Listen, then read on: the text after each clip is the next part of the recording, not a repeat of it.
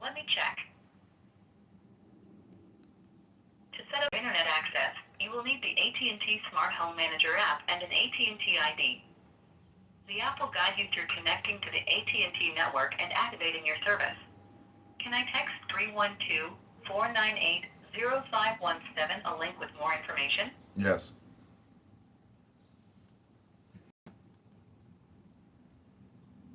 Sorry. Can I text 312-498-0517 Yes. a link with more information? Yes. Please wait for a moment. I just sent you a text with more info. Go ahead and check your phone. What else would you like to do?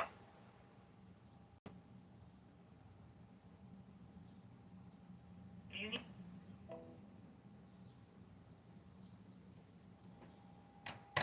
की सारी की सारी घटनाओं का संकलन है उनमें। वे तो यूं हैं जैसे एनसाइक्लोपीडिया ब्रिटानिका, उसमें सभी कुछ है, उस समय का सारा संकलन है।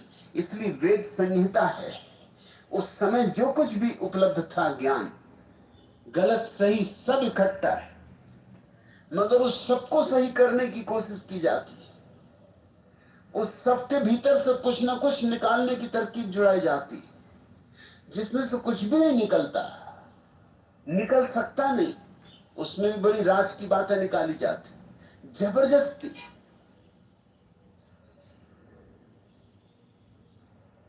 आनंद ने दुनिया में सबसे बड़े मिथ्या धर्म को जन्म दिया।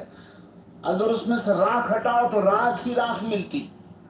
मैंने सब राख हटा के देखी, इसलिए कह रहा हूं, यूं ही नहीं कह रहा हूं, क्योंकि अगर कुरान में मुझे खोजने पे महावीर, कृष्ण और बुद्ध जैसी ही वाणी मिल सकी मोहम्मद की,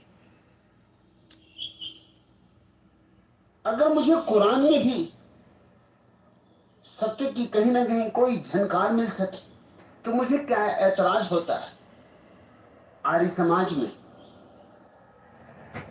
अगर मुझे गुरु ग्रंथ साहिब में मिल सका धर्म, तो मुझे क्या तकलीफ थी आर्य समाज में। दयानंद के ही समसामयिक थे रामकृष्ण परमहंस, उनमें अगर मुझे धर्म का साकार रूप दिखाई पड़ता है तो दयानंद से मेरा क्या झगड़ा है। लेकिन मैं भी क्या करूं, बहुत खोजने के बाद भी कहीं कोई अंगार उसमें पाई नहीं। सब शब्द जाल है, तर्क जाल। कैलाश अच्छा हुआ कि ये आर्य समाज का पुरोहित तुम्हारे भीतर मर गया। ये एक बड़ी बीमारी थी, तुम्हारा छुटकारा कैंसर से हो गया। ये आत्मा का कैंसर समझो, तुम मुक्त हुए। कोई भी कीमत चुकानी पड़े, सस्ता सौदा है। धक्के मार के निकालें तो भी आनंद से गीत गाते हुए निकलना। कृपा ही मानना उनकी को उन्होंने धक्के दे के निकाला। धक्के प्रमाण पत्र होंगे, उनके हर धक्के से तुम्हारे भीतर धन्यवाद ही पैदा हो, ऐसी आशा करता हूं। धक्के तो वो देंगे, बुरे धक्के देंगे। वो तुम्हारे साथ जितना दुर्व्यवहार कर सकते हैं उतना करेंगे, क्योंकि सद्व्यवहार दयानंद में नहीं था तो उनके अनुयायियों में तो क्या होगा।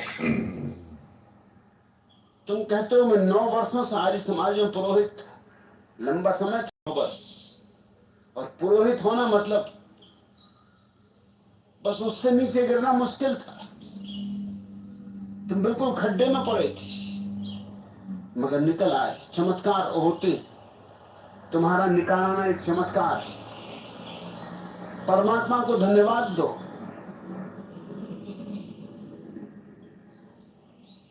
कहते हो कि अब पुरोहित की मौत हो गई, खुशियां मनाओ,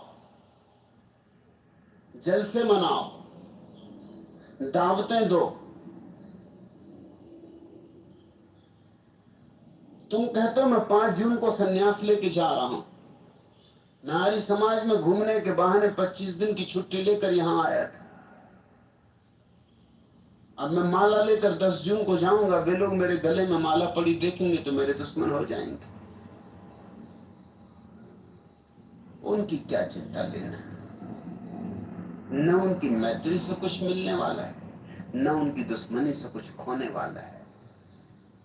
जिनकी मैत्री से ही कुछ नहीं मिला, 9 वर्ष तो उनके साथ रह के देख लिए, उनकी दुश्मनी से क्या खो जाएगा। हाँ, थोड़े बहुत धक्के देंगे, गालियां देंगे, खंडन करेंगे, निंदा करेंगे, जिसमें वे कुशल हैं, सह लेना। जल्दी निकल आए और सुबह का भूला शाम भी घर लौट आए तो भूला नहीं कहलाता।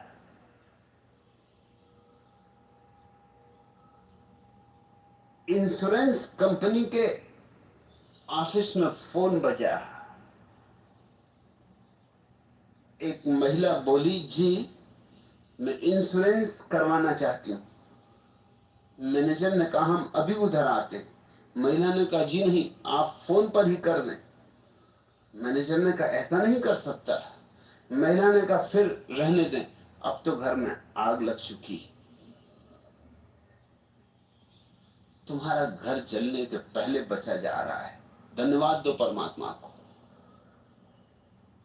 अभी तुम बिल्कुल नहीं मर गए थे, तुम में कुछ जिंदा था, तुम में कुछ चिंगारी थी, इसलिए तुम मेरी पुकार सुन सके, इसलिए तुम मेरी आंखों में आंखें डाल के देख सके, इसलिए तुम्हारा हृदय मुझसे तरंगित हो सका, इसलिए तुम मौका दिए मुझे कि मैं तुम्हारे हृदय की वीणा को बजा सकूं। तुम बिल्कुल नहीं मर गए थे इसलिए पुरोहित मर सका। तुम बिल्कुल मर गए होते तो फिर पुरोहित को मारना मुश्किल था।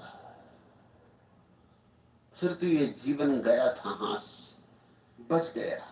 लाख लाख शुक्र करो परमात्मा का। तुम कहते हो मैंने पहले ही निकलने की तैयारी कर ली।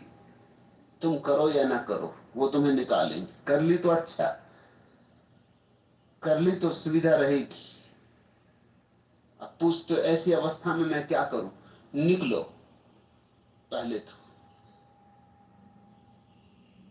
फिर जो सहज स्फुरना हो वह होने देना।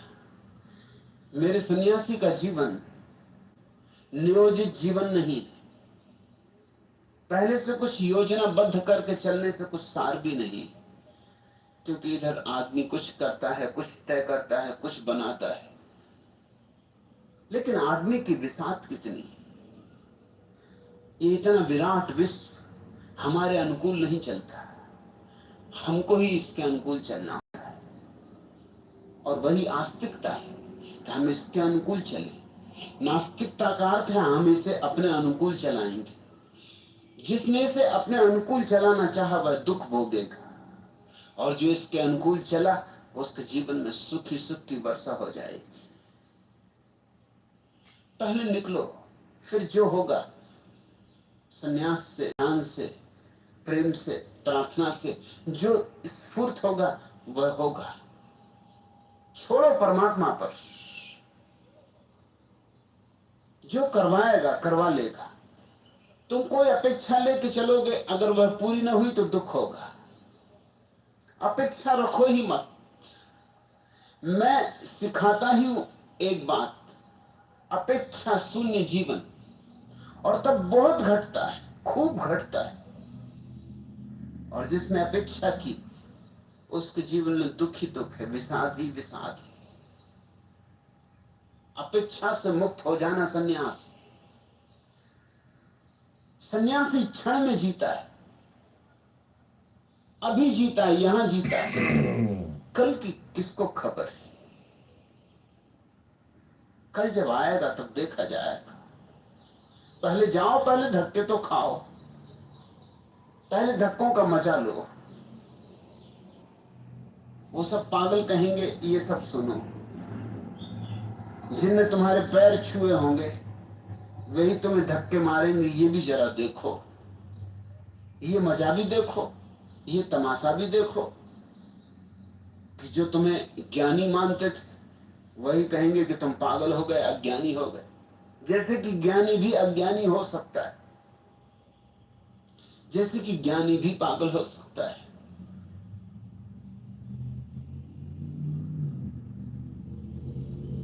उनकी कड़वी बातें सुनो, तब तुम्हें उनका असली रूप दिखाई पड़ेगा। अभी तुमने उनका जो रूप देखा है वो सब थोथा और ऊपरी, वो सब लिपा पुता है, रंग रोगन। असली चेहरे उनके देखो। वो तुम्हारे साथ जो दुर्व्यवहार करेंगे उससे तुम्हें उनके असली चेहरे दिखाई पड़ जाएंगे। फिर जो हो होने देना। सन्यासी को यूं जीना चाहिए जैसे हवा में उड़ता हुआ सूखा पत्ता।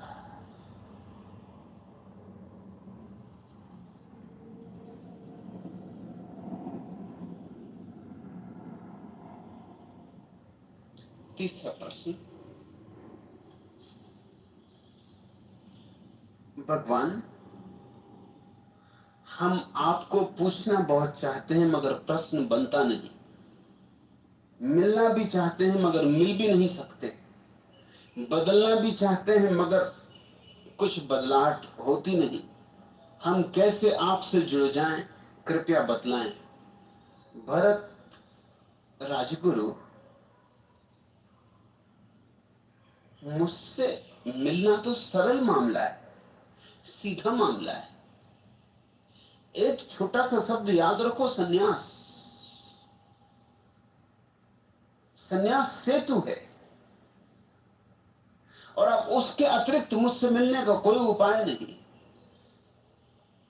अब धीरे धीरे तो मैं सिर्फ सन्यासियों के लिए ही जीऊंगा।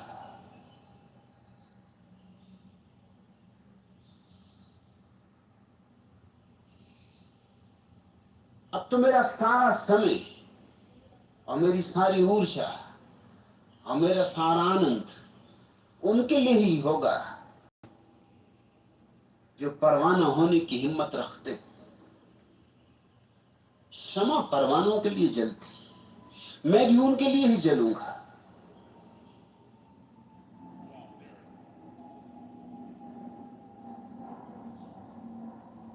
अगर तुम झूठ बोलोगे तो कहां जाओगे? न्यायाधीश द्वारा यह पूछे जाने पर धर्मगुरु मटकानाथ ने कहा, वत्स, सीधा नरक जाऊंगा। यह सुनकर जज बहुत प्रभावित हुआ। दूसरा प्रश्न उसने किया, और यदि सच बोलोगे तो कहां जाओगे? ब्रह्मचारी जी ने निराश स्वरों में मात्र एक ही शब्द में जवाब दिया, जेल। मैं भी तुम्हें एक ही शब्द में जवाब देता हूं, सन्यास। उतनी हिम्मत जुटाओ।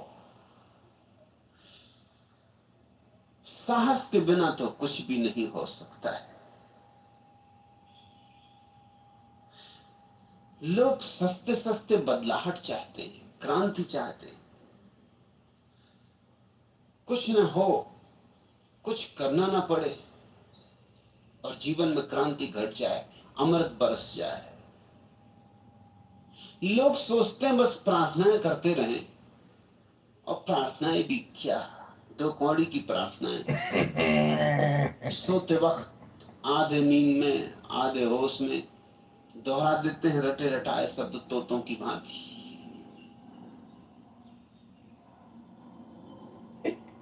सो जाते, सुबह उठ के फिर तोतों की भांति उन्हीं शब्दों को दोहरा देते। न उनमें कुछ अर्थ रहा है, इतने बार दोहराए हैं कि वे यंत्रवत हो गए, और सोचते हैं बस क्रांतियां हो जाएंगी, जीवन बदल जाएंगे, मोक्ष मिलेगा, निर्वाण मिलेगा। कल्पनाओं में खो रहे हो, व्यर्थ कल्पनाओं के जाल से जगो। सन्यास साहस है सोने से जागने का, सपनों को तोड़ने का। और सत्य अवतरित होता है तभी जब तुम्हारे सब सपने टूट जाते।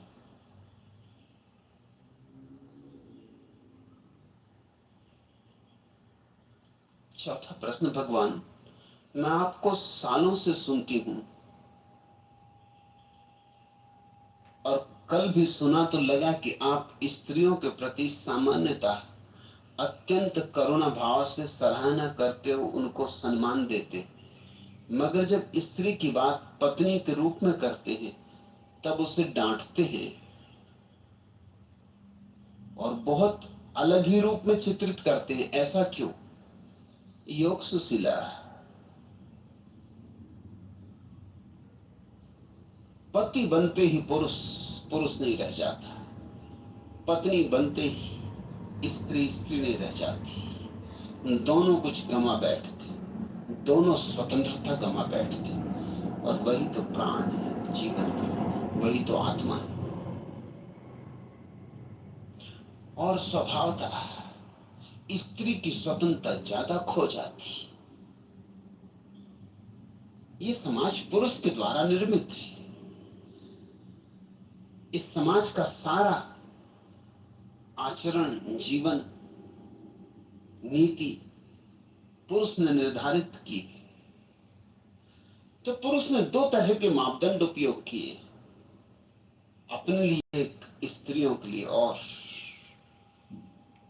स्वभाव का मालिक जो है, ताकत जिसके हाथ में, लाठी जिसके हाथ में है, उसकी भैंस,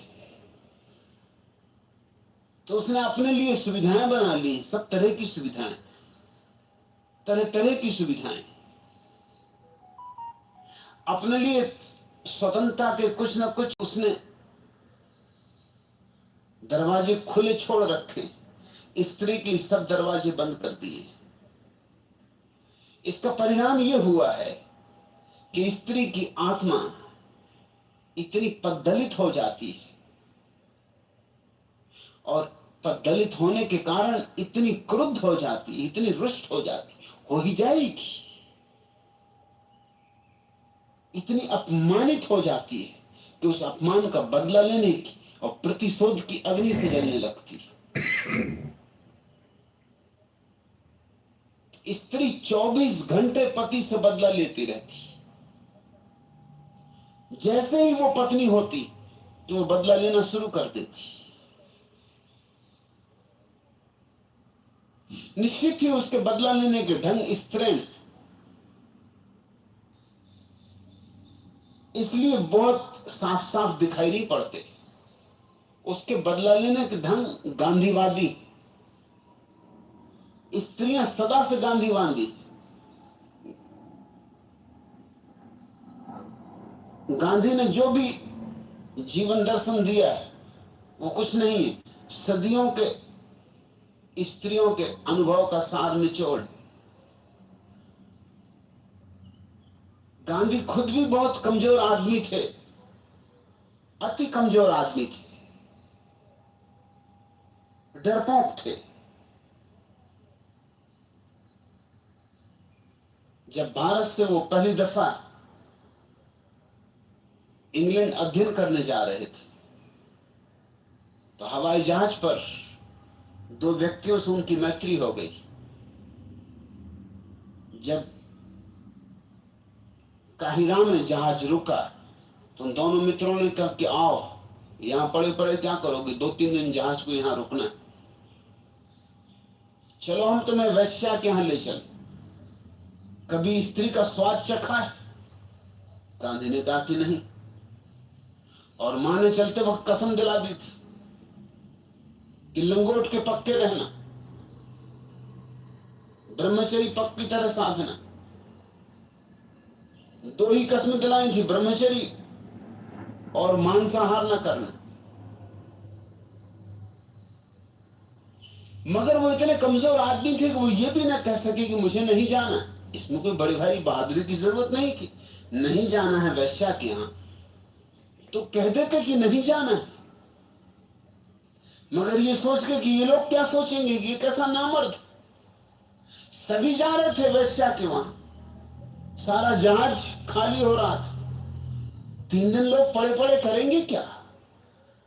जहां जहां जहाज रुकते हैं ज्यादा देर तक वहां वैश्याओं के अड्डे होते,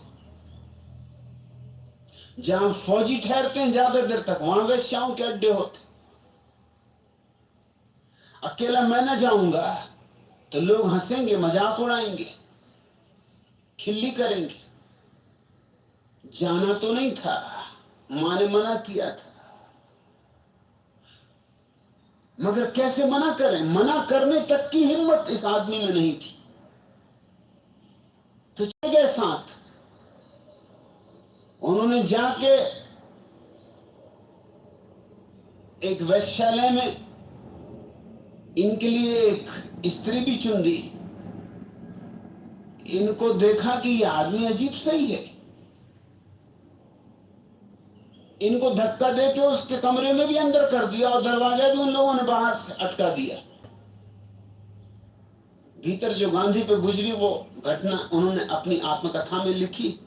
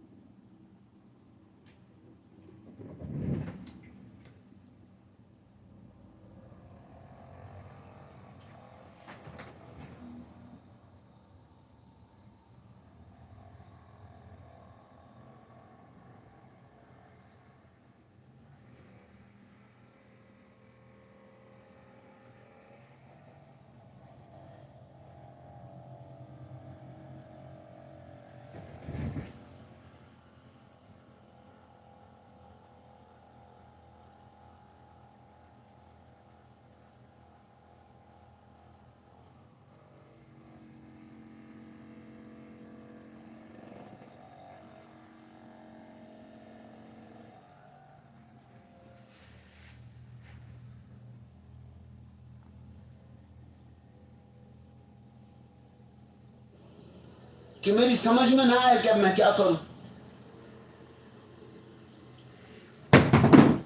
मां की याद आए कि कसम खिलाती, और ना भी खिलाई होती कसम तो स्त्रियों से कोई परिचय भी नहीं था कि करना तो क्या करना, बात शुरू भी करनी तो कहां से करनी। सो आंखें नीचे किए हुए वेश्या के पलंग के एक कोने पर बैठे हुए वेश्या की घबराई। आदमी उसने बहुत देखे थे कि इस बेचारे को क्या हुआ, हिलाया डुलाया कि जिंदा है कि गया। पूछा कि भाई कुछ तो बोलो, मगर वो बोले ही ना। पक्के गुजराती भाई थे, बोले ही ना।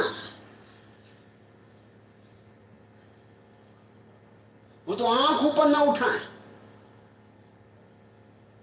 पर स्त्री को तो देखना भी पाप है। No, that's not true. Yeah, that's not तो true. I साफ said से it 3 times. It's just you've been in and out of the room 10 times. You can replay the replays. I realize you've had bad connection problems. You have bad connection problems every time you come into the room. This is nothing new. Okay, but when I was trying to let you know that I had, you was like, oh, so you don't want to talk because I was about to tell you about this is why I wasn't able to talk. So, I mean, it's like you going. Okay, well, if you want to spend your time telling us why you had connection problems, go ahead. You can talk about whatever you want. No, I wasn't talking about that, but I was just trying to make a point This where. is exhausting.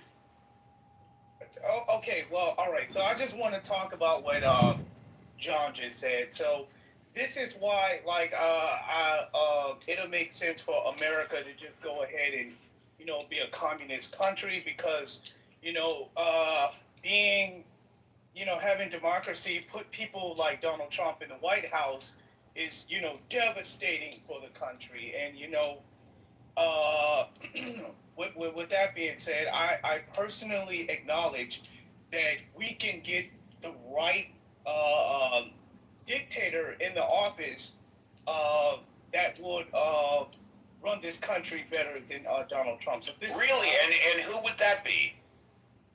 Yeah, that'll be the person that has. He's Stalin-esque. What is the name of that person? Give me a first and a last name. Be Stephen Bell, sir. I could never go into politics. I have way too much baggage and skeletons in my closet. Thank you for the vote of support. Give me the first and last name of that dictator.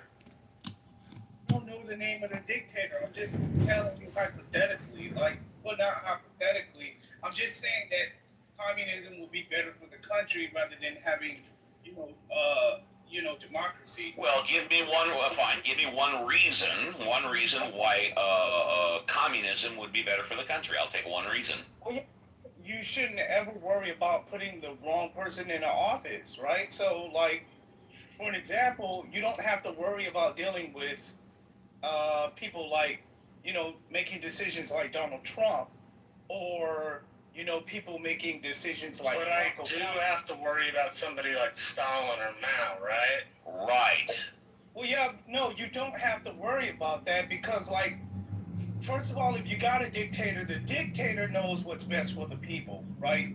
So This dictator and his friends know what's best for the people. Yeah, actually, the dictator and his friends know what's the dictator and his friends know what's best for the dictator and his friends. Exactly. Well, That's the point. yeah, There's a book called Animal Farm Communist, and in Animal Farm there's this character called Hannibal. He's one of the pigs. And this is the lesson of communism. Everybody is equal, but some are more equal than others. Why do I want a system like that? And I think, Marshall, isn't there an American Communist Party or the Communist American Party or something like that? There is a party called the American Communist Party. And let me ask Communist, who's on stage, Communist, have you joined that party yet? Well, I heard a lot of people tell me about it. Sounds to me like the answer is no. Since you're so in favor of communism, how come you haven't yet joined the American Communist Party? Oh, I mean, I told you that I don't know. No, I didn't tell you that I didn't know about it. I heard people tell me about it. Well, when was the last time you spoke to anybody in the American Communist Party? No, I didn't speak to anybody in there. When was the last time you asked for any information from the American Communist Party? You're backing me in a corner. Like You're damn right I am. And you know why I am? Because every time you come on this show, you bitch and complain about me. Which, you know, I can take it. You get a fresh five. Anybody can come on and complain about me. But now you're talking about the country on the 4th of July.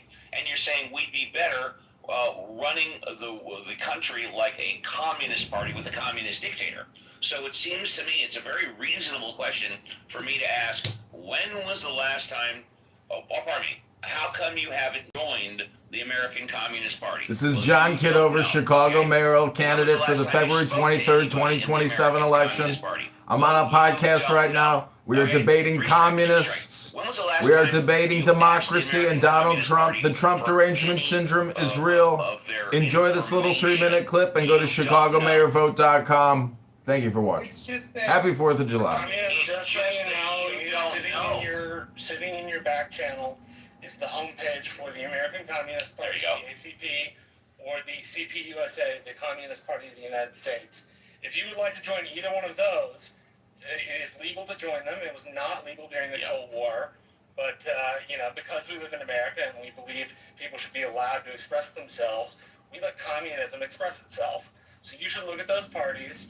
And I don't know, if you're so pro-dictator, you should probably imagine yourself as one of those people who is not among the more equal than others, and then maybe you won't want a dictator. Yeah, and Marshall, you put them in his back channel, right? Yes, I did, so that he can put his money where his mouth is and actually Yes. say about it. And so, communists, here's what I want you to do. Communists, here's what I want you to do. I want you to go to your back channel. I want you to click on the links that Marshall sent you. You don't have to join the party, but I want you to get information on the party. I want you to research information on the party. And the next time that you come in this room, I'm going to expect you to be able to answer the following questions about the American Communist Party. Very simple. Who, what, when, where, how. Who, what, when, where, how. The next time you come in this room, I'm going to ask you those 5 questions about the American Communist Party. And with that being said, I want you to have a fantastic 4th of July. And here's our very first class escort down the VIP. Now, before we continue on, because the show is coming to an end, some of you that have heard me today for the very first time, especially speaking to communists like I just did, you may think that I treated him unfairly. You may think I was a dick. You might think I was an asshole. Communist, the majority of the time he comes in, he complains about me, he complains about the show, which is fine. I got no problem with that. I can't remember the last time, really, the last time he ever gave me or the show a compliment, which he doesn't have to. He can bitch and complain about the show all he wants. That's fine. But like Marshall said, I want him to put his money where his mouth is. And by the way, before we go to the remaining people on stage and Mod Squad housekeeping, don't invite anybody else up. I am what is sometimes referred to as a greater fool. Yes, now for some of you that heard my opening almost 3 hours ago, what? Steve, you're not a fool. Yes, I am. I am a greater fool. And for those of you that don't know what a greater fool is, I'm going to play a clip, which is a fantastic explanation of a greater fool. But also, right after this clip, tacked onto it, This is John Kitover, Chicago mayoral candidate fighting to liberate Chicago from the communist thieves, the parasites, the fraudsters, and the scammers that have obliterated Chicago. The city's $100 billion in debt. The state of Illinois is $200 billion in debt. I need you to like this video, subscribe, and comment, and share the video. Together, we will liberate Chicago. I need your signature right now on our petitions.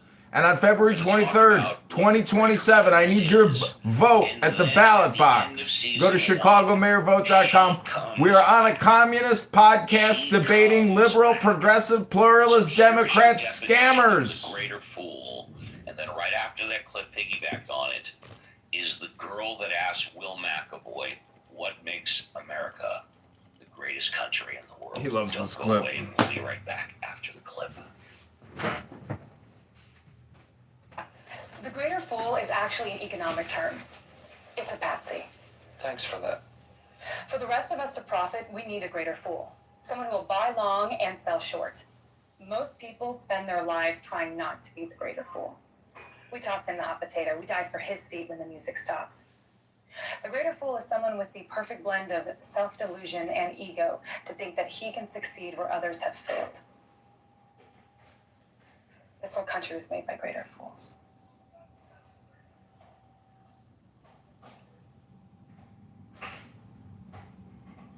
And now here comes the girl. Who is the girl? Sorority girl! Don't be scared. You're the girl, right? I'm Jennifer Johnson. Just graduated Northwestern? Stay calm. A year early. You asked me that moronic question, and then my world came apart, and she came here, and I landed in the tabloids, and I got death threats, and my job is constantly in jeopardy, and you ruined my life? Again, just stay calm. Yes, that was me. What the hell are you doing here? I'm applying for an internship. Why? I watched the show, and I read the New York Magazine article, and I know what a greater fool is. And I want to be one.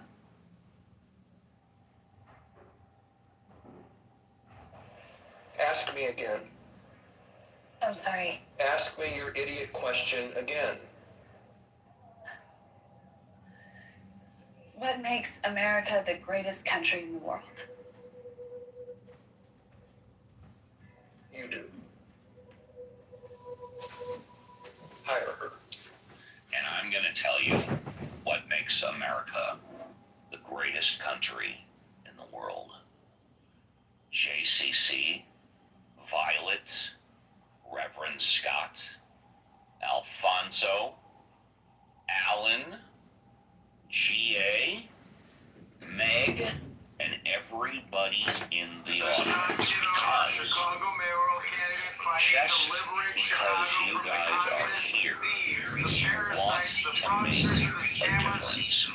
You know, in the radio broadcasting, podcasting industry, they say if you can reach one person, you've been a success.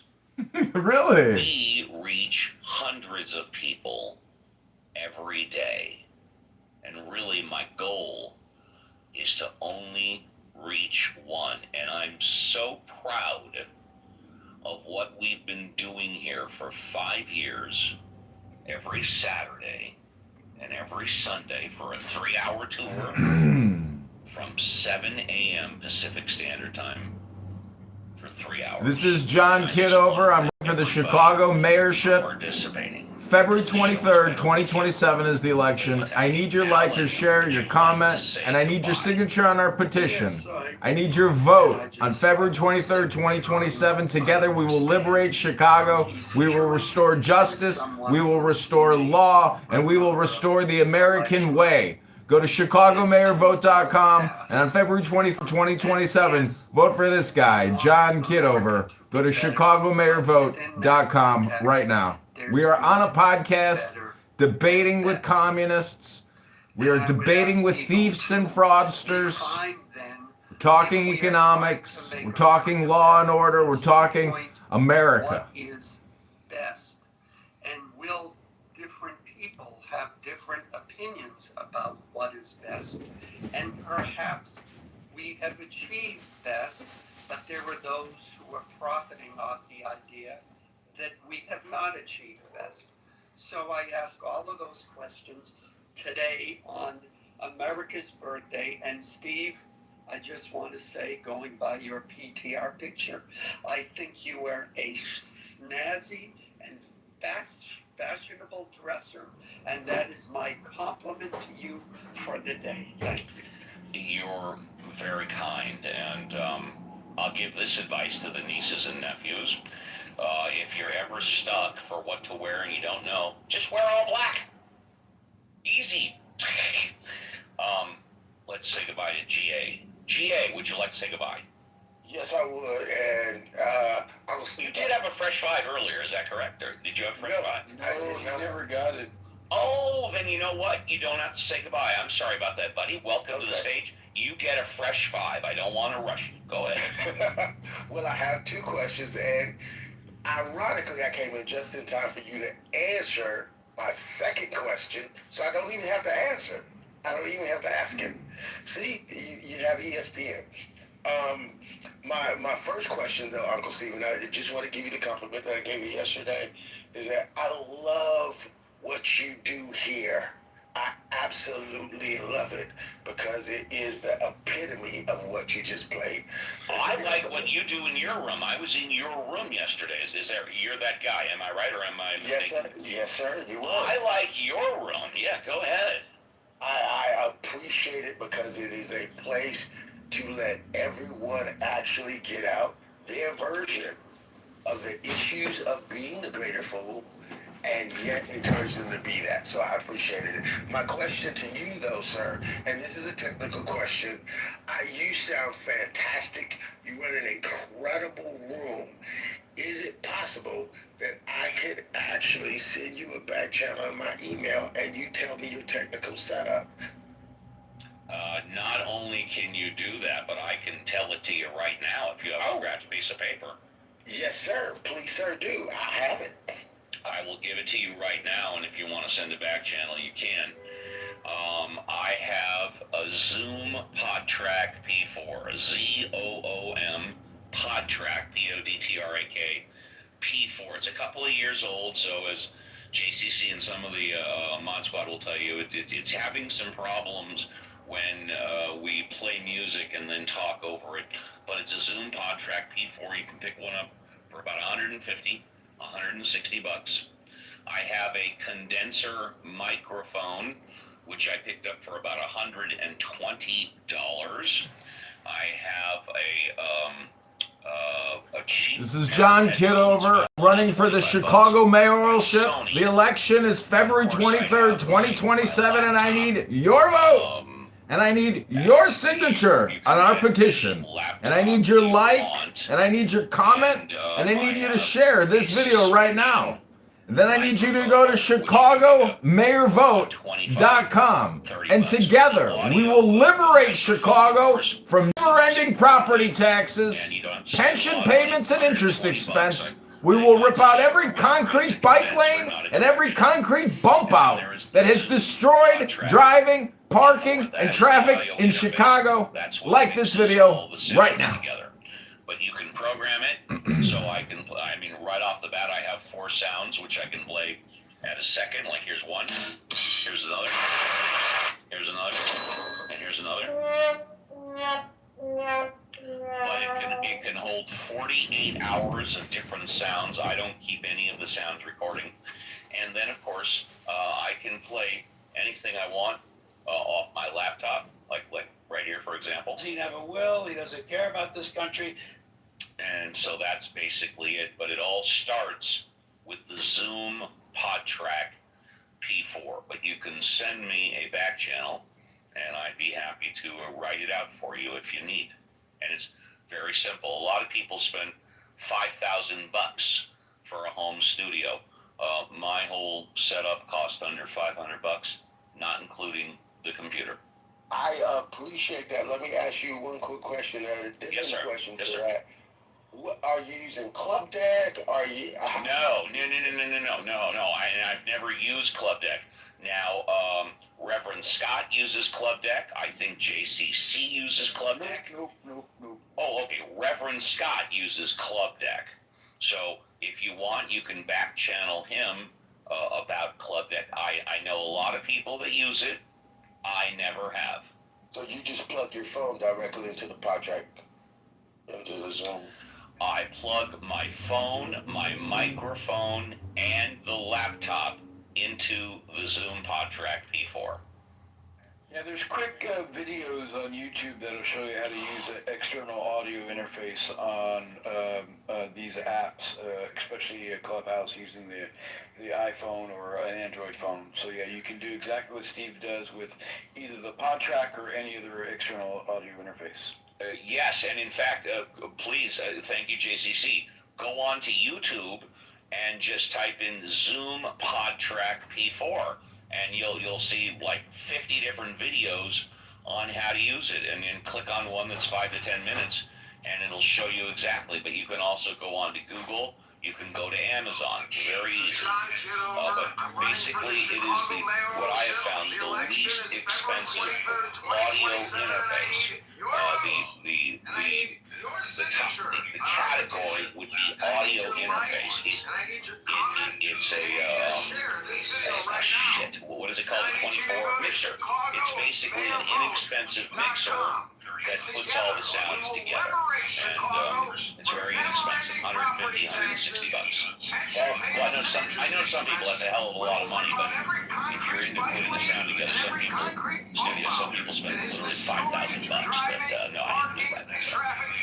That is absolutely fantastic. And I'll end with this question. Yes, sir. And just tell me your opinion about it. You already know, we talked about this before.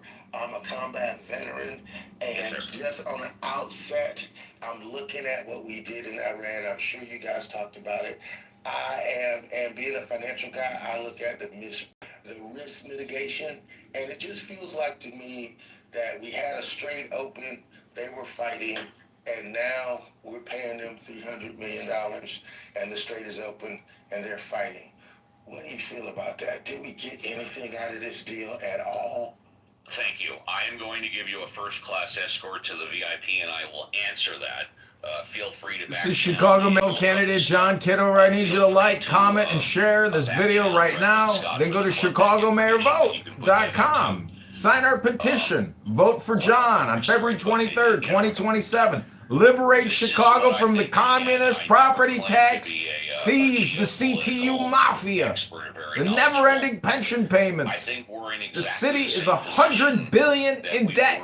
3 months ago, except tens of and we're on a thousands podcast. Have died. We've spent billions on the military, and now we've committed $300 billion to rebuild. Additionally, the Trump administration once again has been exposed for outright lying. Remember a week ago, we've got a deal on Trump's birthday. We've got a deal. Then we find out they only had a memorandum of understanding, an MOU. Then we find out that the MOU wasn't even completely written. Then we find out that the MOU wasn't signed. Then we find out they don't even have plans to get together to sign it. And we clearly do not have a deal signed. I don't even know if we have an MOU signed, a memorandum of understanding signed. So, when you ask me, what do I think we are where we were exactly 3 months ago, except we've spent hundreds of billions of dollars. We've committed to rebuilding hundreds of billions of dollars, and tens of thousands of people have died, whether or not you consider it needlessly or not, I don't know. And of course, more examples of how Donald Trump has lied to us, and how I've said time and time again, I literally cannot trust a single word out of his mouth unless I verify it with 3. So says Steve Appel, a man with so many skeletons in his closet, it would be a graveyard, boneyard. Meg, it was a sincere pleasure speaking to you today for about 15-20 minutes, and I know you stuck around and listened. I'm glad you did that. Would you like to say goodbye, Meg? Meg, there we go. Hi. I completely concur with your analysis. We are same as we are, except the RGC has managed to plague us for fools and get $300 billion, which will go largely into rebuilding their facilities, which mostly farm, not the civilian infrastructure, their facilities. They've got a lot more to finish their research. We have made them billions richer. That's, yeah. But no, again, yes, wonderful conversation. Thank you. And I know thank you for going over time. Thank you. Meg, it's my pleasure. And, you know, if you or anybody else wants to send me a back channel for any reason, I read them all. I respond to them all. You are more than encouraged to say, Steve, I like the show. Hey, Steve, I think the show sucks. Hey, Steve, you're better than sliced bread. Hey, Steve, take a vacation and never come back. But everybody, please, you are encouraged. Meg, first class escort down the red carpet to the VIP. Yeah, I don't want to give Iran nuclear weapons or allow them to have them. But remember, like the last time around, we got them all, and now, just like a month or two later, there's more. I don't want Iran to have nuclear weapons, but I don't like the government lying to me, but that's the price we pay. Alfonso, would you like to say goodbye? Alfonso in South America, our brother from another mother. Yeah, hi. Yeah, goodbye. Have a great day. Yeah, See you thank guys you. tomorrow. Thank you very much. Violet, the sexiest voice on the Mod Squad. Would you like to say goodbye, Violet? Yeah, Steve. I really enjoyed being here today. Like being at an awesome 4th of July party with all my friends and having great conversation. The difference is I just wasn't wearing a skimpy swimsuit because we weren't at the pool. Right. Not that I do that much anymore, but it's nice to dream. But anyway, really great show. I hope everybody has a safe and happy 4th of July. Be careful with the fireworks. Be safe in the heat if it's in that area. And happy 4th of July to our country. Happy birthday to us. And see you tomorrow, Steve. JCC, the Grill Master, would you like to say goodbye? Yeah, good room, good show, good conversations, and yeah, let's keep Trump's face off of Mount Rushmore. I agree with Violet. And looking forward to tomorrow's show. Until then, happy trails to you all, and have a great celebration of the America's 250th, and happy 4th of July. Be safe, be aware, and don't be square. Maybe we should, instead of his face, we should put his butt cheeks on around. And last but not least, Reverend Scott. Yeah, hey, I just Thank you all for being here. Have a great Independence Day, and we'll see you tomorrow. And with that, folks, we are done. Great show today. Thank you, everybody. Have a fantastic, fun, and safe. Be safe, okay? And believe me, being involved, I don't talk about this too much on the show, unless, of course, I'm asked, which I never am. Being involved in injuries for 30, 35 years, although it doesn't happen too often, I have seen people, both employees and non-employees, with amputated fingers or fingers that have been separated from the hand for various reasons. Occasionally, it's from too short a fuse. I have seen pictures of a teenager with fingers blown off their hand. So just have a great 4th of July. Have fun, but be safe. We will be back again tomorrow at 7 a.m. for another 3-hour tour for Ask the Atheist. On behalf of the Mod Squad. This is Chicago mayoral candidate John Kitover. I'm on a podcast debating liberal, progressive, elite intellectuals, pluralists, and communists, thieves and fraudsters. Go to ChicagoMayorVote.com. Together we will liberate the city. Day number 1, property taxes will be cut 25%. All concrete bike lanes will be ripped out. Parking, traffic flow will be restored. Go to ChicagoMayorVote.com. When I was growing up, and I used to always use them. Go to the park.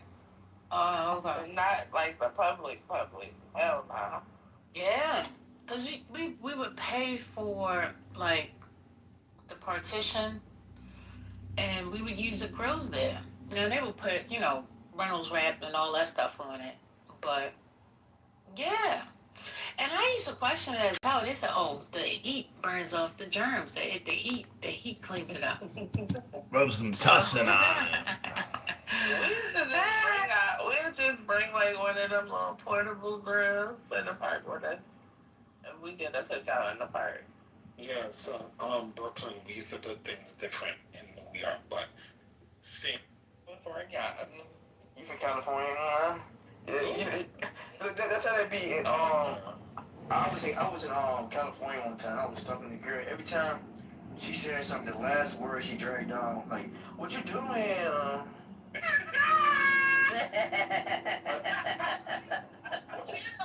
what hotel you at? She always dragged the last word. Like, why you always do that? But that's irritating.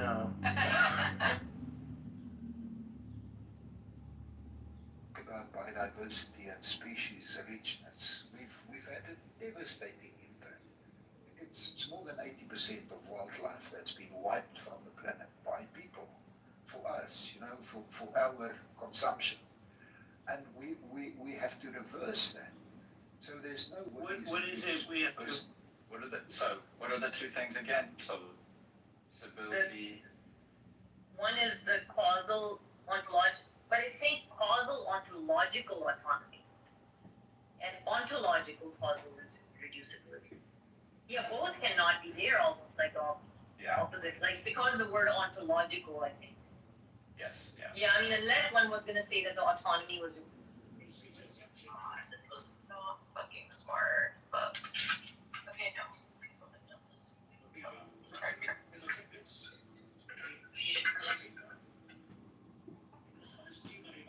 Hey guys, how are you? Oh my God, is that Leda? Good, how are you? Yeah, it is. Hi, Leda. I'm on TikTok Live. It's on delay. Oh my goodness. I feel like you're always on there now. I know. Chicago Mayor candidate John Kitover on my podcast debating liberal, progressive, elite, intellectual. I made like money, but I'm not like taking anybody else. Oh, that's cool though.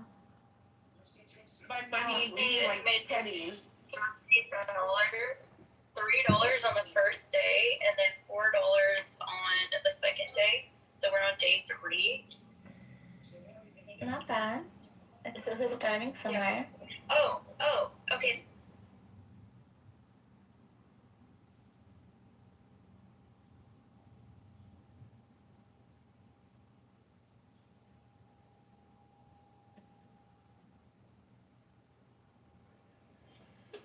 Yeah, it doesn't follow like how all of these things are byproduct. Like how it makes more sense to say that this organized, structured world that we live in is a byproduct. I don't see it as organized and structured.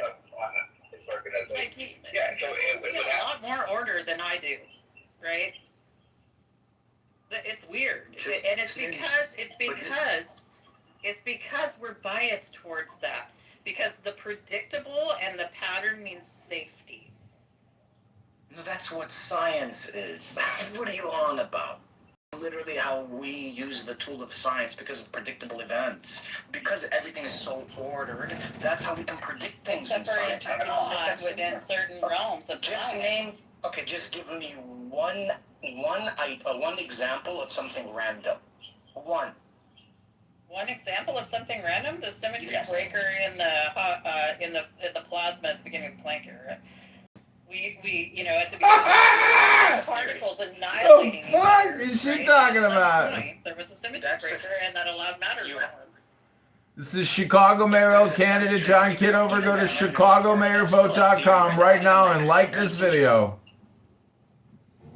In any kind of scientific. Most physicists think randomness is like the favored view in theoretical physics. I mean, that's theory. Like, what does that even mean? Like, are you talking about like quantum physics? Some kind of particle appearing for no reason? That's not the statement they make. There could be a reason, we just don't know what it is. That's what they usually say. Well, Well, you were saying Right. that like one example in science of like randomness and like quantum, at the quantum scale, there's a whole lot of like randomness going on. That's their position. No. You name them as random, right? And let's say a particle, even if you believe in what most quantum theorists are talking about, let's just assume for the argument you do. A particle comes into existence and it seems like it comes from nothingness. You can't really make the determination that it's a random yet. You don't know all factors considered as to why this particle came into this certain place at a certain time for this reason. All you've observed is that this particle came into existence. You just don't know as to why it did. Yeah, they're not making. Like, I think you're talking about like virtual particles, right? Yes. So yeah, I mean they're not saying that like there's some like unknown sort of variables or hidden variables. I mean there are people that have that view, but they're minority. Like intuitively, I would agree with them that there's probably a hidden variable and that it's all deterministic. But their view is, they've considered that and they still conclude that randomness is like a fundamental feature at the quantum scale. There's no time. There's just randomness. So it's just, and that's virtue. They don't think that there's a hidden variable. I don't like it, but that's they're Yeah, smarter that's than the thing. me. Is like people just don't like it. That's not about it's like they need that. It's like you said. They need It's not, that. it's like, you said Laura, you said you judge things on a probabilistic scale. Yeah. No, Cora, you said you judge things on a probabilistic scale. Yeah. Most probably, it's very unlikely that an effect doesn't have a cause. Don't you agree with that? On a probabilistic scale. I haven't observed. It's to me that's a underdetermined. That's fine. Okay, but you're the one that said you judge scale. Probabilistically, from your own account, that something comes into existence with a cause. I'm working, and the key word there is scale, right? At what scale am I working? Existing at the quantum scale? No. I mean, I am, right? But my mind isn't analyzing things at the quantum scale. That's one of just to move through my life, on a I daily just basis. wanted to say, that's one of the things with the randomness that's being ascribed to those quantum effects.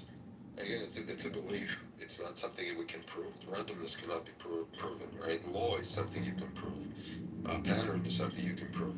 Randomness can't be proven. That's the problem. That's just a belief. This is John Kitover. I need you to go to ChicagoMayorVote.com. Together, we're going to liberate the city of Chicago. We're going to cut property taxes, day number 1, 25%. 25%. We're going to rip out every concrete bike lane in the city obstructing traffic that has removed parking for businesses and homeowners and condo owners. We're going to rip out all the stupid concrete bump out lanes that have taken over the streets for no reason. Like this video and comment right now. And go to ChicagoMayorVote.com. Based on this randomness. At the core. So I mean it's something that we cannot explain. That's true. But it's something that it can only be taken at the level of I believe that it's randomness, right? I don't know. That's the most honest answer. I don't know what causes it, right? Someone says I believe it's God. Someone says I believe it's randomness. But the most honest answer is I don't know, right? I don't think there's anything to say that the universe is obligated to make sense to you. If you're going to appeal to your intuition, then you would come up with the belief that you have. But like I said, they're smarter than I am. they're the physicists understand this shit. I'm just saying that they've considered all the things that you've considered and more, because they're more qualified I'm not to analyze the data. So if they come to the conclusion that the universe at the quantum scale, or what sort of underlies physical phenomena at the macroscopic scale, if they think that what underlies that is fundamentally random, then they're more likely to be right than you or I are. Not necessarily. Again, it's a belief. I mean, when a scientist believes something, they're not likely to be more likely to be right. It's not just a belief, it's based on observations and testing things. Again, again, the only observation that we can actually present is the law, right, or pattern, and that is something that is observable in everywhere in science. This So is everywhere you look, you will find the law. Right? okay. So, but That's we're how the looking universe for, you know, we have decoherence, we have superposition until we have observation, right?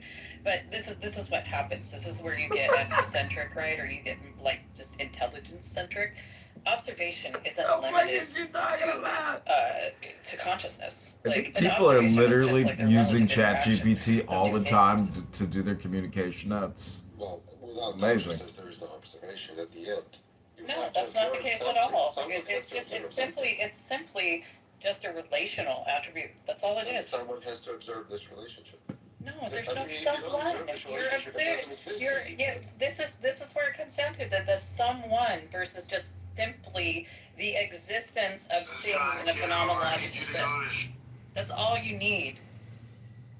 Well, there is no simply existence. I mean, that's something that we define. Why is there no simply existence? Existence is the base. Existence is the floor of vertical causality. Period. We defined it as such. No, we did not. Who else did? If there is no existence, what is there to have a vertical causal chain? We defined it as such, right? Whatever there is out there, we define it as existence. We define it as no. All there has to be is two things to differentiate from each other for existence. That's it. For observation.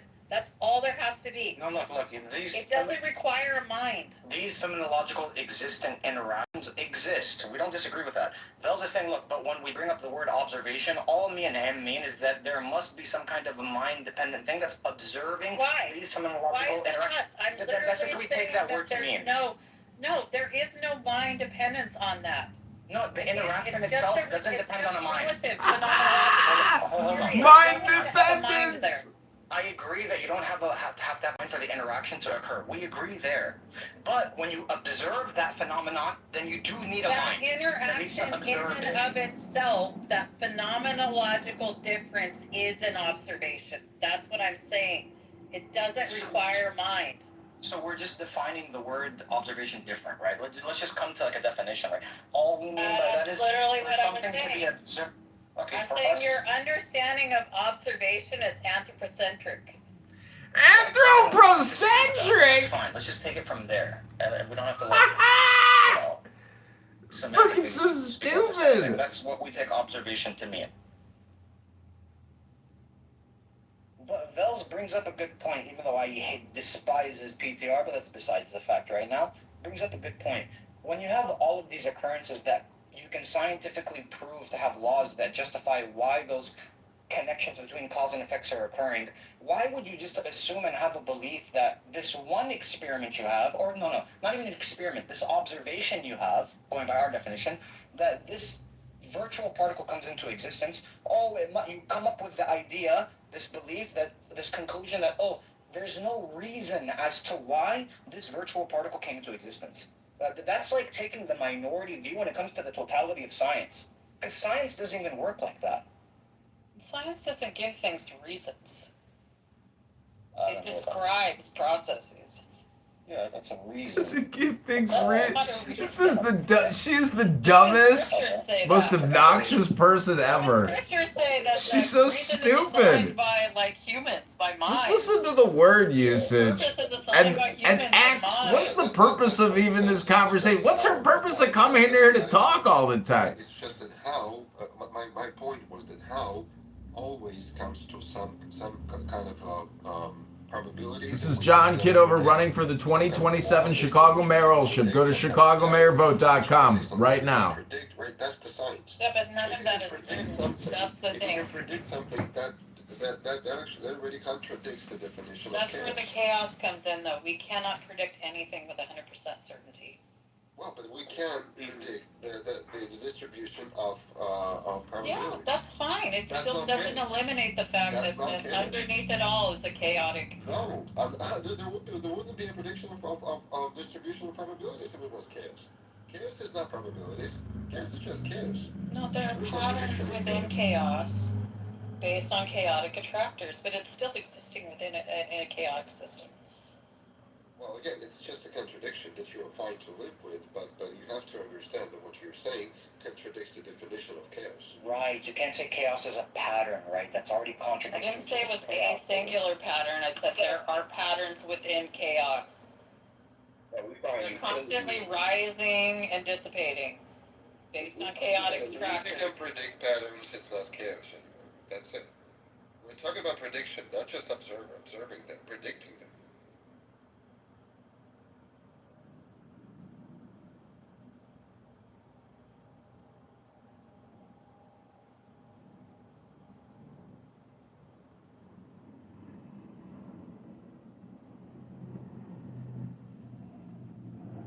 You're a theist, Bells?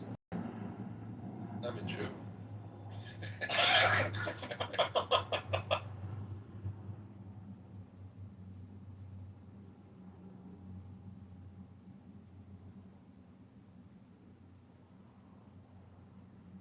Cora, I wrote you in the chat. I was just wondering, did you read about panpsychism?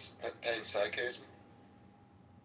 a pretty. Read about it, or like? Kind of studied or heard about it. I know. Yeah, I know about panpsychism. Right. What do you I know about panentheism too, but yeah. But everything possesses some level of consciousness. Well, that consciousness is actually like the building block of reality. That's like the basic level that we should have to start looking at. That we have to start from when we are constructing. Well, yeah, I think you can, but you have to redefine consciousness. At a scale that most people aren't willing to accept. Well, we don't have a good definition for it anyway, so we can define it as anything. That's fine. Oh, I know, but like, this is the other thing too. It's like, it's like, I will talk about things like there are theists that I like, Nargis or someone like that literally our concept of the universe aligns almost 1-to-1, but she perceives it as a God universe and I perceive it as a not God universe, right? We don't really get into have problems over it, right? Because our basic understanding of the way things are is pretty much in alignment. It's just I don't see it as God and she does, but it's because she's able to define God as something that I would say, okay, but that doesn't align with most people's concept of what God is. It does, like as soon as you say the G word, it starts presupposing all of these attributes that I don't think are applicable to the way the universe works at all.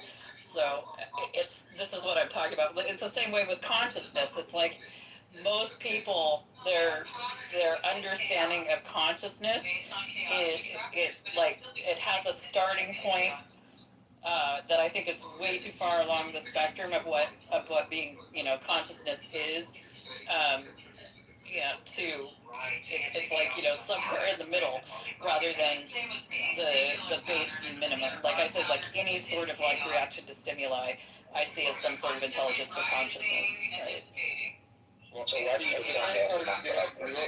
just a quick addition to that. I mean, even though we don't have a definition for it, we have a very good sense for it. For some reason, every person in the world, like every sane person in the world, I would say that the artificial intelligence is intelligent by all criteria, but is not conscious, right? That every person would say. I mean, it's a really hard problem, but we all know that somehow, right? It's a really hard problem to make it a definition, but to know that it's not really hard. We all know that, right? Right, because it lacks that particular thing I think that we associate with it's being directed by the collective will of humanity basically. But yeah. What does God look like for you that has a God? What? What would a world look like? Because you said that you and some other person kind of share some of the same beliefs. You have to define what the God is, right? I think by most people's assumption about God, we would actually lose our ability to do science and lose the uniformity of nature because an interventionist God would just fuck up the whole system. But me and that disagree, Corey. That's why you would agree with our concept of God compared to other people's concepts. Yeah, we generally agree. Like, that's the thing. It's like, this is why I like to have discussions and not debates about things, right? So, yeah.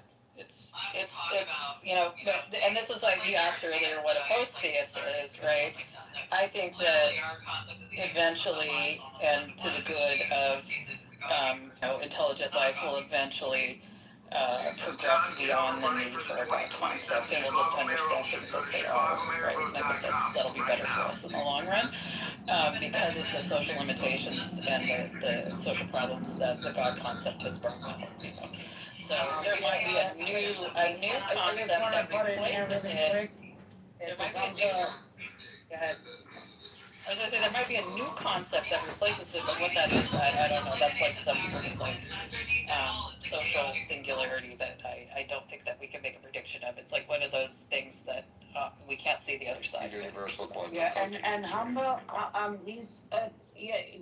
Listen, Hamza, I get that you love the unification, but your idea of God is not the idea of the God of the Christian. Just traditionally. So, you know, I would have to say, like, you know, if you have a new scripture, then you follow the God of Muhammad. We follow the God of the Bible. If you're going to say you follow the God of the Bible, then there's going to be some distinction there from what's being presented in your book. So just, you know, be easy with the we stuff. I don't know who the we is in there when you made that statement. So It's only because she referred. Thank you for saying it respectfully. It's only because she referred to Nergis. So when I said we, she knew that I meant just me and Nergis and my group. Because even Muslims, their traditional concept of God is not something me and my group share. It's going to be more like you guys share that. Christians and Muslims, you guys have this anthropomorphic idea of God. Only air. I only share the air and the water. Yeah, I'm down with like Talmud, you know. Yeah, that's fine for me. And that's why I'm a perennialist of that too. It's like if you, you know, but it just doesn't work for me, you know. I mean, I'm getting blamed for Islamophobia when I've tried my best to show unification. So I'm just gonna fall into the hole of Islamophobia. And any chance I get, I'm just gonna remind any Muslim that's in the room, I do not believe in the same God as you, because my God is the one of Isaac, Abraham, Isaac, and Jacob that follows the scriptures in the Bible, which is a multi-personal God. If your God is one person, then I don't know who that God is. It's not the same God in the Bible. So, you know, you guys want to attach yourself. This is John Kitover, Chicago mayoral candidate. I need you to go to ChicagoMayorVote.com. I need you to help me liberate the city of Chicago and sign our petition to get on the ballot February 23rd, 2027. Go to ChicagoMayorVote.com. Day number 1, we're going to cut property taxes 25%. 25%. That's right, 25%. Day number 2, we're ripping out all the concrete bike lanes and bump outs. We're restoring the traffic flow and parking for businesses and residents. Go to ChicagoMayorVote.com. And the city's $100 billion in debt. $100 billion. So yeah, I'll say Jewish. It's only going up. Before I say Jewish folklore, yeah. Jewish Listening to a podcast here. Because they're taking after the Persian Babylonian Talmud. The Talmudic school called Shura. It's a Talmudic school called Shura. If you know what Surah means, you'll see the association with the Quran. So that's the reason why I say folklore. Because Abraham was not smashing idols. I don't know who that is. That's Talmudic, or should I say Midrashic language. That's not in the Bible. That's in Jewish Midrash. And I have nothing against Jewish folklore. It's just not in the Bible. All these stories of Abraham are in it. Hold on. You don't have Babylonian and Mesopotamian myths in the Bible? These stories that were foretold before you can use. Okay, do you know? Okay, do you know the story of Osiris? That it matches 1-to-1 with Jesus' story. No, it doesn't. And this is older than Christianity. They had 12 disciples. Yeah, this is the reason why you and I don't believe in the same God. I'm just saying that to say that, okay, fair enough. But to say like folklores and legends aren't in the Bible, like they are in the Quran, I'll agree both books have these folklores in them that come way before them, is kind of absurd to me. Because there's like evidence of that. I mean, what you would find is polemics against other belief systems, so you'll find some overlap in some of your understanding. But you won't find them, plagiarizing of the belief system and adopting folklore or whatever, you pronounce it. I think that's when So you many start even phones. looking at some Well, of the I stories think the that question you is, why are you watching Osiris and so on. my live stream on a phone? And you're wondering why I have so many phones? Well, it's because of live streaming. Hello? I mean, Sorry guys, I'm headed to the gym. get your workout in. Yeah, once you say Jesus Christ is not the Son of God, you're Antichrist. Straight up. So I don't know why they would want to associate themselves saying Jesus is a Muslim. That's blasphemy. I'm just gonna keep repeating this shit. I don't give a fuck. You guys want to repeat yourselves 1,000 times and tell us we believe in 3 gods? I have to remind you guys are Antichrist. If you deny the crucifixion, you deny the resurrection, you deny his kingship, his sonship, you are Antichrist. You deny he has a father, you are Antichrist. That's 1 John 2:22. I just don't believe. I don't believe in magic, my bro.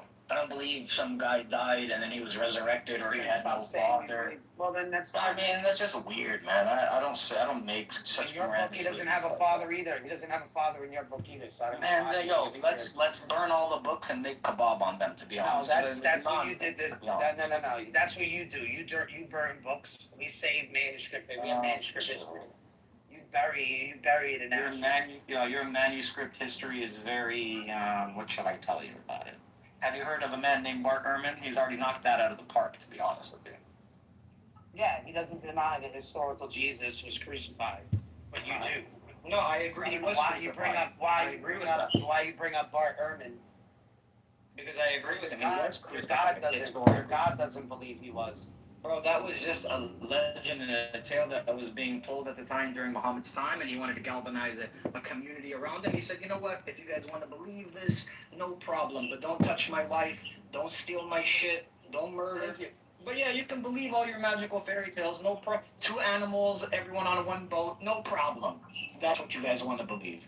And now I'm arguing in 2026 the same points he was arguing 1,400 years later.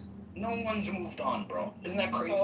So then how is the Bible not preserved if you're giving arguments from the 7th century and it's now the 21st century and the book is still saying Allah is not the Messiah? What has changed since the 7th century to the 21st century that you're saying that our books are corrupted? You see how stupid you sound? You see how dumb you fucking sound? You're saying that there's the 7th century. Okay, the Quran in the 7th century is making arguments against Christianity in the 7th century. For your book to still make sense today, those arguments are still going to hold. They have to hold through time. This is the 21st century. How is it that the arguments against the Christians in the 7th century, the same arguments that you're giving today in the 21st century, they have to be preserved. By you saying it's not preserved, you're just showing how your cognitive dissonance, your blindness to your cult. It's just ridiculous for you to make that point. No, hold on. Let me just address real quick. You still don't understand what I'm saying. I'm not going to repeat myself. I did understand. You don't have to repeat yourself. Hold on. The problem is, okay, look. I'm going to grant you that the arguments are wrong. Can you steel man what I said before we move on? Can you steel man what I said, please? In the 7th century, they had arguments where... Let me try to steal that. What I understood from what you said. In the 7th century, certain claims or arguments were made against Christians. They should still be upheld today. Megatron always sounds hurt. Right? If it's to be preserved. Did I summarize that correctly or was I wrong? Yeah, your account, you're saying that your book is preserved, and that you're making critiques about a book that's not preserved, then how are the arguments in the 7th century still holding today if they're not preserved? You do realize you're making that blunder. Yeah. So I've still meant. This is John Kitover, Chicago mayoral candidate fighting to liberate the city of Chicago. I need your signature on our petition. I need you to like this video, comment, and share. Together, we will save Chicago. Day number 1, we're going to cut property taxes 25%. 25% day number 1. Day number 2, we're going to rip out every bike lane in the city, every concrete bike lane. We're going to rip out every concrete bump out that is restricting traffic flow, taking away parking spots, and destroying businesses. Go to ChicagoMayorVote.com. I hope you enjoy this video. I'm recording this on a new phone. It's a crappy phone, but it's a new phone. We're going to let this run for as long as it can, then we'll upload it to YouTube, then delete the video on my phone. We're listening to a podcast. Go to ChicagoMayorVote.com right now. I get blamed for being stupid all the time. I don't think I was following. But did you say that you don't believe that the Quran was? Okay, look, the argument, I'll summarize it very simply. Let me summarize it very simply. The argument can be wrong, but we can still trace the argument 1,400 years ago that it was preserved. The argument being right or wrong doesn't determine its preservation.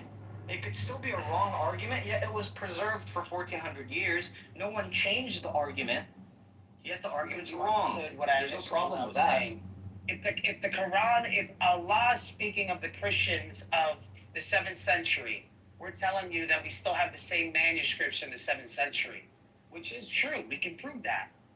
Your Allah in the 7th century, 6th century, was arguing against the same apostolic Christians that still are today. That was that long ago. I'm not arguing whose book is more preserved. I'm saying they're both preserved. They're both preserved for them to make sense today as they did back then. So I'm saying to you, by saying that this book, the Bible, that Allah is critiquing, in order for those arguments to still make sense through time, Christianity must hold its tradition and its manuscript history. In order for the Quran to make any sense, the Quran doesn't explain who Cain and Abel are. They don't explain there's not, why there's not 10 plagues and there's only 9. You're not told why. You're not told why the land was given to Israel. It doesn't explain these things. You need to go to the Bible, my friend. That's what I'm trying to tell you. Or what language Jesus spoke. Yeah, because it doesn't correct that in the Quran. He's speaking Arabic in the Quran, but yet you're telling us he has to speak Aramaic in our book. Yeah, so how do you know he's an Arabic? Like historical evaluation. He spoke Hebrew. What's the source? Maybe he even spoke Greek at the time. What is your primary source? Do you want me to bring up the sources? Yeah, I want to know the primary source where he spoke Aramaic. The primary sources, not secondary sources, tertiary sources, fourth-dairy sources. You're gonna fall right on the Bible, by the way. Right, so my primary source is going to be the Bible itself. Do you have a problem with that? There it is. Do you have a problem with that? You need us, man. Hold on, my G. Do you have a problem with that? That's your primary source that you accept, right? For your law to work, for your law to work, kind of, you need our truth to some degree. Why don't we just go down the simple route here? Not my line of work. It's the book you believe in, bro. Hamza, can you explain atonement? Can you explain what atonement means? Just in the biblical sense, what does atonement mean? Well, there's going to be like different definitions of atonement, right? You might not accept my making amends or something like that. Are you going to disagree with that? Yeah, making repairing a wrong. What was the sacrificial system? Back then, when it was Jews, there used to be animal sacrifice, like flour or foliage, roses and stuff like that, flowers. But then it changed during Christianity. They said it had to be a human sacrifice, and that's where Jesus comes in. Maybe speak on him. Correct. You know why? No, you should just stop saying peace be upon you. You have to say sallallahu alayhi wasallam like you do for Muhammad, bro. That's what peace means. You can't. No. You need to say it in that way that you praise Muhammad. You have to say it this way. There's no distinction between prophets. I agree, bro. Sure. I'm just saying in English. The reason I said it in English because I want you to know that I respect this person you love. because I really do respect him. Would have been nice to show us how you respect him in your language, in Arabic. Sallallahu alayhi wa alihi, and his family, may blessings be upon them too. All right, good. Yeah. Well, he doesn't have a father, so what family are you talking about? It's just him and his mother. Well, well, her mother at least. His mother at least. You're saying, are you praising God? Because that sounded really close to what you were saying. You're saying you're praising God, him and his family. That sounded very close. You guys are almost there, man. I'm not like Muslims, bro. I believe you had a father. I'm not inviting you to Christianity. I'm not inviting you to Christianity. I'm trying to make you understand how we believe. I'm not inviting you by any means. I know what you guys believe, but I don't think you know what I believe, man. I love Jesus Christ, man. Not like these other people who speak. I don't think you know what you actually believe because you don't even hold to the position that your Quran is preserved. What's wrong with that? What does that mean? How does that signify that I don't know what I believe? Well, you may believe in well, you say it wasn't preserved, so I don't know what part of the book was preserved and not preserved. It's going to be like a historical analysis of if things are preserved or not during history. That's how I'm going to say it. So in other words, you base your belief on things that are verifiable in history that are in the Quran. Is that correct? Exactly. Evidence is another way to say that. Right. So in other words, you need the Bible in order. So so would it be fair to say that anything that doesn't align up with the Bible, the Old and New Testament, that you can just start from the Quran, and then would it be fair?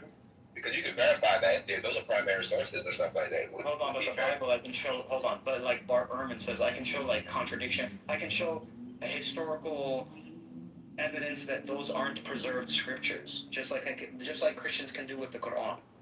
I put them both in the same category. Oh, so you believe everything Bart Ehrman says? Let me get it right. No. I don't throw the baby out with the bathwater. There is some things that can be verified. I think most likely when it comes to the Quran, there's more evidence because it comes later in history. And they had papyrus and it was written on stones and bones and stuff like that. So I have more of a lot more is preserved in that sense. But I still think there was political, economical, social corruptions in both scriptures. Wait. You see how you guys talk and you talk in circles, man? Papyrus? What is papyrus? Like a type of paper. But what is it made out of? I don't know. I don't remember. All right. So what's parchment? Because in the 6th century, parchment was already something that was like available. Yeah, but it was through times like that. No. That's papyrus. We're talking about parchment. Parchment is made from animal skin, which was listen. Muhammad had a kingdom according to you guys, and that he owned so much land. He had all the opportunities to have it in parchment. That's what they were doing That's what they were doing. Guess what? That's what they were slaughtering sheep for at the temple, because they were making what? Parchment paper. Makes sense? Exam question. So it makes sense because it's expensive. Yeah, it's expensive. And guess what? They have to. You know the difference between in the parchment from a young lamb to an older lamb? They still have to harbor this lamb and feed it and wait till it gets older and then sacrifice it and then take its skin and then stretch it out and then do it again and do it again and do it again. What are you telling me Muhammad didn't know these practices? So this is what I mean about you guys. You guys know nothing about the history or even how things are preserved, and yet you want to point the finger at somebody else. This is why you are Antichrist. Your religion hates me and my existence. Okay? This is what I'm trying to tell you. I'm a Trinitarian. I cannot, and I will not let up on those. It's not about. Look, your most ancient surviving scripture or manuscript is Papyrus P52, and that's dated to 125, 150 AD. It's papyri, because it's papyri. It disintegrates. 125 years later is your first 125 years, my bro. Oh, what about yours? When was yours? 250 years later. That's not true. See what I mean? That's not true. Yo, you guys, bro. That's not true what you just said. I'm wrong. You know that's not true what you just said. But I'm not even saying never survived from Uthman. I'm not saying that's not even corrupt. It could still survive 1,400 years, but still be corrupt. I take that position. It's most likely been corrupted by the Khalifa of the time, Uthman. Yeah, he did.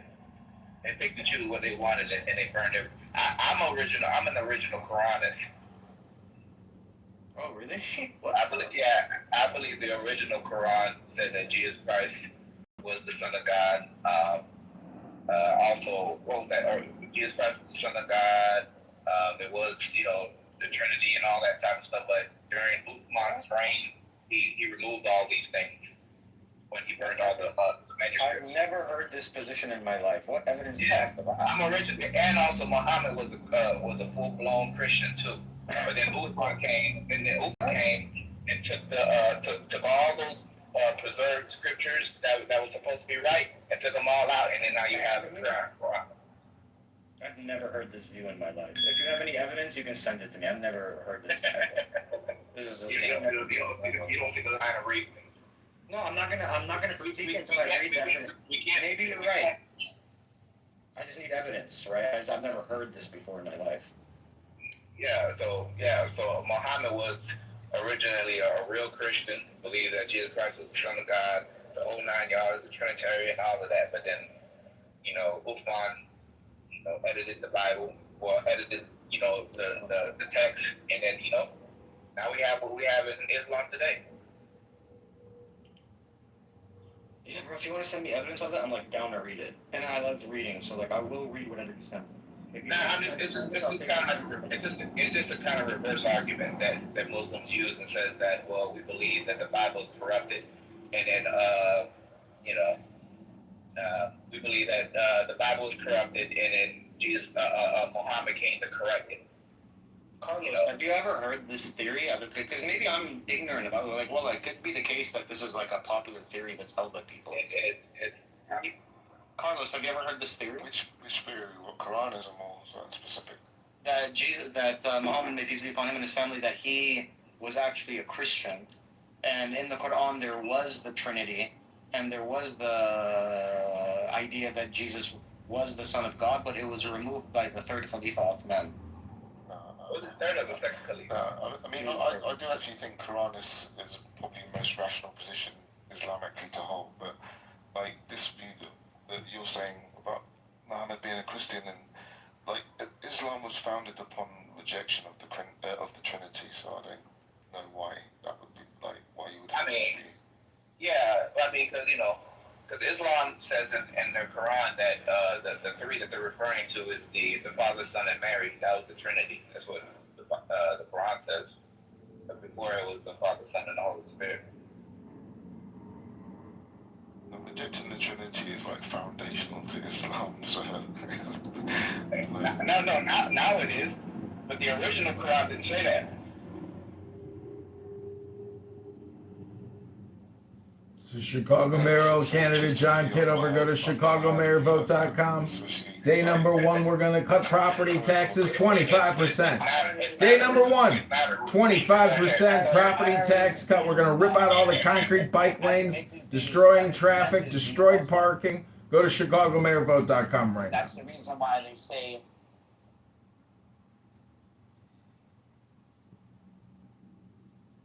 Yeah, that's why they use John 16, 12, and 15. Stick with that one, mister. See, that's how any lie comes about. We got people that come along later and distort the truth, and then they create a book for it. He's gonna go look it up. It's not even an actual position. I'm just using a reverse. No, exactly. We're trying to say that if they had the real Injil, they'd be able to prove us wrong, but they don't. That's not the point of the exercise. Yeah, the story they gave was not an actual story. He got offline to go research. He's not gonna find it. So the whole basic position premise, when you say, okay, you got the Quran that comes 600 years later, and all of a sudden now is the authority of their scripture that was written before them. And so you filter everything else through the Quran that comes 600 years later. Anything that contradicts the Quran, it was corrupted. So I can use the same argument and say, you know what? I'm original Quran original Quranist, where the original Quran and anything that contradicts this Quran it's a reverse argument. That's all it is. It wasn't the actual position that people actually hold. But anyhow.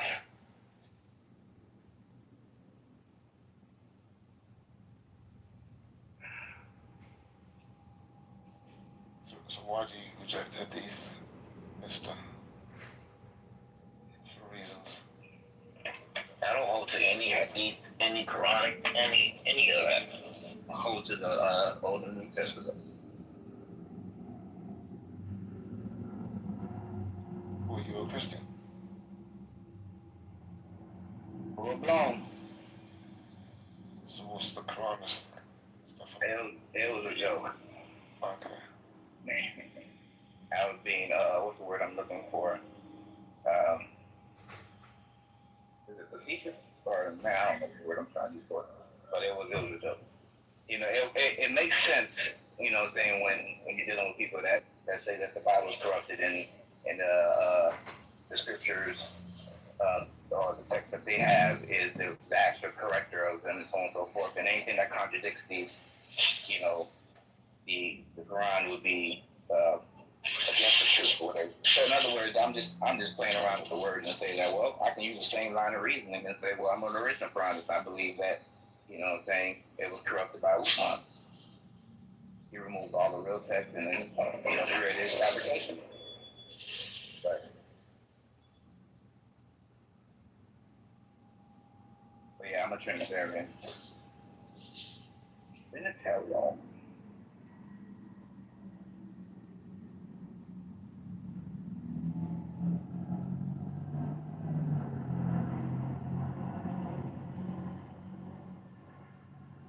I don't know. I mean, if he was mentioned in it, we'd be believers. The fact that it's not brought up makes me think it was fake.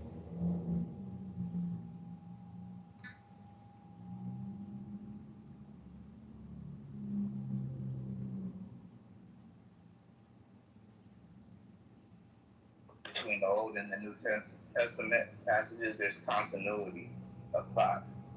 You know, it's coherent. It fits well together. Then you get 600 years of Quran saying that, well, you know, there's a prophet that, Moses spoke about.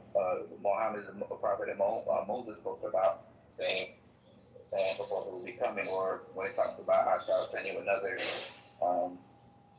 comforter. And they said that to Muhammad. I said, okay, if that's the case, why is it inconsistent with every text that came before the Quran? That doesn't make any sense.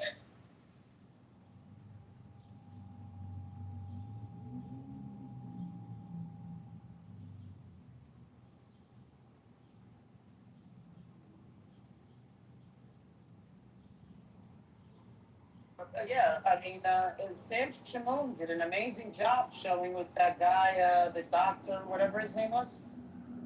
And he presented 381. 381 is the Atomic Dilemma, man. Chapter 3, verse 81. You know, the one confirms the scriptures they have with them. Is Muhammad confirming the scriptures we had with us? His followers say no. His followers say that the scriptures are corrupted. So then, under his own verification with his book, and how you know, because this works in the Old Testament. You even have, I'll give you an example, John the Baptist with Jesus. They're confirming one another, right? They have that continuity. But when it comes to Muhammad, his followers saying that we no longer have the scriptures.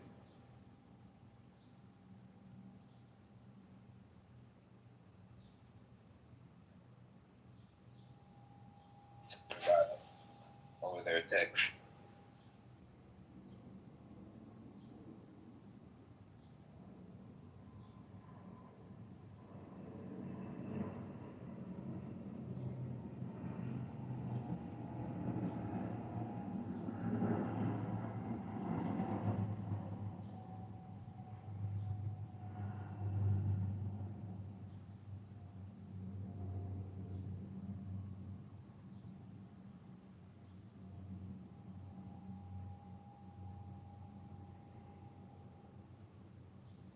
And naturally, Muslims are not going to like me, cause them to have some doubt. I'm going to cause them to think about what their scriptures are saying and give them the evidence to show that there is no corruption like they say they are, and how they just say things without giving evidence. Um, I'm gonna push them to that limit. So we as Christians have a space, and it's called atheism. And Christians are constantly being challenged by people who don't believe or used to believe, and we have answers to these questions. They might not be the best answers for people that don't believe, but there's still a conversation to be had. The conversation can never be had um, with Islam. They don't have this kind of space. They don't have an atheistic an atheistic stage. They don't have atheists. You know why? Because anybody that causes disbelief is going to be shunned out of the community or even killed. They don't have that kind of community that's open to, you know, having discourse about things that are true or not true. And because they don't have that, I mean, just that alone, I could say that religion is false because they're so scared. It's hard. It's hard to stand in opposition. Just like Jehovah's Witnesses, majority of them that remain in their belief system is their communication. And they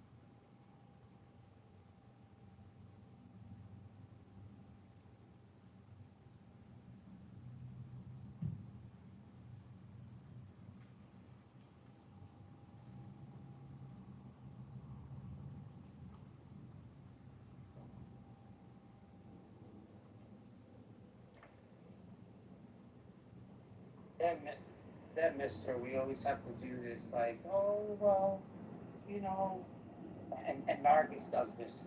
Well, they just don't know any better, and let's, you know, since they're not educated, let's be a little, you know, let's give them the benefit of the doubt. But here they are wishing my death upon their upon their insecurity and basically their their naiveness, their ignorance. But I have to be nice to these people and just treat. Oh she's basically telling me, oh well, they're stupid, so let's just be nice to them for the sake of the conversation. What? No, No, no, no. We're running down the court and we're slamming the ball with both hands in their face. Okay? Fuck out of here with this shit. Fucking no more Mr. Nice Guy shit. Fuck 'em.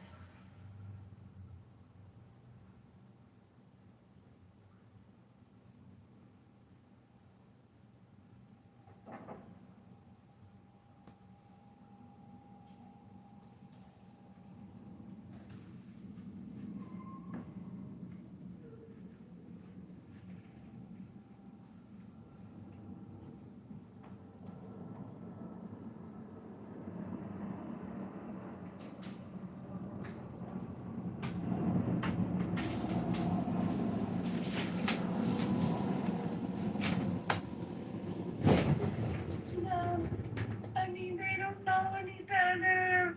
They don't understand the Trinity. Let's be nice, Art. I know that they're stupid, but, you know, they're good people. They just like to do the occasional break, you know, like, to spread Islam. It's okay to break, you know. I know they like to sleep with children, but let's still give them the benefit. These people don't like to do it, so let's not blame them. No. What do you mean these people don't like to do it? What are you talking about? Are you serious? If my brother, listen to me, if my brother, my own blood brother, my father, abused a child, I would put him in jail. Okay? Do you think that's the same for them? So you're trying to tell me I should hold them to the same standard?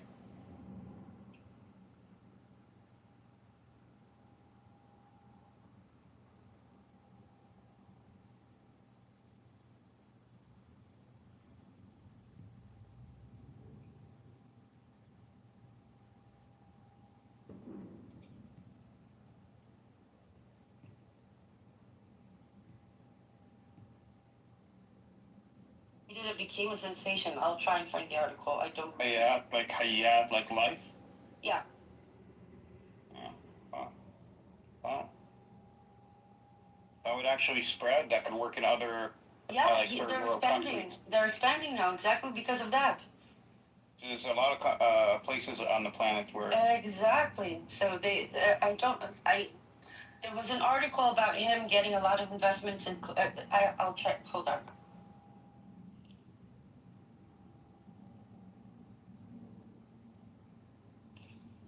Telemachus. Yes. What is you have your any opinions about what I said about starting off with the territory and going from there to a state? Oh. No, I think I missed on that one. What was it exactly? Are you Palestinian? I keep forgetting. No. I'm from Pakistan, bro. Pakistan, okay. No, I was saying for Palestinians, instead of demanding a state, which is the end game, it's a maximist position, even though it shouldn't be a maximist position to lift an occupation off of a people. But Did you see? I put the link to the website so you guys can check it out. Yeah, thank you. I was thinking more along lines of starting asking for territory, meaning, the territory we're on. The settlers don't have to leave. We just need more governance, more power. Need to build up our security forces. Need to protect ourselves against the settlers. As a first step. You And do know it would you're have to asking for the include one Gaza. thing they will never give you, right? What? The whole liberal Zionist narrative is give back 99% of the occupied territories maintain 99% of security control. Hence, demilitarized Palestinian territory always. Yeah, but security forces it's still demilitarized. Israel would still consider that demilitarized because they have trained security Yes, but those forces. security forces cannot operate against settlers. That's where the upgrade comes in, the territory. You know, And that is what they will never give you. Well, it's not. I think it's something that is reasonable to ask, and I think the world would help force Israel to get that as a starting point. You know. Then why did the world derail the French-Saudi initiative? Because this French-Saudi initiative has a pathway not very dissimilar to that, but was intentionally derailed by Trump 20 as a plan, and nobody's talked about it ever since. And that's true. That's true. I forgot about that. But the French-Saudi initiative did bring on multiple Western countries, G7 countries, to recognition of it Palestine. was supposed to pass, 149 countries recognized Palestine, and the next step was supposed to be recognition of the French-Saudi initiative, which is exactly when Bibi and Trump derailed it.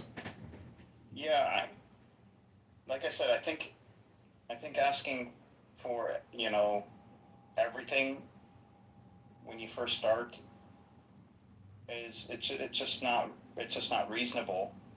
Well, I shouldn't say it that way. It is reasonable. It's not feasible. Like you said, Israel won't allow it, and it would be derailed. Whatever could potentially happen will only happen if international community will force Israel to comply. No matter how small or big, it won't happen. You have to have a narrative. Naturally. Yeah, but you have to have a narrative that they would hook onto. I think allowing Palestinians to have a territory that is overseen by Israel, where Palestinians are guaranteed that the settlers will not enter or harm them, and settlement expansion will stop. But that's Oslo, Edward. No, but we're not. But Oslo is done. The only thing we got out of Oslo is the PLO. You're asking for another Oslo.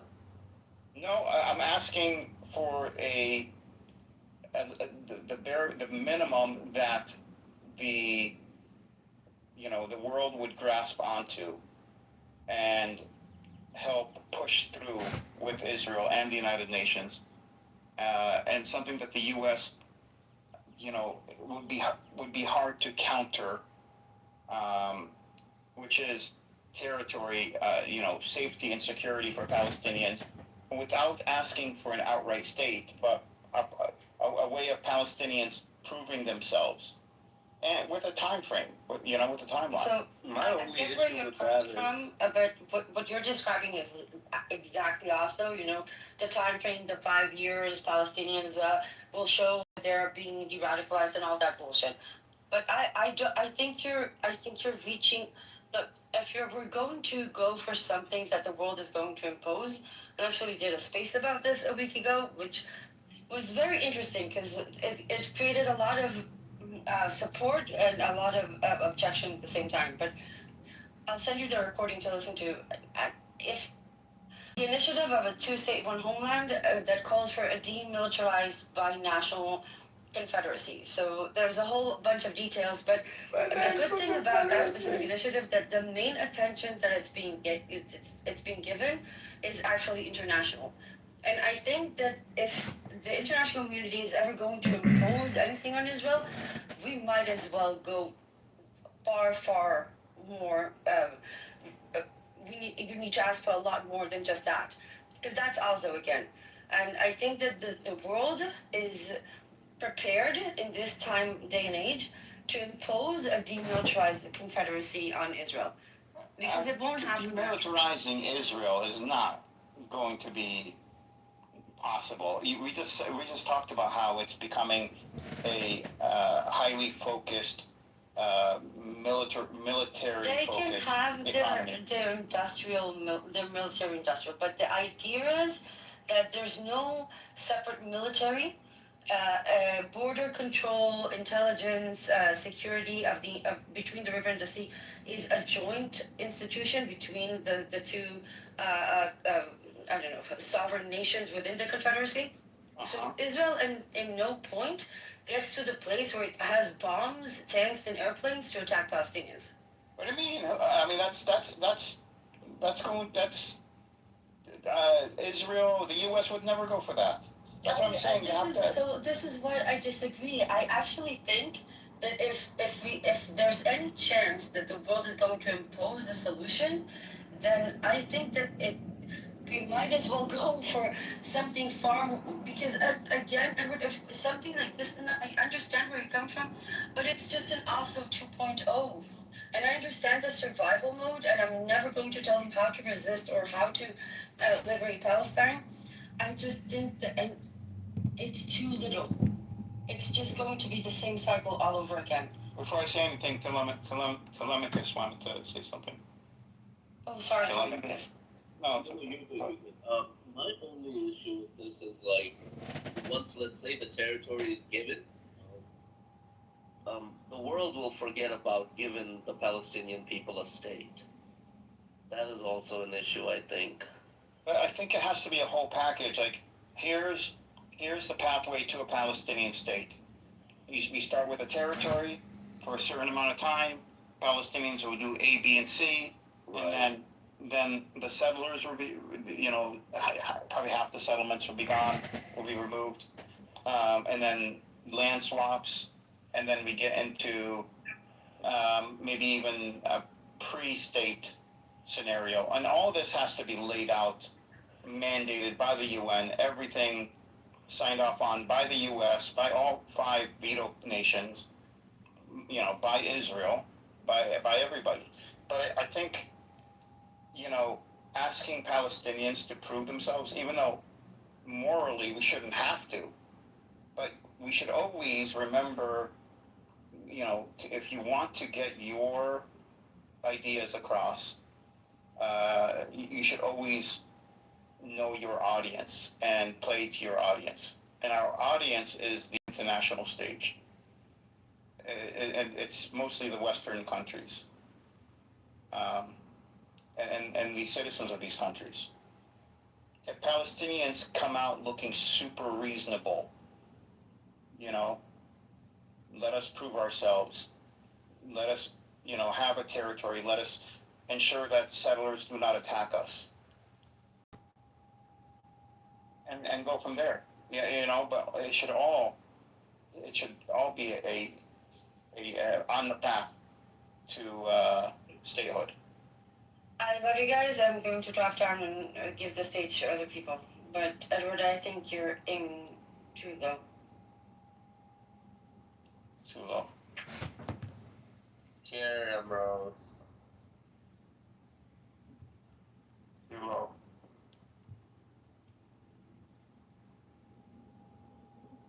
Resistance.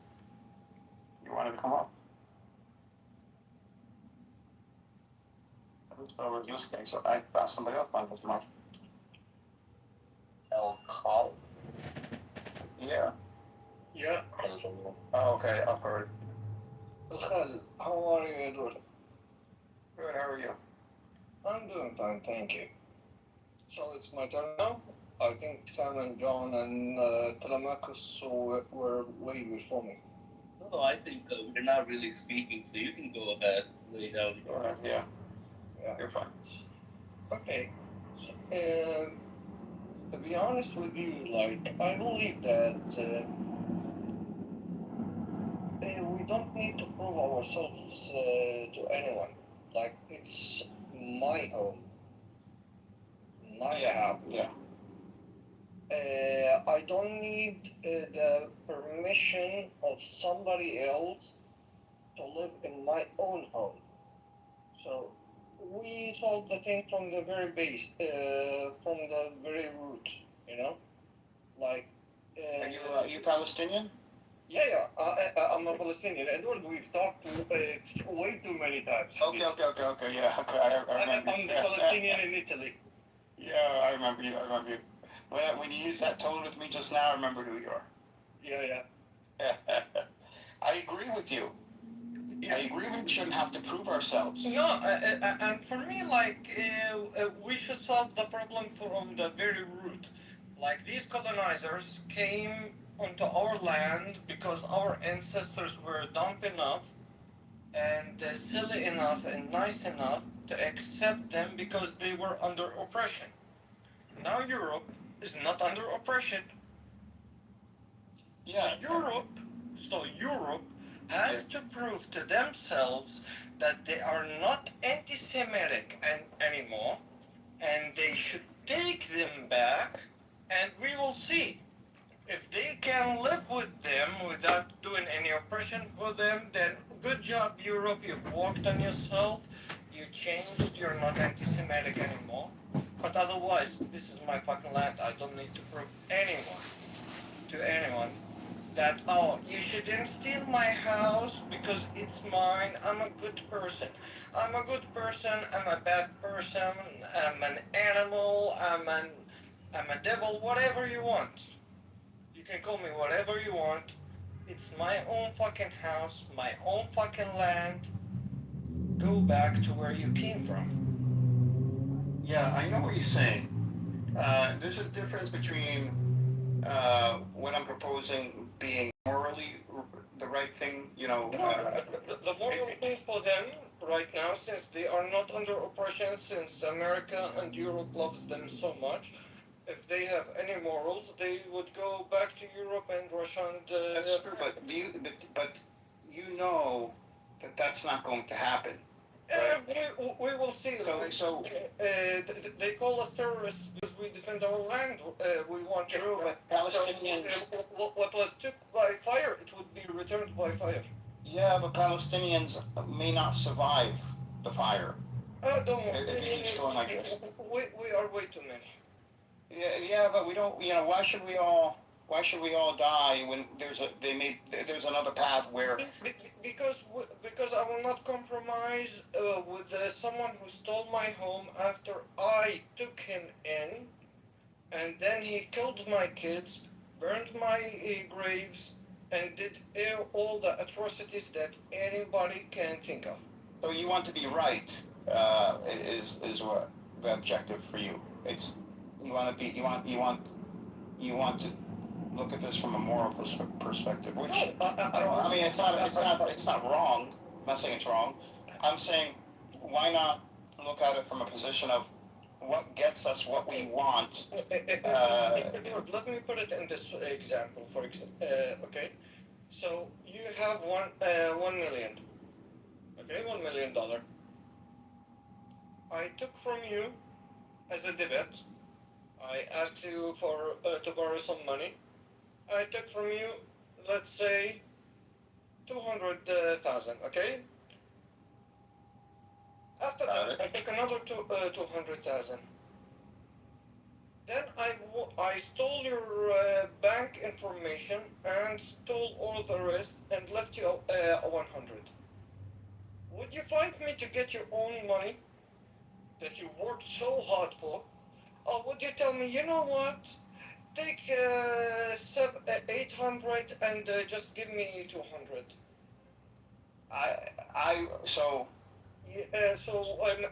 My grandparents worked their asses off to get a home that was stolen.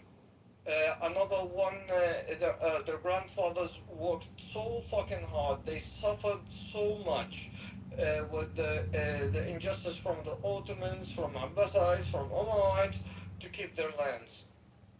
For whom? For a fucking European or American that says, oh, the dragon that spits water says in his holy book that your house is mine? So, a couple of things I wanted to say. First, I'm assuming you're not for two states, you're one state. No, don't get me wrong. I'm with two states. Okay.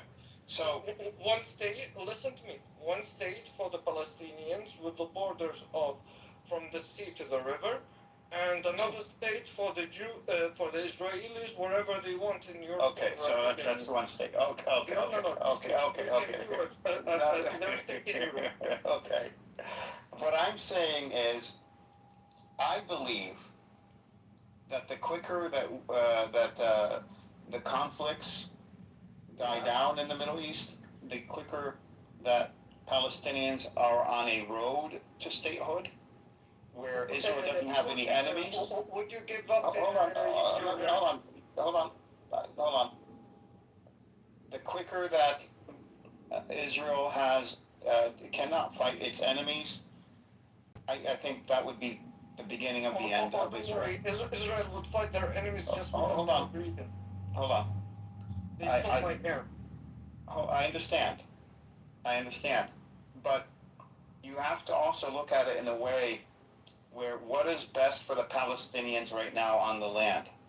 What is the best way of getting or achieving the ultimate goal? Okay. Edward, I really have a question to make it way faster for you. Would you give up the lands and the house? It's not. You have to first understand my position. You should understand my position.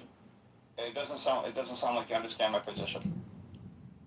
I am saying that we should take it in steps, not Oh, no, the whole thing There is at no once. way Oslo will happen. This is the Oslo idea.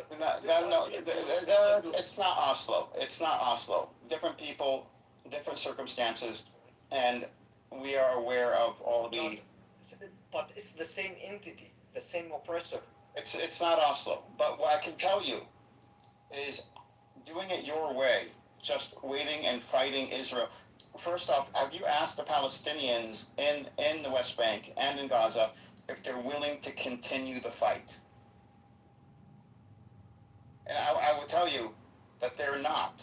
They're not wanting to keep. They don't want to keep dying.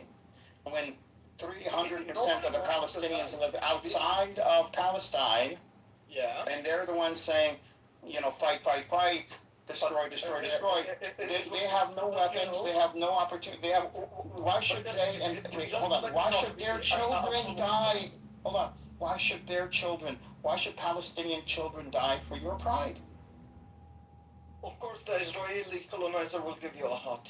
Of course, Why should they die for your pride? Give me a reason why they should. If there's another way to accomplish the same goals. Habibi, my cousins are there. My family are there. Okay. From West Bank. So do you want them to die for your pride? And I don't have absolutely any citizenship or anything outside from my Palestinian. Okay, what I'm saying to you is, why have them die? When I'm talking to you, I'm not talking from a point of privilege. I'm not privileged. I'm saying pride. You want to be right, but if we can accomplish the same thing by accomplish what, Habibi? They will keep on colonizing you. They will keep on killing you. Have they stopped expanding since 1885, since they first came to colonize? Okay, so your answer is, Palestinians should fight until Israel is destroyed. Not wanting to die doesn't mean that you surrender. If you want to talk about the people on the ground, then. Exactly. No, they don't want to die.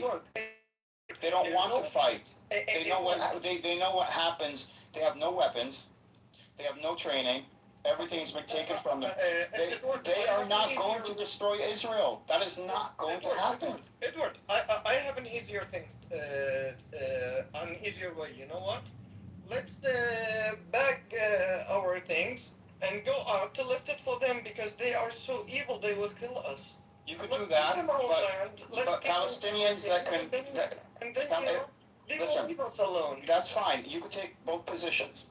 My position is that we Palestinians should first have the world behind us and ask for a pathway to statehood. That pathway would include steps, and territory. Did the world abide to the rules that they have put in the UN? What I'm proposing is the only path forward that. Please, let me finish, please. Well, you've been talking for a while. You haven't let me complete barely 2 sentences. Just this point. It's less than 2 sentences, brother. So, did the world abide to the law that they put there for themselves and did something when they saw that Israel is violating literally every single rule in human rights, and they are bombing kids and civilians and doing a live genocide and bombing. No, but the people have woken up and know what Israel is now. And now is the best opportunity we have. We finally are recognized as human beings by the world, the global population, and we are recognized to be under occupation, and Israel is now recognized as a barbaric nation, barbaric people that have committed a genocide. So now is the time to ask for, and not ask, demand for a pathway to statehood, which would... It's the time to get your whole land back. You can't, how? You don't have a plan. Your plan is what? What's your plan? My plan? You want to destroy Israel. What's your plan? We are terrorists. We are whatever you say. These people are in danger. Since you are not anti-Semitic anymore, take them back. What's your plan? What's your plan? No one's taking anybody back. Nobody's taking anybody out of Israel. When somebody is pointing a gun on your head, you either fight or get killed. You don't get on your knees and start licking their asses and balls.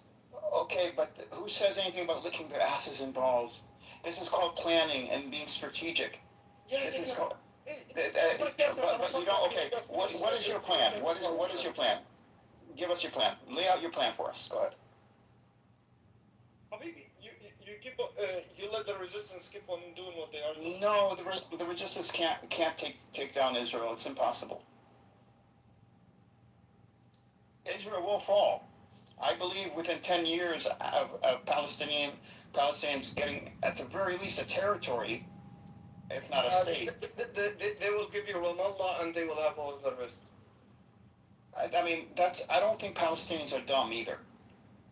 Oh, we had Yasser Arafat that gave up 78%. I don't think that the Palestinians living there and the Palestinians in the diaspora are dumb.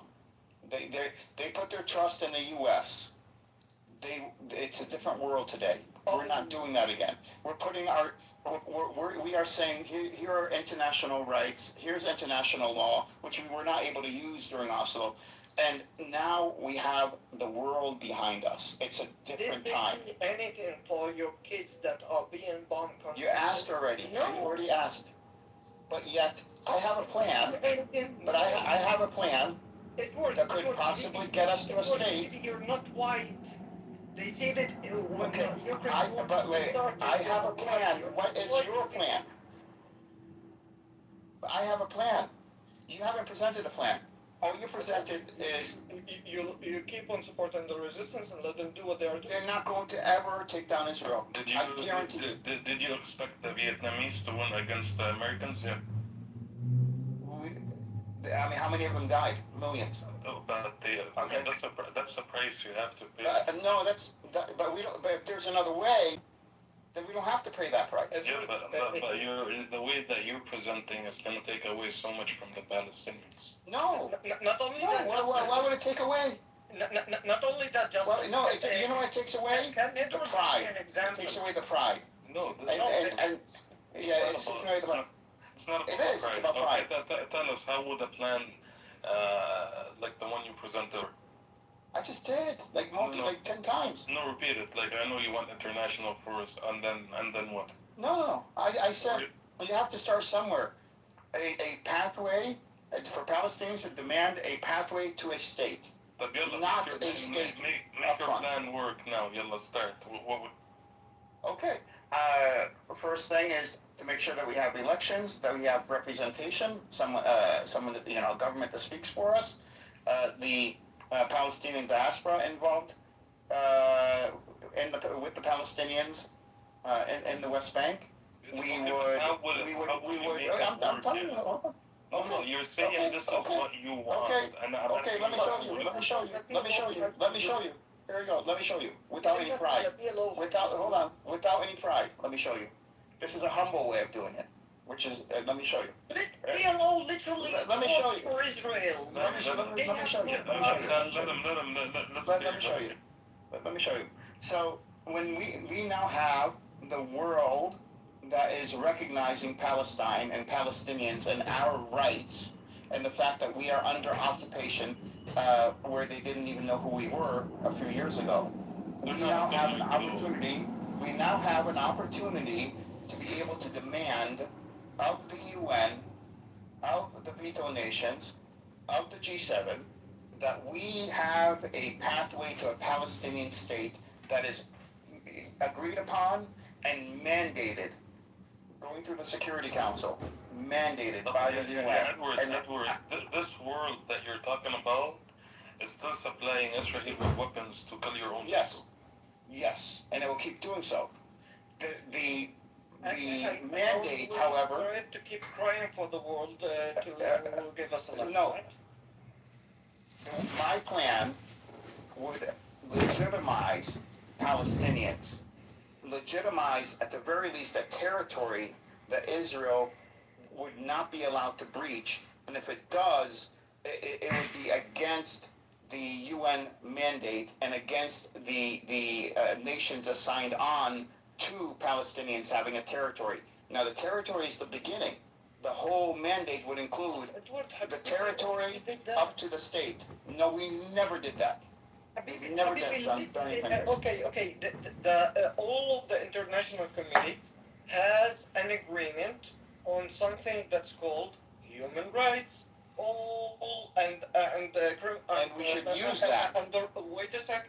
And the Roma agreement and everything.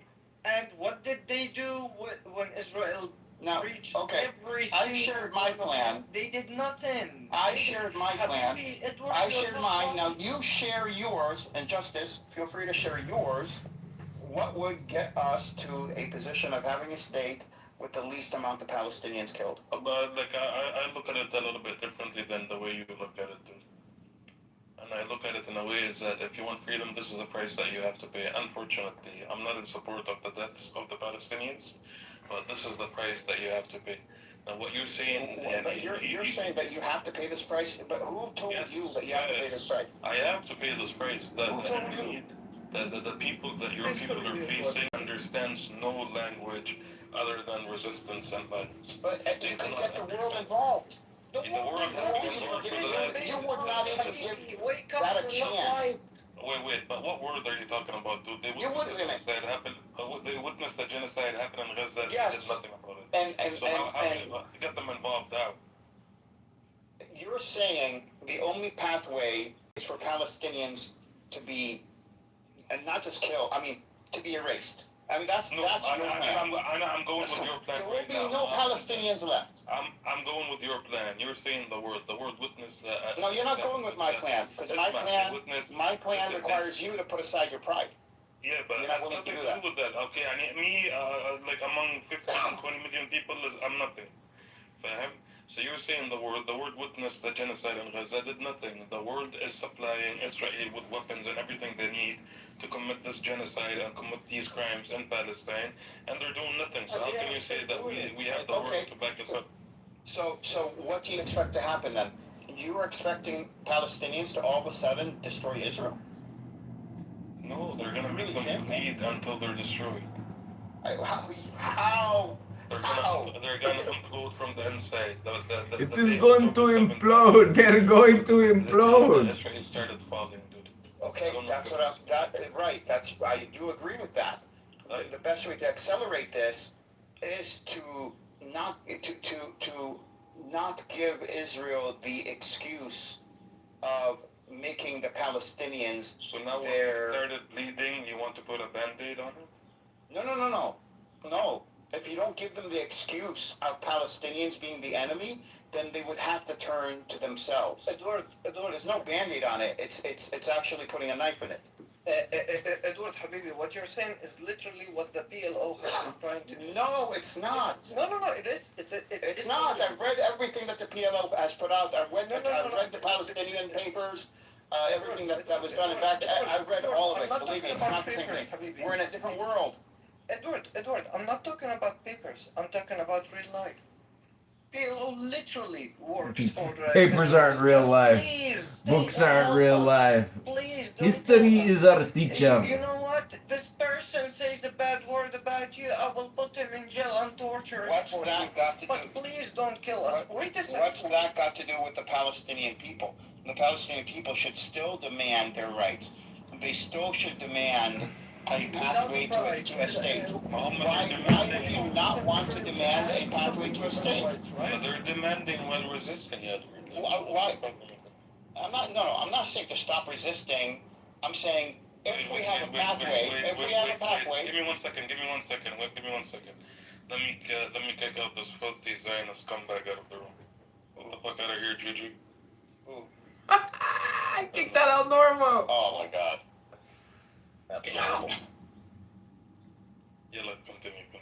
No, I'm not saying we should stop resisting until the world, the UN agrees and solidifies a pathway for Palestinians to have their state.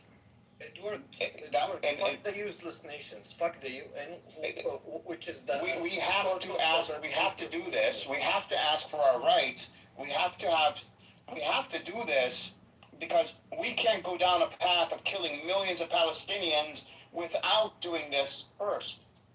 And I'm not saying we should stop resisting, but if it is agreed, and if Israel does pull out of the West Bank, if Israel, if we do get an international force there, a binational confederacy. Edward, I have a question.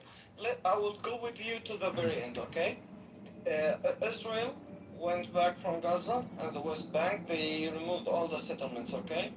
Well, no, the settlements wouldn't be removed first. Wait a second. I'm going to you with the very further. Okay. That they removed all the settlements from the West Bank. They give the Palestinians the east of Jerusalem, and they went out of Gaza. Okay. Yeah. They will do it at the price that you should never ever ask for your other lands back, and that you should live with this distorted type of state. But let's say, okay, my family has lands and houses in the occupied parts. How am I supposed to get these? So I have an inheritance in these parts. And somebody I have an inheritance in these parts. I've got an inheritance coming my way. Just gotta do what I say.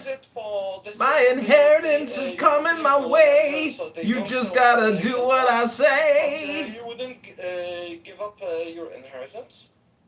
Hello? Yeah, I would definitely give up my inheritance. Okay. You want to give up your inheritance, that's your thing. I don't want to give up my inheritance. Yeah, that's you though. But the Palestinians that live there now, what's more important? Inheritance or their lives? What's more important? And also, what I'm saying doesn't mean the Palestinians can't return to Israel. They just won't be allowed to vote. I think that's something that would be reasonable. It's so human rights thing, yeah, I know.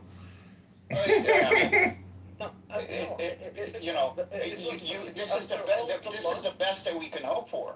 If we can get a state for ourselves, yes. If you're saying destroying Israel, now, under my plan, I truly believe that within 10 years, Israel would be destroyed and we would have. It's just gonna be destroyed. It's gonna implode and destroy itself, yeah. Palestinians getting a state and having these people are delusional. And they're no longer killed. We fought the Crusaders for more than 200. That was a Crusaders. He fought the Crusaders. Oh yeah, this guy did. The Inheritor.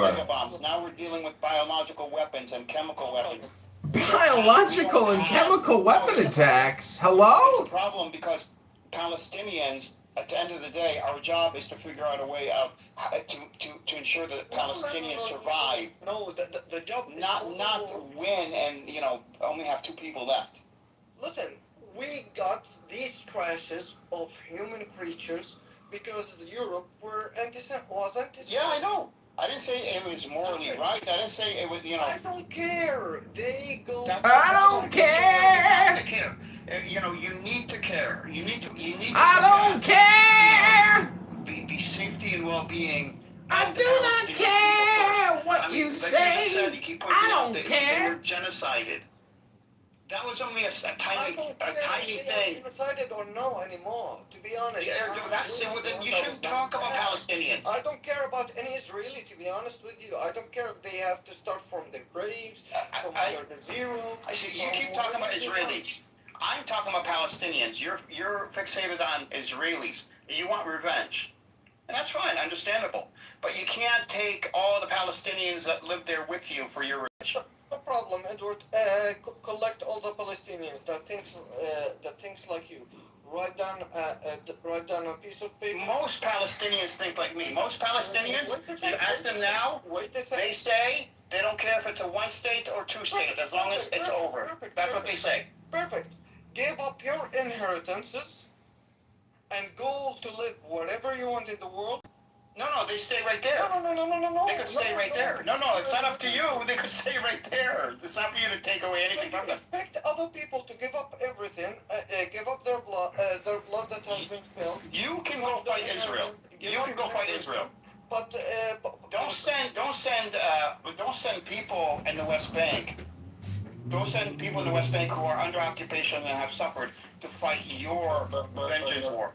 No. Edward, the same way you're speaking and sharing your opinion on what would you like to see him as a Palestinian, he's also sharing his own opinion and what maybe the people he knows do or want to do. You know what I mean? So both of you can't be just sending each other to, like that. Edward Habibi. Yeah. No, I understand that. Edward Habibi, if you're ready to live with a neighbor that's ready to kill your child and drink his blood on breakfast, and smile about it, and tell you that he's so civilized, I'm not. But you don't live there. I have no other documentation right now. I don't live there. I have no other documentation, Habibi. Okay, but I understand. But when you talk I about have blood there. I have family. If there was a Palestinian state, then you could live there. I'm not saying you don't deserve to get what is yours, and you don't deserve, or Palestinians don't deserve to have the foreigners removed from Palestine. I'm not saying that we don't deserve that, and I'm not saying it's that position is a morally correct position. Okay? And what I'm saying, though, we can start with a pathway to a Palestinian state and work on that. Yeah, and if we do this... What the Arabs and the PLO wanted before. And did that accomplish anything? No. Yeah, that's the All thing. the blood that has been spilled right now in Gaza, it's on the hands of the people who thought from the very beginning that you can compromise or talk with these creatures. Right. Now it's time to involve the... Now it's time to fight more than... No! You were shown a genocide already.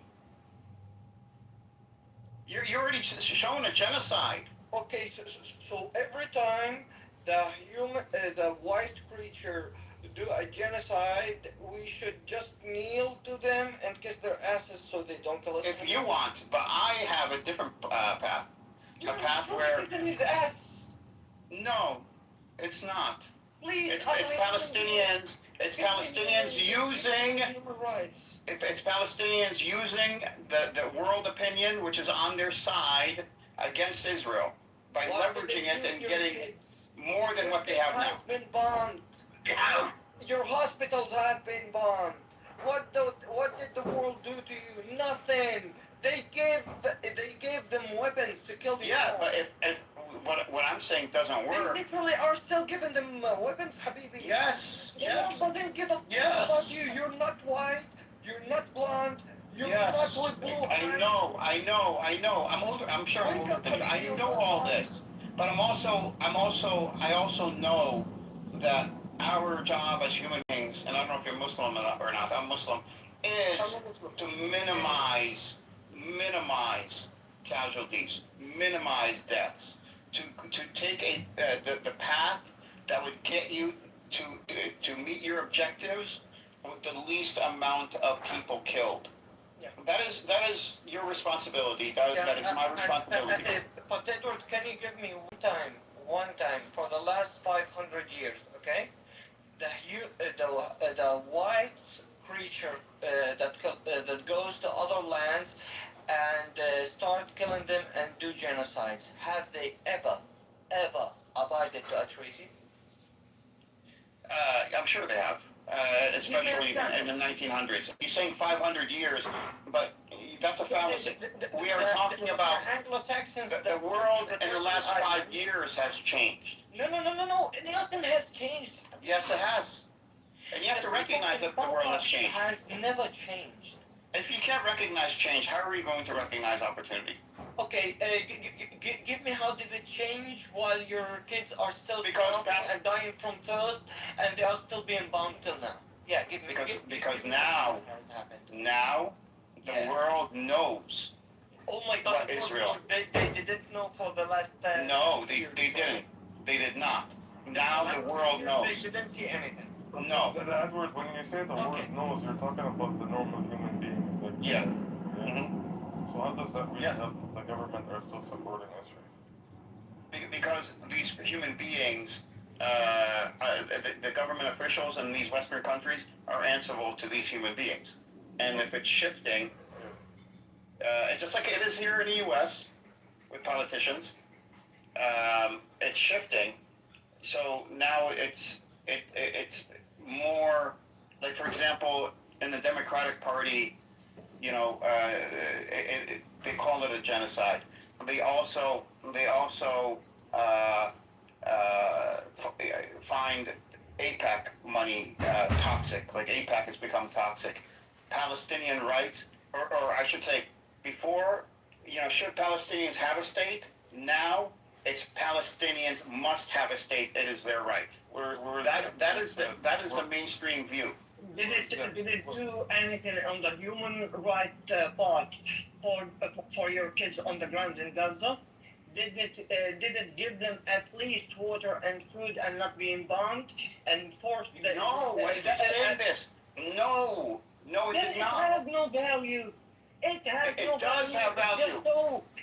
It's just okay. Habibi. Okay. What you said though, how does that have value if there are no Palestinians left? How does that have value? At the end of the day, why? What do you mean by no Palestinians left? Like, Because we believe that if we do resistance, that all of us will be killed and the Israelis will take up everything. And not resistance. If we go and our objective is to destroy Israel, we would be destroyed before Israel would. Well, who said that you're going in and your objective is to destroy Israel? Where are you coming with that? That's what I'm saying. No, he's not saying that. No, he didn't say that. He said resist. No, he did say this, Justice. He said go and destroy Israel? Yes. Is that what you said? I'm sorry, I didn't hear that part, honestly. Okay, what I have literally said is I want my whole fucking land back from the river to the sea. I don't care in what way these Israelis want to go out. They want to fight, we fight. They want to go out and book a flight. They can do that. They want to swim. They want to hike. They want to walk. They want to drive a car. I don't care. What I care about is my right as a Palestinian, as the oldest and most ancient civilization on this fucking cursed planet. Is that true? It's my fucking right. Yeah. If you don't know the Wait, let's go on a commercial break and kick this Zionist scumbag Randy out of this room. Okay, go. Okay,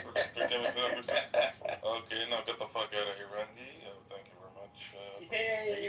You get so much joy. There are still a few in the room, Edward, that I'm keeping for, you know. I understand. But the ones, I understand, but you get a lot of joy. But I'm not denying you your joy. You should have it.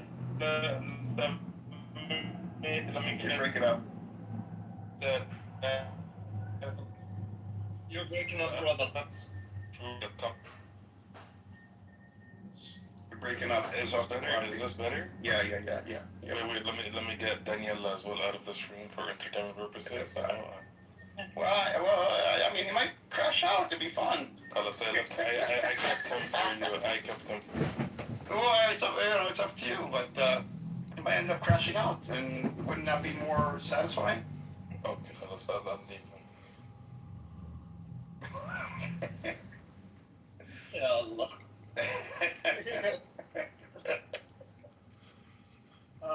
Do you have Buttercup blocked? Maybe. Did she Unblock message her? Yeah, unblock her. Oh, Can you unblock her? Yeah. Okay, absolutely.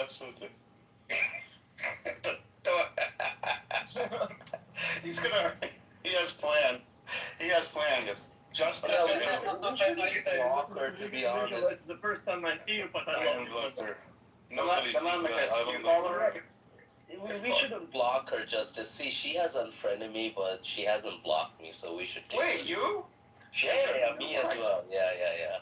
Why? I snitched on her, Basically, I said that she was calling Ace bad names. Oh, that. And Okay. Ludwig was there. Oh my God, Ludwig was there. Ludwig actually called her the same thing that she called Ace, basically, in the chats. Yeah, Ludwig was there. Justice was there. We all remember that. Yeah, October the 7th, her as a retaliation for Ace when she Hey, Ludwig. How are you, brother? What are you doing, brother? Yeah, I'm okay. I I'm give it just to having him. an He kind of argument fought with for Ace, man. Okay, Edward and Kyle, go back to you guys' conversation. Yeah, but go. Oh my God. You're having the clash of the Palestinians right now between me and The Clash of the Titans. No, I don't think it's like that clash, to be honest with you. It's just that you won. I'm actually mostly on Al Khalid's side, by the way. That's why I said I love you, Justice. It's the first time I see you, brother, but I love you for real. And what Edward is asking for is very unrealistic. Wait, destroying Israel? You think that's realistic? Yeah, I mean, I'm not talking about destroying Israel. I'm not saying specifically destroying Israel, but not to leave the resistance hanging. No, not to leave the resistance hanging. What are you talking about? Why is it so black and white? No, I'm saying, okay, Justice, let me ask you this. Justice, if we had, from the UN, the Security Council, a complete pathway that Palestinians, Israelis, the UN, which means the US and all these countries agreed upon, a guaranteed pathway to a state. And we have to do certain things in order to get the state, right? But it's a guaranteed path. We know exactly what we have to do. It's guaranteed. Guaranteed. Should we then still resist, or should we start doing what the UN? Yeah, stop committing terrorism. That'd be a good place to start. If we don't get our state. What did the UN help you with? I'm not saying. Theoretically, I'm saying if we demand a Palestinian state, shouldn't we demand a Palestinian state? Yes, you should demand the Palestinian state. Okay, so we should have a pathway to get to a Palestinian state. Yes. This is reasonable. Yes. Okay, yes. If they agree, yes, we agree on it. Hamas agrees on it, right? Would agree on it. Okay. I don't know. I have to make a phone call for that one. No. I'm saying if Hamas agrees on it, because they're saying this too, a pathway to a Palestinian state. Now, we can suspend resistance and build towards that Palestinian state until Israel decides, to sabotage it. That way we still have the world on our side, and we still have resistance. I'm not saying we should give up resistance. What? It did happen. The problem is it did already happen, but Israel didn't want to believe it. Now you're breaking up. Say it again.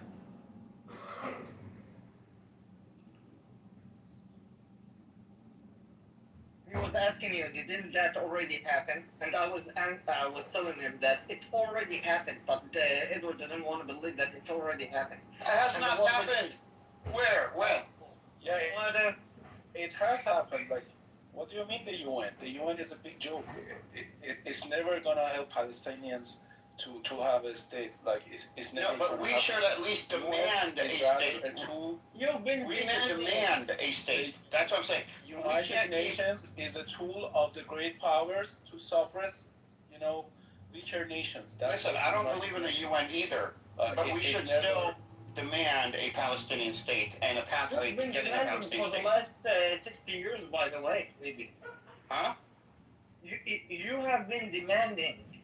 No, we haven't. We haven't. We really haven't, honestly. Okay, I'll be honest, we haven't. Edward, can you tell me, please, what did the Oslo Agreement was talking about?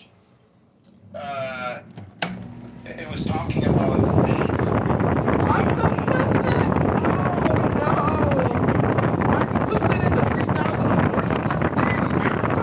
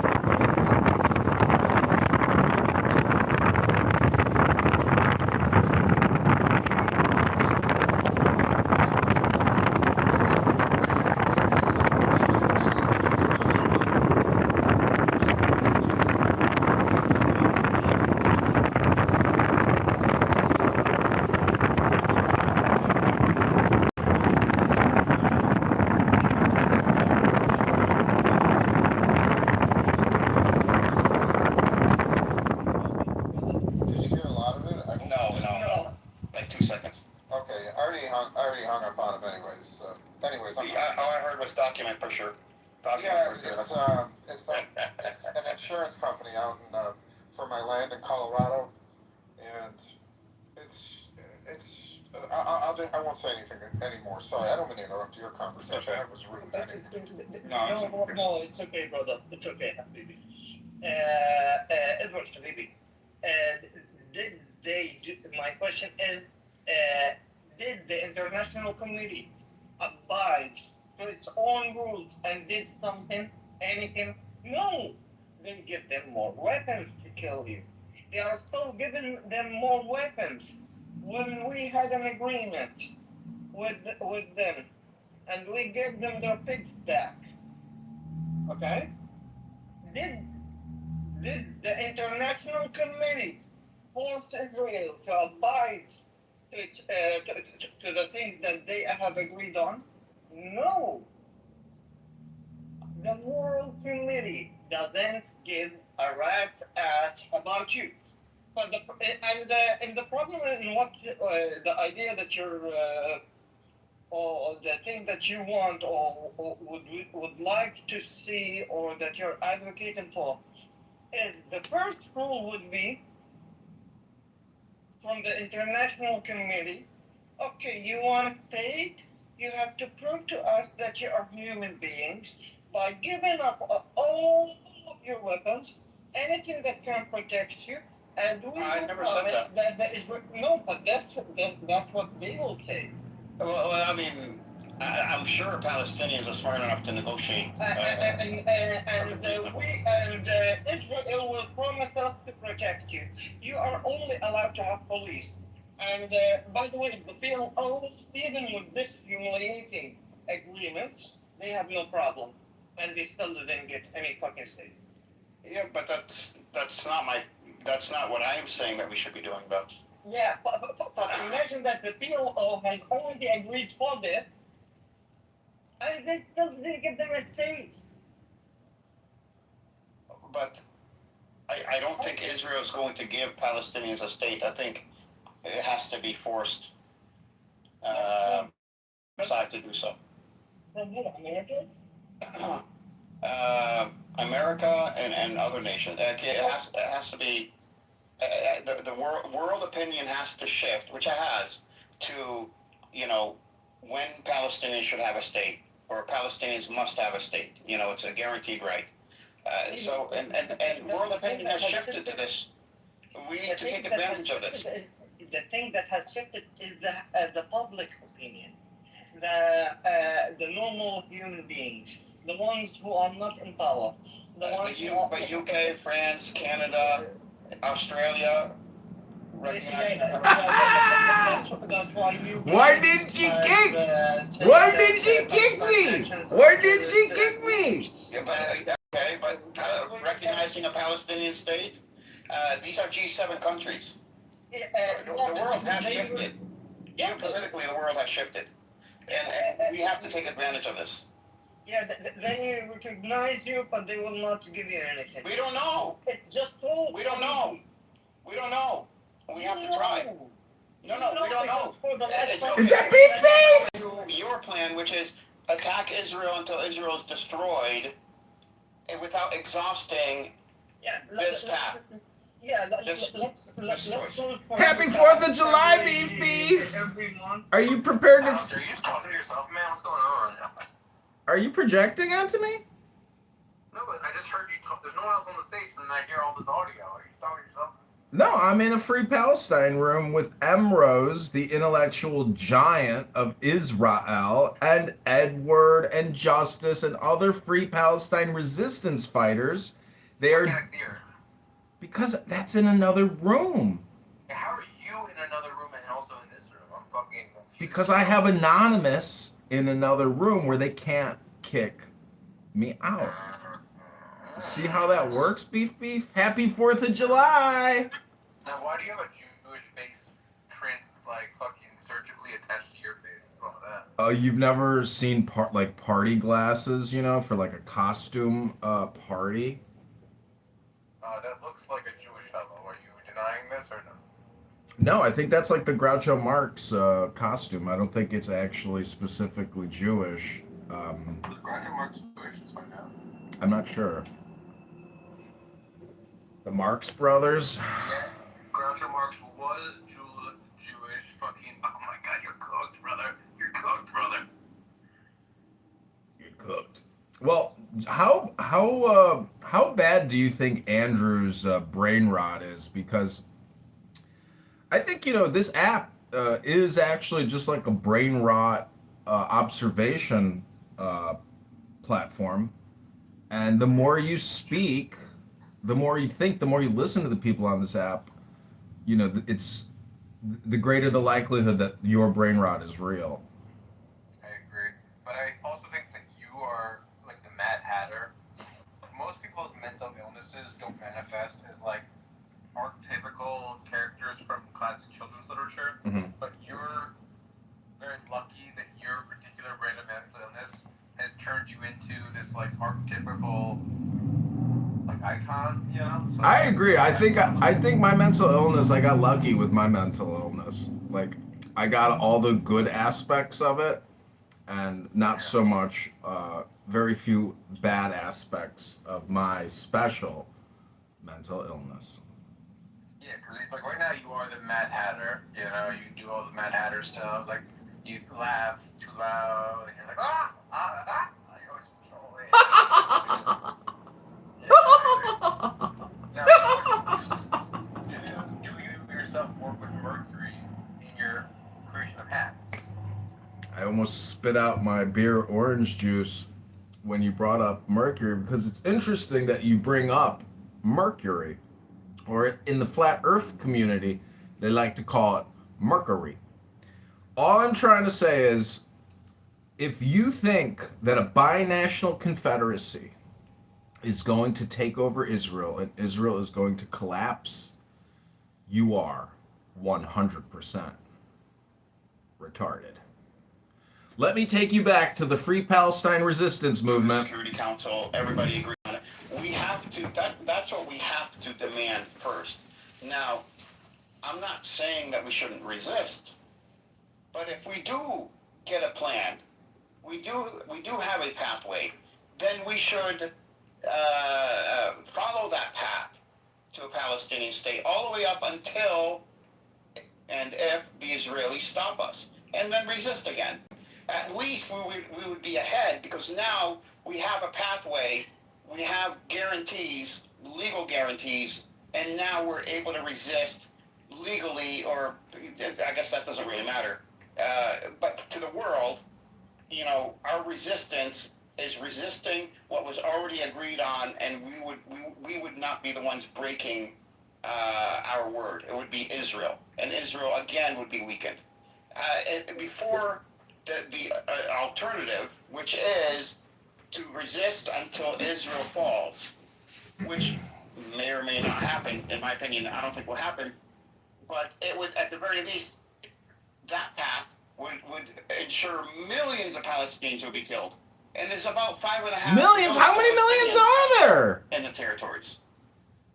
You know, how many, you know, and is it fair to send, to not even give them the option of option A and go straight to option B, where and they're the ones putting their lives in danger? I don't think that's fair. I don't think that's not. I wouldn't be able to live with myself. You know, if I did something like this. Edward Habibi, but remember that the people that will abide to the agreement are the same people that are still financing Israel with weapons to kill you, huh? Yeah, I know. I know. No, I know. So they are so trustworthy from our side. Yeah, I know. I know. No, you're right. And this is why we have to be smart about this. I'm not saying my path will work.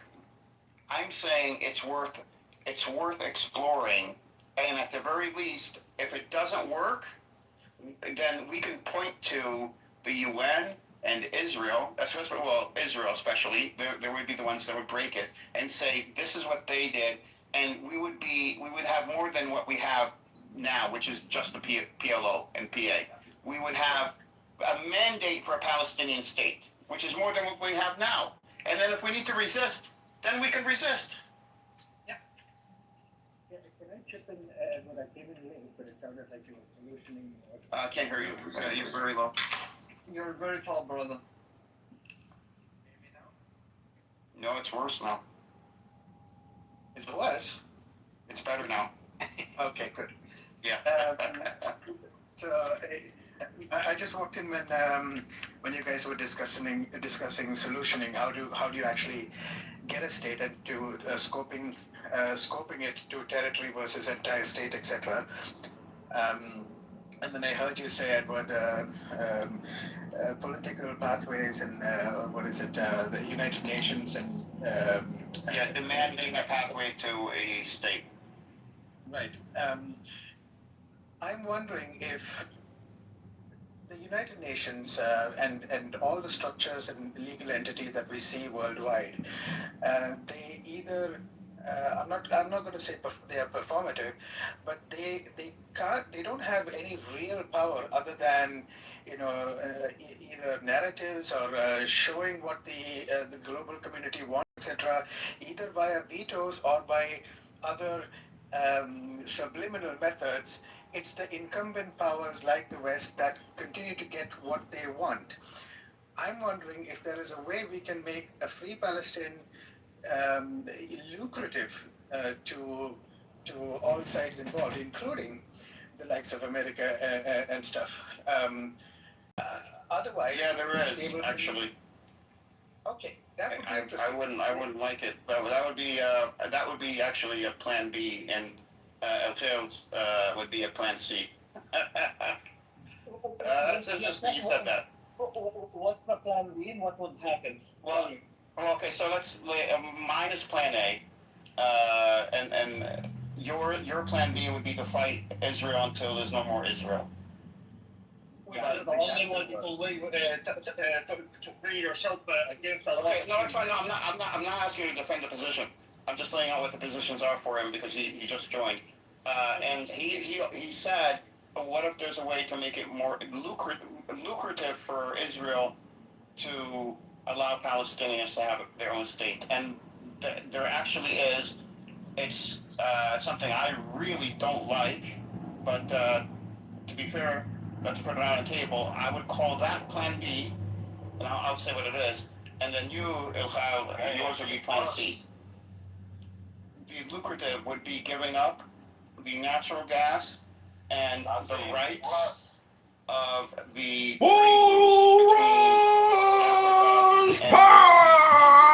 and giving that all to Israel. That would make them tens to hundreds of billions of dollars a year right there, and that would be giving up, Yeah. But the thing is, don't worry, that's included in your Plan A. That is not. It is? No, it's not. No, I told you what was included in my plan. Habibi, the world and Israel will not give you your plans unless you do Plan B. No, we can't say that, but you can't say it's included when I did not include it. You have to be fair to what I'm saying. Like, I've been very fair to your position. I've been very fair. I have not misrepresented it at all. Okay, I've been very fair. But we have to, keep our positions very clear, so that everyone knows what our positions are. Edward Habibi, I'm sorry if you understood that I say that you have stated, but what I said is to get to your plan, the world will make you do also Plan B. I didn't say that you have stated. And if you look at our conversation, what did I tell you? The first rule would be from the world is give up your guns, give up your arms. We will make Israel promises that they will protect you and they will not touch you. Plan A and Plan B are totally different because my plan would be a Palestinian state and Gaza, the Gaza port, the rail system linking Jordan to Egypt through the West Bank and Gaza. That's all on Palestinian territory. Yeah, I know. That would not be. But that's what you want. No, that's what you want. But that's not what will the world. No, the world actually, Edward, like, what? Now, when you say this, like, what do you think the Palestinians on the ground should do from there? From their end? Yes. They have to. It's not happening. The PA and the PLO are so corrupt, and they should have been doing this for decades. Actually, they need to be unified under one voice, and they should have already put forward exactly a pathway to a Palestinian state, what they're willing to do, the infrastructure that they want to build. They should have already been talking to all the world powers about this for decades, and especially in the last year or two. But that's the first step. But do you agree that they can't make a move without Israel's permission? Can we agree on? I would say permission is too strong. I would say cannot make a move without Israel's resistance. So you think that Israel's permission is too strong to use against? Yeah, because if you lay out a reasonable plan and you articulate it well to a Western audience, in multiple nations, I'm talking about multiple nations, not just the U.S. I have a question on this. Let me just answer this one real quick. Okay. Very quickly. Yeah, very quickly. If you lay out a plan and it's reasonable justice, then at least people would pay attention and see Palestinians as reasonable actors. Now we're just victims. Why haven't we transitioned from victimhood to reasonable actors yet? It's not Israel's fault. Let's be honest. It's not Israel's fault? No, It's not. No. It's not. We can. You know, I found out a few weeks ago that the PLO. If it's not Israel's fault, whose fault is it? Palestinians. So here's what I found out a few weeks ago.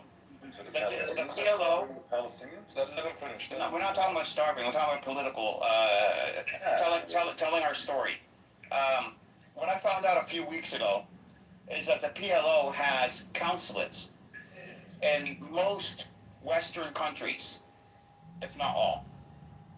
So diplomatic relations, and they have not reached out or sought the resources of any Palestinians in the diaspora and organized them in order to speak to the respective parliaments, to speak out politically, to have one sound, one voice, one organized movement. Nothing. And we had these consulates or consulate, whatever they're called, in all these countries. What were they there for? Absolutely nothing. And why do you think that is? Why didn't they reach out and voice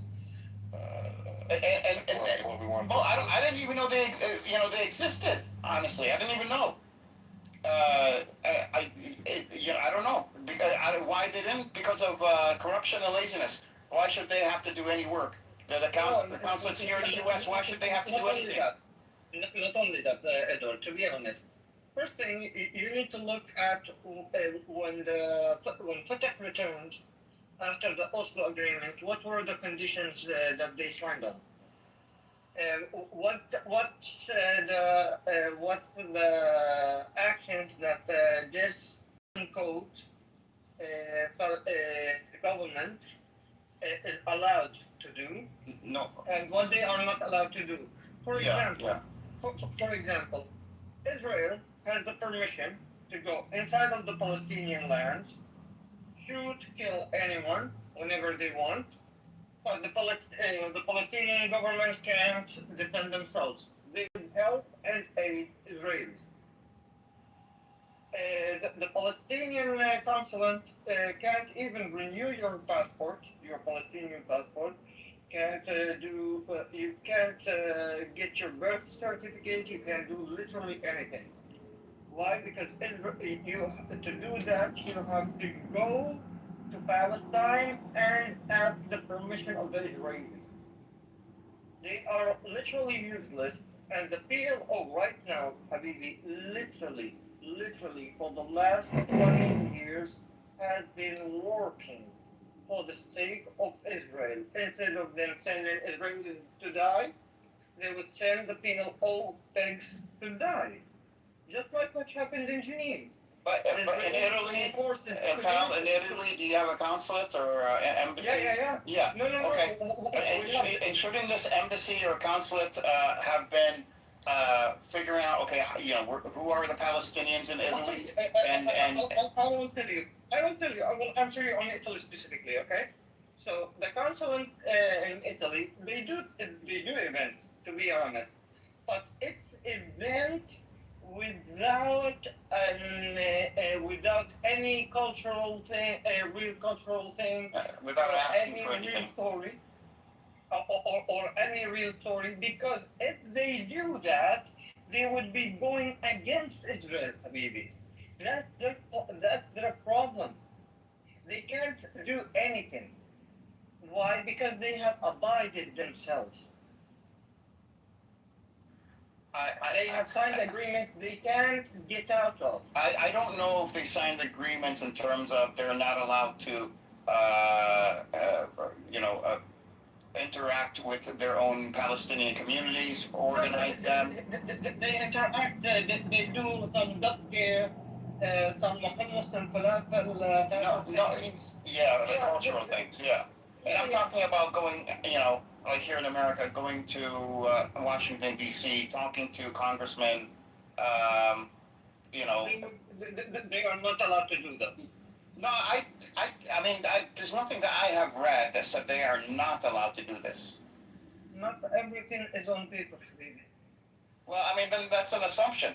I think You're blaming Israel. You're not blaming the PLO, who you know already to be corrupt. Edward, I have literally said that for me, PLO are fakes that works for Israel. For me, I don't think of them as Palestinians. I think of them as Israelis. Yeah, I agree. Let me put it on a plain surface. For me, every single creature who works for the PLO, for me, he's not even a Palestinian. He's a fucking Israeli. Yeah, I mean, I wouldn't say every person because, they have doctors and. I don't care. Even their doctors.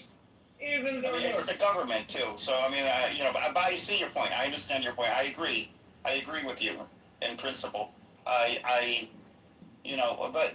We did have the opportunity to make the world, especially the Western world, aware of what we want and to push our narrative. Edward, do you know why Israel wanted to do the Madrid thing, and after that, what happened is the Oslo Agreement? Do you know what forced Israel to do that? Yeah, I have my own. Yeah, I mean, I have my own analysis on why they did it. I don't know if it's going to be the same as yours. Okay, my thing, which is what I saw from the old generation from Italy, is because what happened in the first Intifada was so on the media and so in the public mind in all of the world that Israel was forced to sit down on the table and do to start being diplomatic. They thought because they were the very first creatures to be on cameras and on journalism, known about breaking the bones of the palm of the people. Yitzhak Rabin, Break the Bones campaign. Exactly. Yeah. So they were so famous from this thing that everybody in the world was against Israel, just like now. No, not like now. Come on. I mean, not even close to being that. But I understand. Just like now. Just like now. The only difference is before it was not live on stream that you're seeing it, and now it's live. That's the only difference. But what happened after that? Did Israel abide to the agreement that they have done? No. Let me tell you my reasoning for Oslo, real quick. Let me just tell you my reasoning. Yeah, real quick. Here's my reasoning. Yeah, so my reasoning is that Israel at the time, and this is and conventional connection between the ancient Israelite and the territory. And I'm asking you again, Is the land? Is it a land or is it the people? The land is called the land of Israel, and the people are called the children of Israel. We're talking about the land. We're talking about the land. Where does it say in my book where it's the land of Israel? Where does it say that? It's called the Holy Land. It doesn't say that. Where's the name? Give me the name. No, according to my, hold on. The Holy Land is Jerusalem, right? That Holy Land, yes, it's a Holy Land for the Muslims. My question is recent. According to my scripture, Masjid al-Aqsa, is it Jew? Does it belong to the Bnei Israel or to the Muslims? Oh my God! Again. My question is very simple to you, Daniel. Don't be a kafir. It's not Daniel, you don't even believe in God, and you're using scripture now. See, this is where you do. But you do. You do. I don't believe in God. You do. I'm part of the tribe. You're not part of the tribe if you don't believe in God. Why not? This is why you broke the covenant with God multiple times. You disrespected God. No, we did not. You did blasphemy. No, listen, you killed multiple You prophets. are Muslim. Listen, you're Muslim. You go according to Muslim beliefs. I'm Jewish. I go according to our rituals and ceremonies and whatever. Our religion is different than yours, okay? It's not really a religion for us. For us, it's more like a guide, okay? Torah means guide. It doesn't mean religion. It means a guide. Okay? It means instructions. Okay? It's instructions for life. And part of the instructions you basically kind of stole from us. You know, we are the basic of all religions that were created after us, including Jesus, including Prophet Muhammad. And at the end of the day, God, divinity, designated this land not to you. And what you're doing, you are basically betraying God's word. Oh my God. Okay. And I don't understand why. So look, according to to make it make sense, right? So God gave you this land.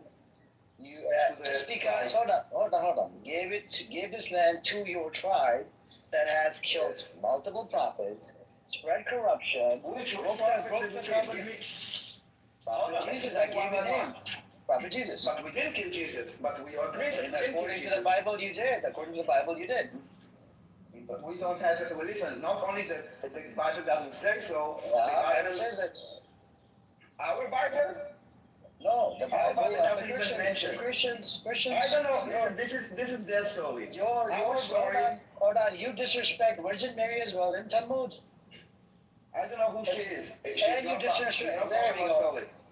Yeah, but she's not Mother Mary. Listen, but sweetie, even Muhammad is. We don't acknowledge Muhammad. I know. And you know that Christians don't also acknowledge Muhammad because Islam came third. I know. So for us, Jesus, not a prophet, all false prophets for us.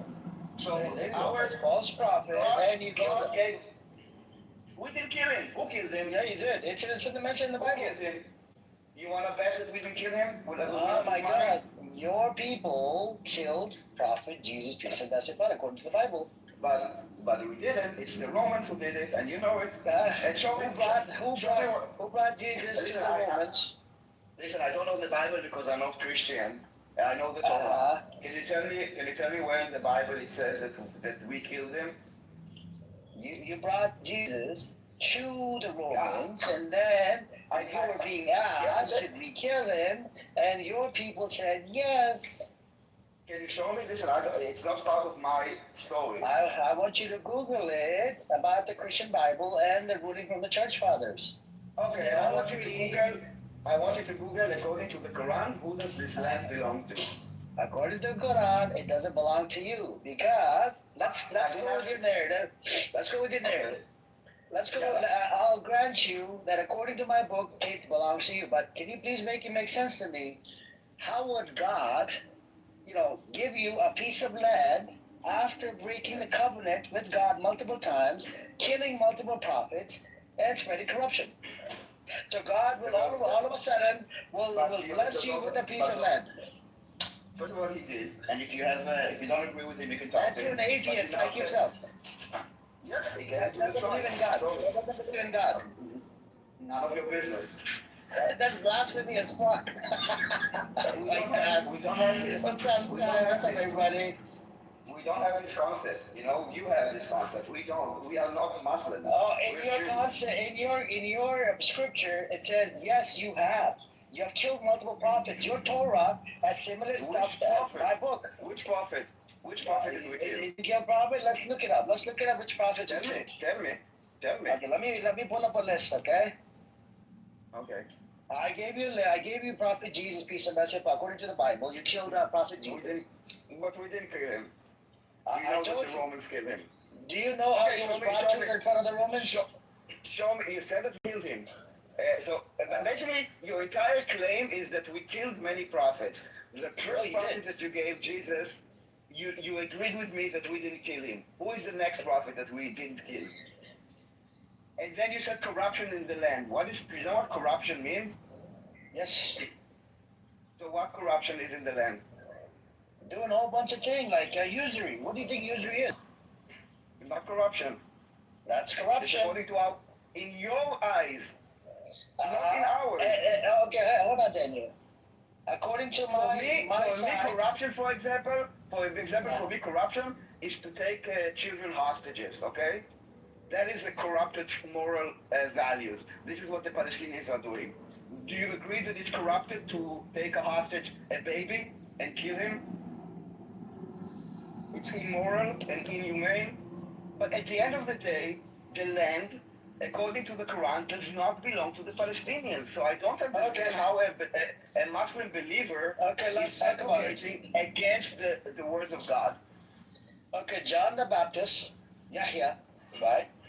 Was killed by the Jews. Zachariah was killed by the Jews. Listen, you're just giving me names that are not part of my history. I don't know.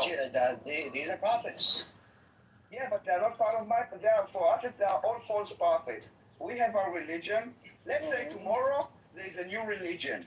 Will you follow it? Or you will say it's a false prophet? You will say it's a false prophet. That is wa alaikum assalam. So Palestine, atheist Zionist Jew comes out and wants to use a religious scripture that he has no knowledge of to justify this piece of land belongs to the atheist Jew. No, this is not bro. He is making a stupid argument that I'm dismantle right now. You're Hold on, wait a second. Let me say Palestine,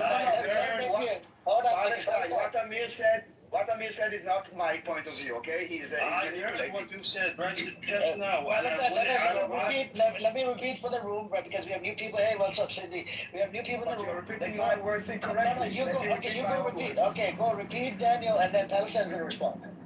Okay, I was asking Amir, as Amir is a Muslim man that is a believer in Islam, I asked him, if according to the Quran, this land belongs to Bnei Israel, and the Palestinians are not Bnei Israel, why is he advocating against the word of God?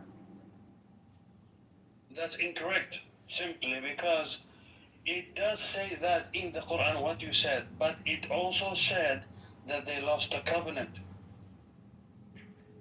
What do you mean? Who said it? Can you give me the information? I don't know. What does it mean? In the Quran, Allah says that because you're talking about the Quran, so I'm a Muslim too.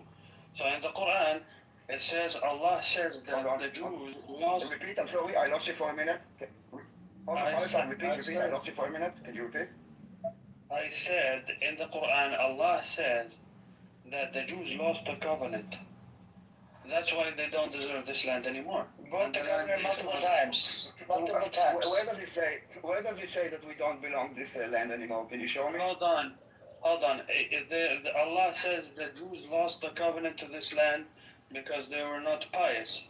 And it states in there, Allah states in there, that the land belongs to the pious, not to a certain ethnicity as you make it out to.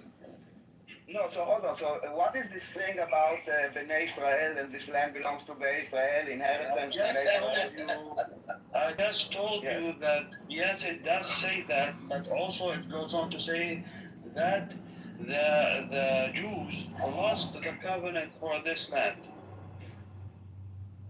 Even if it was for them, it was for them because they were pious. Yes.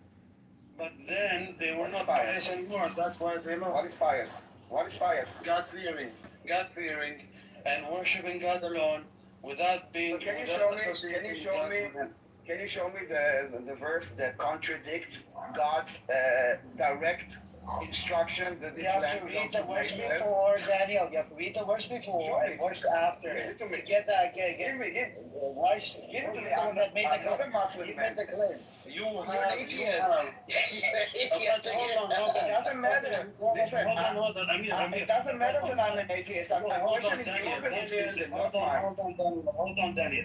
You brought up a good point. You're not a Muslim man. Why are you arguing with the Quran? Why are you using the Quran? If you listen to me, this is why I said what I said at the beginning. Yeah, listen to me again. Listen. I asked why Amir, which is a Muslim man, which believes in the words of Allah and the Quran, why is he defying God's specific words? But you don't believe in that God that we believe in, so what's the use? You can do, but I am free to literally enter. Hold on. I'm free to use my religious scripture. You used yours. Why can't I use mine? I'm very confused. I want you to use your heels, and I'm trying to understand if you are kafirs or if you are believers.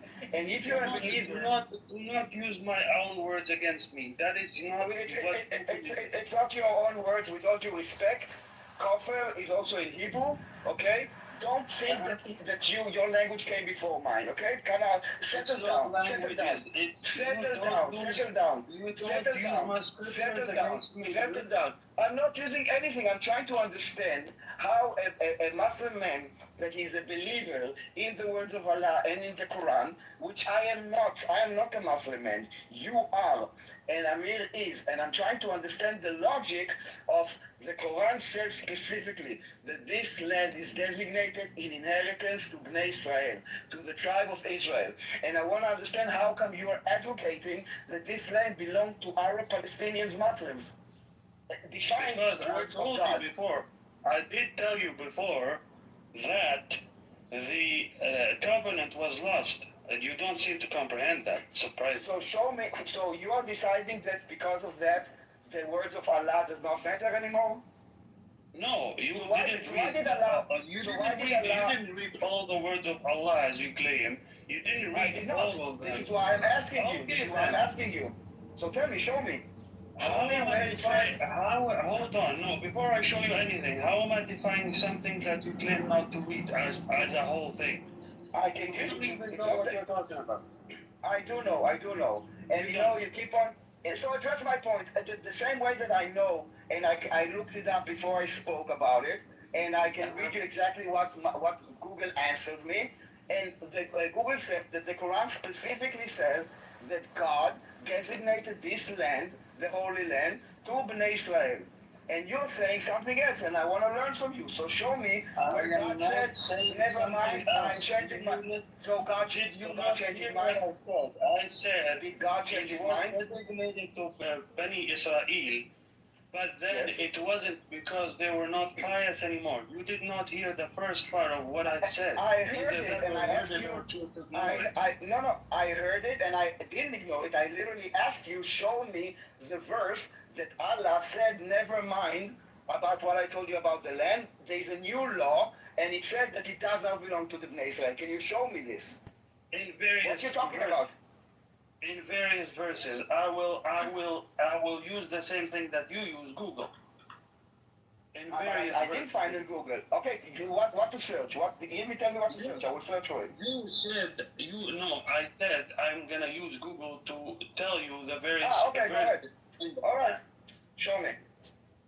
Well, I mean, I have no problem. Like, why not search the verses? Because I don't remember them in my head right now. Like, I'm trying to understand basically how you make sense of it. That's it. The thing is, Daniel. If I want to learn. Don't attack me. I understand. If you're so sure, I actually expected that you would have a better answer than like attacking me. That I believe, not believe. It's your religion. You are a believer. You are a Muslim man. And I'm trying to, I'm kind of showing you what God said in your Quran. And you said, but. God said it, but yes, this. So I, Amir, decide that God's word is not that important. And then you gave a few lies. You killed multiple prophets, corruption in the land, yada, yada, yada. You couldn't substantiate any of it. And that is enough for you to defy God's word? Mention the book. So, no, you're talking about Jesus, which was killed by the Romans, and the Romans are not living in the land. Your prophet Zechariah was killed by the Jews. And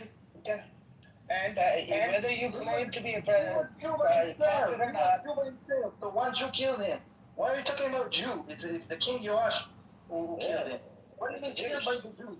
He was a Jew himself, you know it, right? No, they're all Jews. From our people. They were not Muslim, they were all Jews.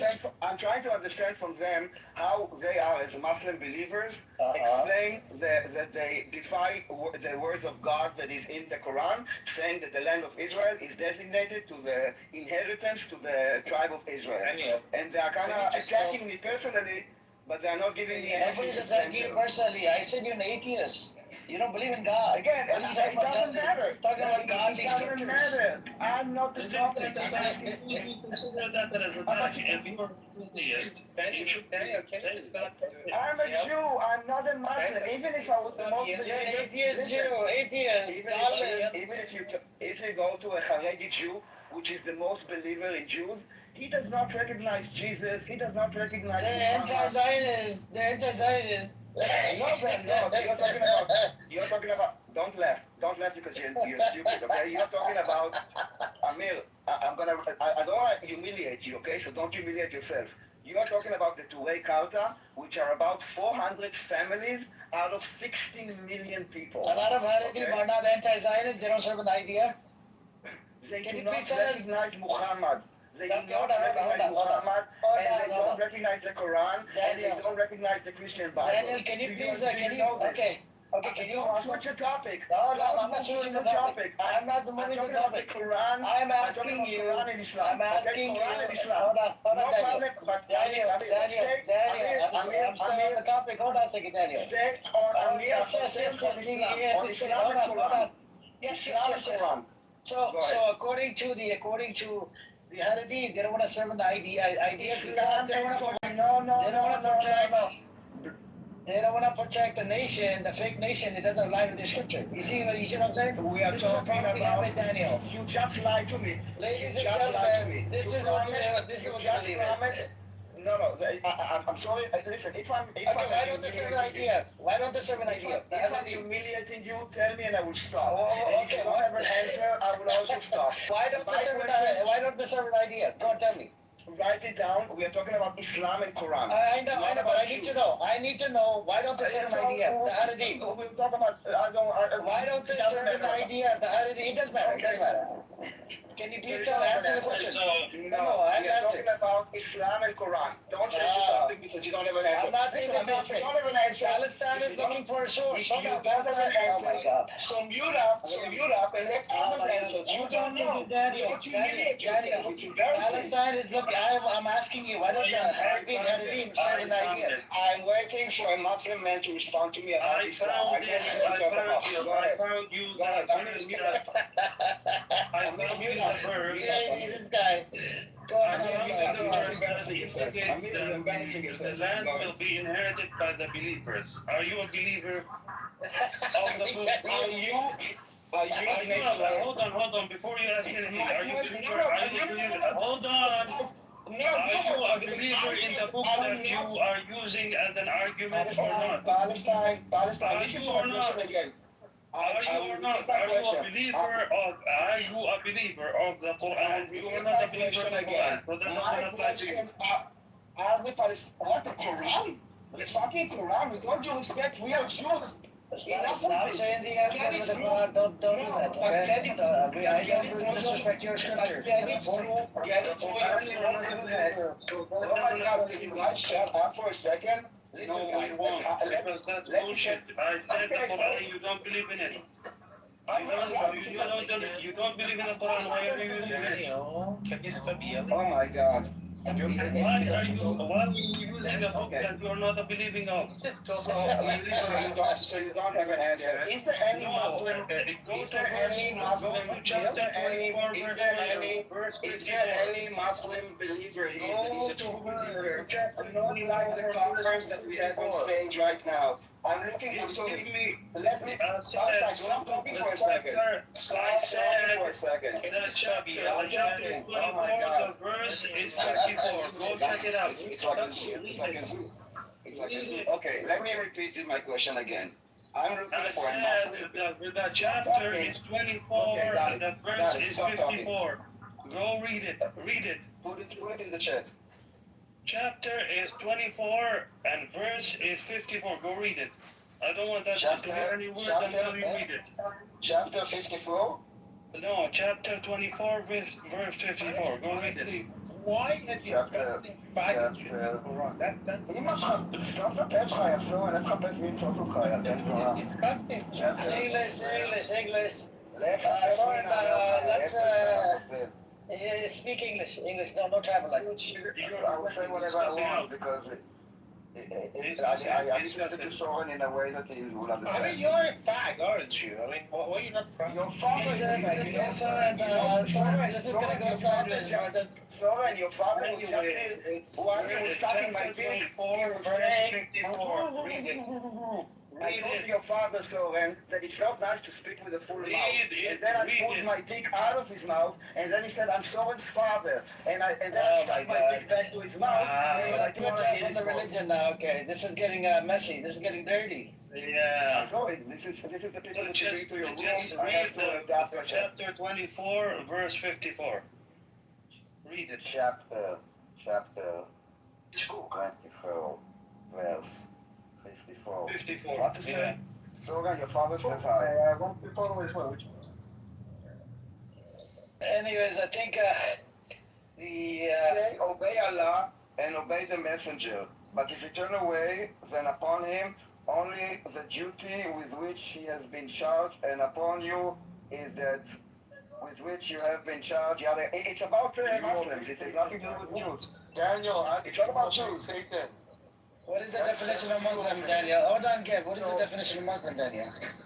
It's not a Jew. This is why the God, Allah, specifically designated the land to the tribe of Israel, to the Jew. Even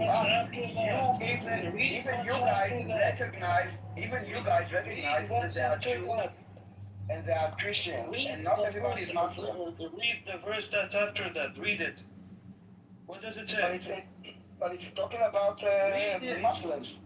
Okay, say, obey Allah and obey the messenger, but if you turn away, then upon him is the duty with which he has been charged, and upon you is that with which you have been charged. And if you obey him, you will be rightly guided, and there is not upon the messenger except the responsibility for clear notification.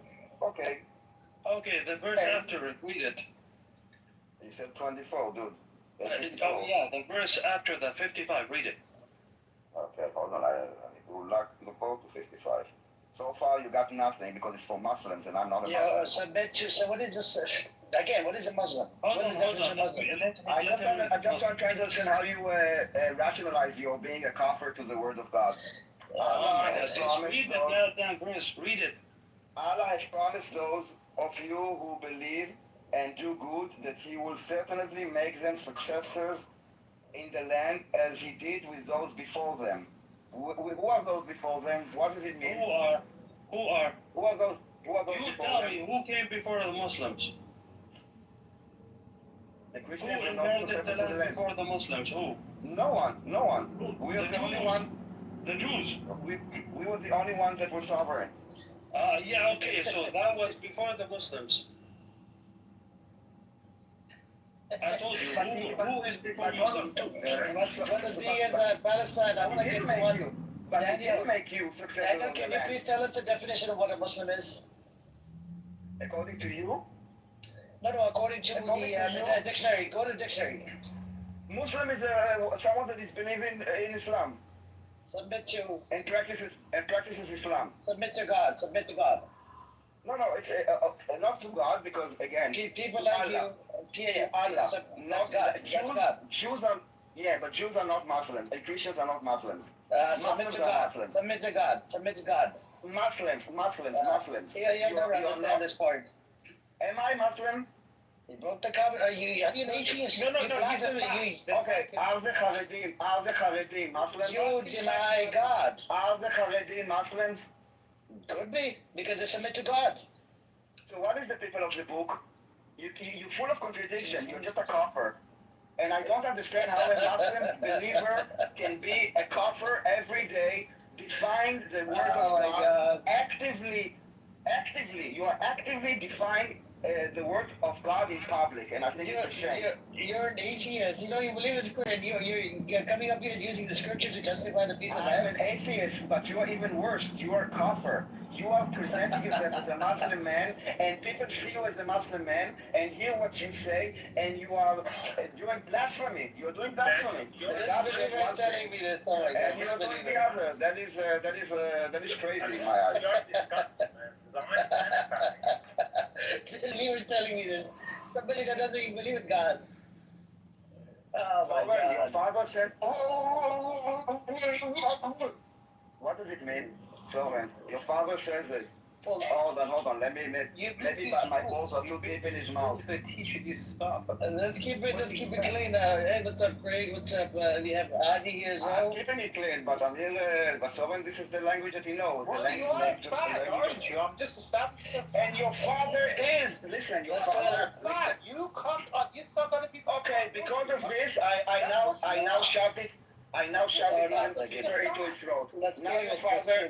Now I have to put even another inch in your father's throat. Another inch. Every time you call me a fag, I put another inch of my dick into your father's face. Oh my God. Let's stream it. Oh, now your mother is jealous. Hold on. Sorry, let's stream it, man. I'm trying to keep it clean. Lick my balls. I will have to lick my balls. Oh my God, stop. Okay, so mute up Sloven, not me. Okay, I muted everybody. Mute Sloven. Mute everybody. Okay, alright. So, this is how much the leader that you guys assassinated with America, Daniel. Do you know how much he's respected? What? The leader of Iran that you have assassinated, you in America, American regime. So respected that the leaders of the Taliban came and Hamas and Hezbollah and all the joined them. Don't take More than 10 million people showed up. More than 10 million people showed up at the thing. They wanted to come to Venezuela. You don't even have 10 million people in your land. They wanted to make sure that he's dead. They wanted to make sure that he's Israeli dead. pilots who did it, don't take the credit. It's not American. How many people showed up for the victims of 7th October? The 7th of October didn't have one funeral, and we didn't we buried them. Okay, be my family. How many people showed up? In our religion, we respect the dead, so we bury them immediately. We don't hold them in the refrigerator, you guys. We have respect for the dead. We have respect for the dead. According to halakha. What did you bury? What did you bury? Do you know desecrating the gravesite? Your people are into desecrating the gravesites in Jerusalem, which you have done it multiple times. The Muslim gravesite that you have done it. You built a museum on top of it. Where was one? Yeah. You like to desecrate the gravesite. You like to, destroy mosques, church, and destroy the Jesus Christ statue. You've done a whole bunch of atrocities, against the holy sites because it's always about Hamas and Hezbollah. Yeah, but listen, if you want to talk about atrocities as a Muslim man, I wouldn't start, sweetie. If you will look at the terrorist acts that are being committed, they're all done by Muslims. I want to talk to you. All of them are. You need to be First terrorist attack. I'm giving you a heads up. I'm giving you a heads up before I'm attacking Sloven. I'm giving you a heads up. Hang on, sorry, please. Please. Please. My balls are in your mother's mouth right now, and she's. Okay. Sorry. Please calm down, man. The room goes sideways as soon as you start cursing. Just leave it. The problem we have is the holy people, right? People that live on that land. It's supposed to be a holy land. What have you done to this? 95% of land in Gaza is infertile due to you bombing the shit out of Gaza, flashing Gaza, right? Destroyed over 1 million olive trees since 2022 up till now, right? So can you please tell us? You count the olive trees? Yes, I did. The olive trees? I did. Okay. I was there. I took photos and pictures, and I went over the testimony. When were you in Israel? You will There's never an in Israel. They will never organization let you in. that reported on They this. will never let you in. They will never let you in, dude. You know this. You will never hear, right? Don't lie. Amir, why do you lie? As a Muslim man, is it allowed to lie? It's taqiyya. It is allowed to lie. I said I saw it on the pictures, videos. I was there. I saw it on the pictures, videos. And guess what? The organization did the work for me. The organization said you've destroyed over 1 million olive trees since 2022 up till now in Gaza. You know how hard it is to grow olive tree? It takes a lot of time. 50 years, 40 years, 60 years. I can't do it. And not to mention. Also anthropologies, right? The Palestinians also. Do you know, Adi, that in the West Bank, you have trucks going in there stealing olive trees from the roots of it and taking it inside Israel? Sure, but it's not. It's not one-sided. The other side also unproved olive trees of the Jews. The Palestinians don't go inside Israel, right, to get your olive tree. But your people come over to the other side, steal olive trees, steal diapers, whole bunch of shit. Amir, do you know that what the Palestinians used to do was to take kites or condoms and they would fly them with fire and they would set fires to many, many trees. You want me to show it to you? You want me to show it to you? Before I will shut you up, and you know how I will shut you up. Shut up, so and I'm not talking to you. Put the link in the chat. I will not put a link. I will show you a photo. I was there in the March of Return in 2018. I was there as a Put the link in the chat. I was there And as put the link in the chat. And can you please tell us why were you putting bombs in can of food? They burned so much they burned. This all you do is destruction. Why did you put the bomb in can of food and toys? Did you know that the IDF did this? The first terrorist attack in the Middle East that was done by the Zionist Jewish militia in Palestine. The first terrorist attack. That's the crazy part.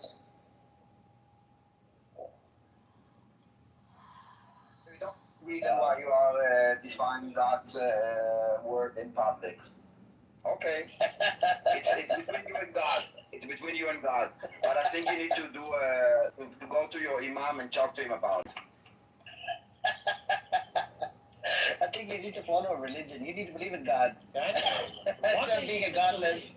You can't just go with this Sodom. Sodom is not a God in Judaism. What are you doing to it? Yeah, You gotta you go should to have God. to that. That's what it says. So well, listen, your father likes the prostate. Every time that I touch his prostate, he's like is going with agony. And then your mother is jealous. So tell father, enough. I cannot do this to your mother. She's too much of a jealous. And so if this is all you have to say, really, I think it's amazing. I think it's amazing that the only thing because I tell you what, when you get so ecstatic like you guys are. Well, we're gonna keep it clean. Thank you. I don't want to hear that shit. If you I'm want muting to everybody. I'm muting everybody.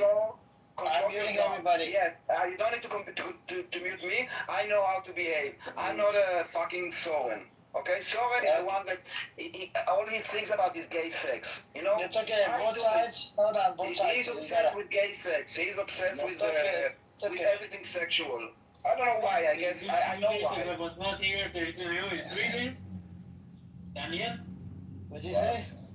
Are you one of the pictures from this breed? I'm not. I'm Muslim, dude. I'm not Muslim. I'm Jewish. What the fuck are you talking about? Yeah, that's why I said that you were the killer. Daniel, you're not. I'm not Muslim, dude. I'm not a Palestinian. You're Jewish. Yeah, I yeah. told you. Exactly. For Why that are you reason, saying you are that a in baby. Judaism, man? What do you think I'm Jewish? You're Sodom. Amir, please control your dog because I cannot do this for you. And if the way I do it, you don't like it. So if you don't do it, I will do it. Hang on a second. It's right. Don't mix yourself with Jewish people. You are No, if you don't know how to control the dogs in your room, I will do it in the way that Hang on I a know. second. And I'm not a mod, so I cannot mute him, but I can You shut are him the up dog yourself. with my dick. Hold on. Oh my God. All right. We're gonna pivot. So, can you please tell us why were you putting bombs in a can of food and whatnot? Adi, this article is in Hebrew. Do you have an English one that you posted in the But chat? we are 2026 and you can translate very easily in the same way. I translate everything. That's actually Israeli media, not the bullshit you always bring. That's what we read in the daily images. But okay, I will try to search in English. Like he's not aware that it's burning the land. And I tell you what, if you are the real owner of the land, you don't burn the land. They are the The real Palestinians owners. are not. The Palestinians are not. Palestinians are just. They've been there thousands of years. They haven't been there thousands of years. They've been there many thousands, like tens of You years. broke the covenant with God, So multiple tell God. me, This is so why you tell were me. kicked. The Palestinians that are called El Masri, why are they there if they have been there? Like, why are they called El Masri if they've been there for thousands of years? Explain this to me. Explain to me, why are they called El Masri? Why do they call El Masri? People over the time, people have No, names family like names, Masri. It's a normal thing. family It's a normal names. thing. It's a normal thing. Family name.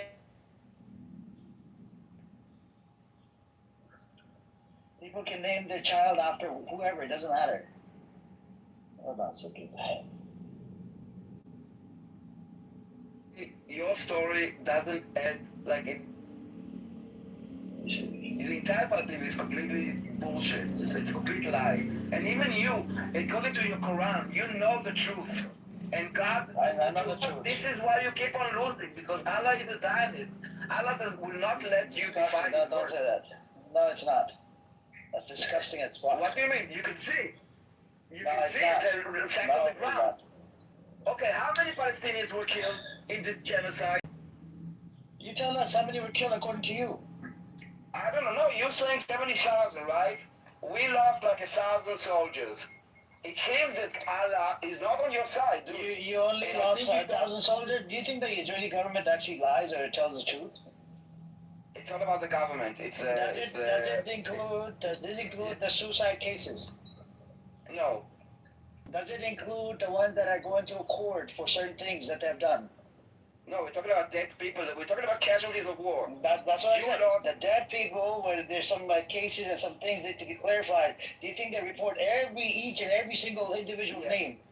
It's kind of hard to be honest, it's kind of hard in a small country where pretty much everybody knows everyone else to hide dead bodies. Like, Of course they know. We know. Not only that we know. Do they do this? They don't ask the family that we don't have to report it. I mean, you don't need to report it. Out of respect. The way that it's done, they first let the family know. Until identification is made.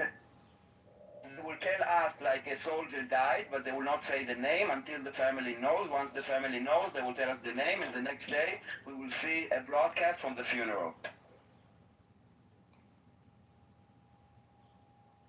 So the Israeli government never lies. Okay. So that's a crazy. I've seen a bunch of videos. Hezbollah and Hamas. They're throwing they're using FPV drones, and each drone ends up killing an IDF soldier. They have shot a whole bunch of FPV drones on a fiber optic cable. Yeah, that makes sense. Not killing people. For us, just so you know, for us, 1,000 is a big number. Yes, don't be confused. For us, 10 million population, that's a huge number. Yeah, but who told you every FPV drone killing the soldier? Sometimes it's just injuring the soldier, and the soldier go to the hospital. We have hospitals. Because we don't have Equivalent ratio in the U.S., 1,000 divided by 10,000 times 340 million would be about 38,000 soldiers dying. The recent one was the commander of battalions. It was recently. Oh, and no one cares about your input. Your input is invalid and not important. I'm talking about basically, Yaakov. My question is how Muslim men justify define the word of God that in the Quran says that the land belongs to the tribe of Israel. So I'm getting erupted. I'm getting erupted. It's not allowed in Judaism. Hang on a second. Okay, sorry, let him land his plane and then I'm going to respond. Okay, so Yaakov, I was just trying to understand, and this is why they got triggered so much that Soren really started to curse me and talk sex to me. Hold on. Shut up. Finish your point and I'm going to respond to you. So I'm just updating Yaakov that I wanted to know how do they rationalize the fact that Allah said that the land to be inherited to the tribe of Israel, and why do they define it? Then Amir gave me all kind of excuses that we killed many prophets and that we spread corruption in the land. Who did we kill? He said Jesus, and then we didn't kill Jesus. Jesus. Anyway, so, and I said, and even if we did this, does this mean that Hold on. The killings of the prophets were done by individual.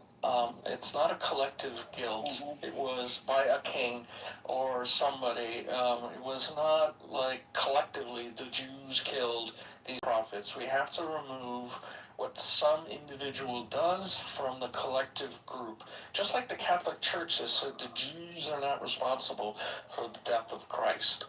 And if you hold on a second, Daniel. You spoke. Hold on, Daniel. You spoke. Hold on. Oh my God. Daniel, I let you speak. I'm gonna respond now. No, bro. I just wanted to No, say I let you speak. No, I let you speak. I'm gonna respond now. Bro, it's not on you. It's not your fucking room.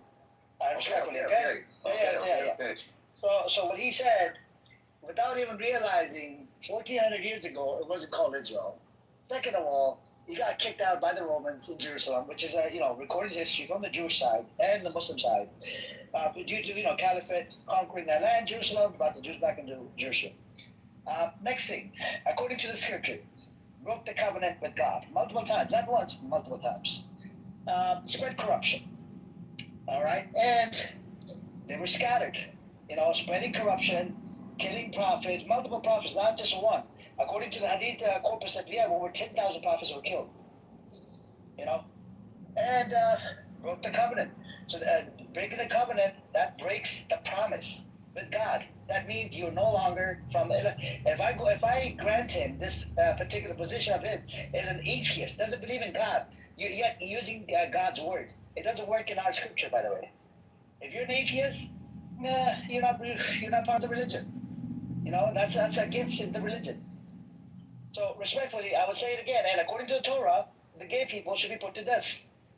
It's mentioned in the Torah. I can put the link in the chat for you. You see what I'm saying? So there's a lot of things that we can go back and forth.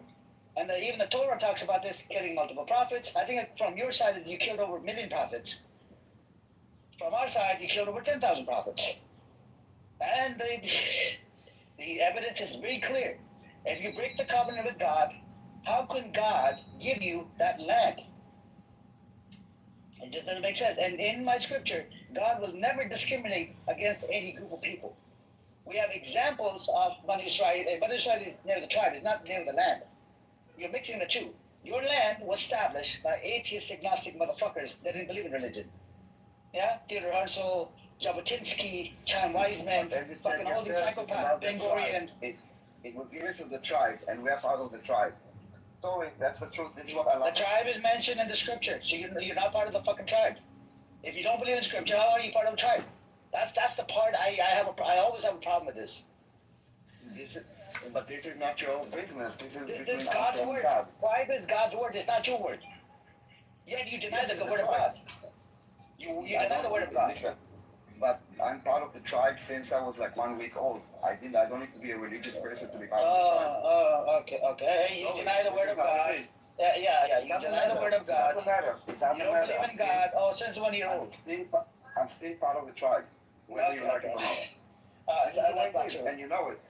And you are a copper. Daniel, this ethnicity part, it didn't come about like a long time ago. It came about, 1800 years ago, something, 1800s. What? No, that's not true. We were always part of the nation of Israel. We are one nation, one tribe called Bnei Israel, Am Israel, whatever you want to call it. If you were one tribe, why were they all over the world? Why were the Jews all over the world? Some in Poland, Ukraine, Russia, in their countries. Yeah, we were kicked out of the land, and we went. So you're saying Chinese Jew was split up from this land? Yeah, actually, if you compare, like if you take many different types of measurements, you will see that, for example, the Chinese Jews you refer to, as well as the Indian Jews, both of them, the Indian Jews came from Spain. The 3 cities in India that had large Jewish populations were people that came from Spain. The Chinese Jews were essentially Jews that went to Iran and then continued on into, some Jews from Iran went to the mountain. We have mountain Jews, which are to the north of Persia, and then that group broke off and went all the way to, I can't remember the name of the city. It's like it starts with a K in China. So those are just people that were originally from Persian Jews that just kept on traveling. So yeah, people go all over the place. Oh, so that's how they became Chinese. The black rabbi said that they became white when they went to Russia. They were all black Jews. So it's like I don't know. He's now calling himself the Black Messiah. So no, I know, but he's a rabbi, by the way, inside Israel. Anyways, whatever. The question for you, since you're religious, is it okay to occupy a land filled with people and kicking them out of the land, people that were living on that land, and establish your state according to the Torah, according to your scripture. And in your spare time, would you please share insights on that education? Hiya, pal. What's up, David? So, Jacob, can you please elaborate on that? I don't think I'm qualified rabbinically to talk about that. Everything. So is it okay to occupy land using political Zionism? I know you believe in religious Zionism, right, which is mentioned in your book, right, until the Mashiach gets there. But does your scripture say that you can believe in political Zionism?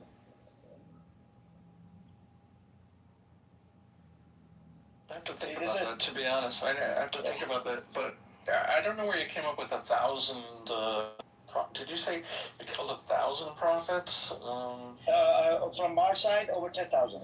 Yeah, I mean, we only count Isaiah, Jeremiah, Ezekiel, Zechariah, Uriah. Yeah, that's it. Those are one. Well, what about Zechariah? 3, 4. Yeah, 4 or 5. I count 5. So. What about Zechariah, John? I just mentioned Zechariah. Okay, and what about Jesus? He's not considered a prophet. No, he didn't speak of the word of God. No, okay, that's your belief, right? We believe he's a prophet. Yeah, okay. Yeah, and you killed him. Anyways, because you brought him. Well, hold on. In the Muslim religion, it appears he was killed. He wasn't actually killed, right? I'm not talking about Muslim religion. I'm talking about the Bible. According to the Bible, literally, the church fathers agree on this. By the way. The Sanhedrin did not have the political authority to essentially condemn him to death. They could condemn him to blasphemy, but they could not condemn him to death. That was a Roman thing. Actually, I guess it's so that actually the Romans killed him. Yeah. Hold on, Muhammad. Romans, they brought Jesus. Muhammad, hold on. They brought Jesus Christ to the Romans, and Romans asked them, what should we do with it? And you had some people from the Jewish side, they decided to take the, say this, yeah, we should kill him. So that's what ended up happening. That's why there's a lot of Christians, they still blame Jews for killing Jesus Christ. And there was even a survey on this, by the way, in America. I think it's 30% or 40% of Christians, they actually believe that the Jews have Jesus. That's great. The head of the Catholic Church said that in Vatican II that the Jews were not responsible collectively. I know. He came up with the ruling in 1960s. Before that, they were literally saying this at the churches. Yes, we know. Historically, that's been one of the main drivers of anti-Semitism. Yeah. And this is why Crusade and Roman, and he just said there's an animosity between the Jews and they were protected under the Muslim Ottoman Empire and Muslim Caliphate. The other question for you, so you don't know anything about political. Let's see if Adi knows. Adi, do you know that you're supposed to come in and occupy that land using political Zionism? I know you believe in religious Zionism. Do you understand the difference between a religious and political Zionism? Does the Quran say you can use Clubhouse? I mean, does the Quran say you can use Clubhouse? Yes, I can spread awareness. I can spread awareness. I can spread awareness. That's allowed. That's allowed. Don't cut him off. Daniel, Yes. be quiet. So anyways, Adi, can you stop talking there? Go suck your mom. Go lick her dog clit. Hold on. Adi, can you please tell us, according to your scripture, are you allowed to come in to the land that was already occupied with a certain group of people, come into that land and take over by kicking them out and stealing their land and not giving it back? Is that allowed? Because it did not happen with the will of God. First of all, isn't it what Joshua did when he entered the land? When, by the way, that's our land, so that was commanded to. Didn't you break the covenant with God multiple times? Just because you present it as the Palestinians are the owners of the land. Didn't you break the covenant with God multiple times? How could God give you the land back? Because when we're favorable in His eyes, we're allowed back in the land. Right back, but this land of yours wasn't done using religious Zionism. Again, I ask you this question again. Since you're a religious Jew, you don't even know about this. No, I do Or know either about you this. just, okay, then are you allowed to come into a land that's already occupied by the people that are native to that land, come in, take over the land, steal it, kick them off the land, and establish a disgusting state for Israel? My point of view is that if we were unfavorable in Hold his on, eyes, Daniel. Daniel, please allow Yaakov to answer. if we were unfavorable in his eyes, current events would not be the way that they are. What are the three oaths about?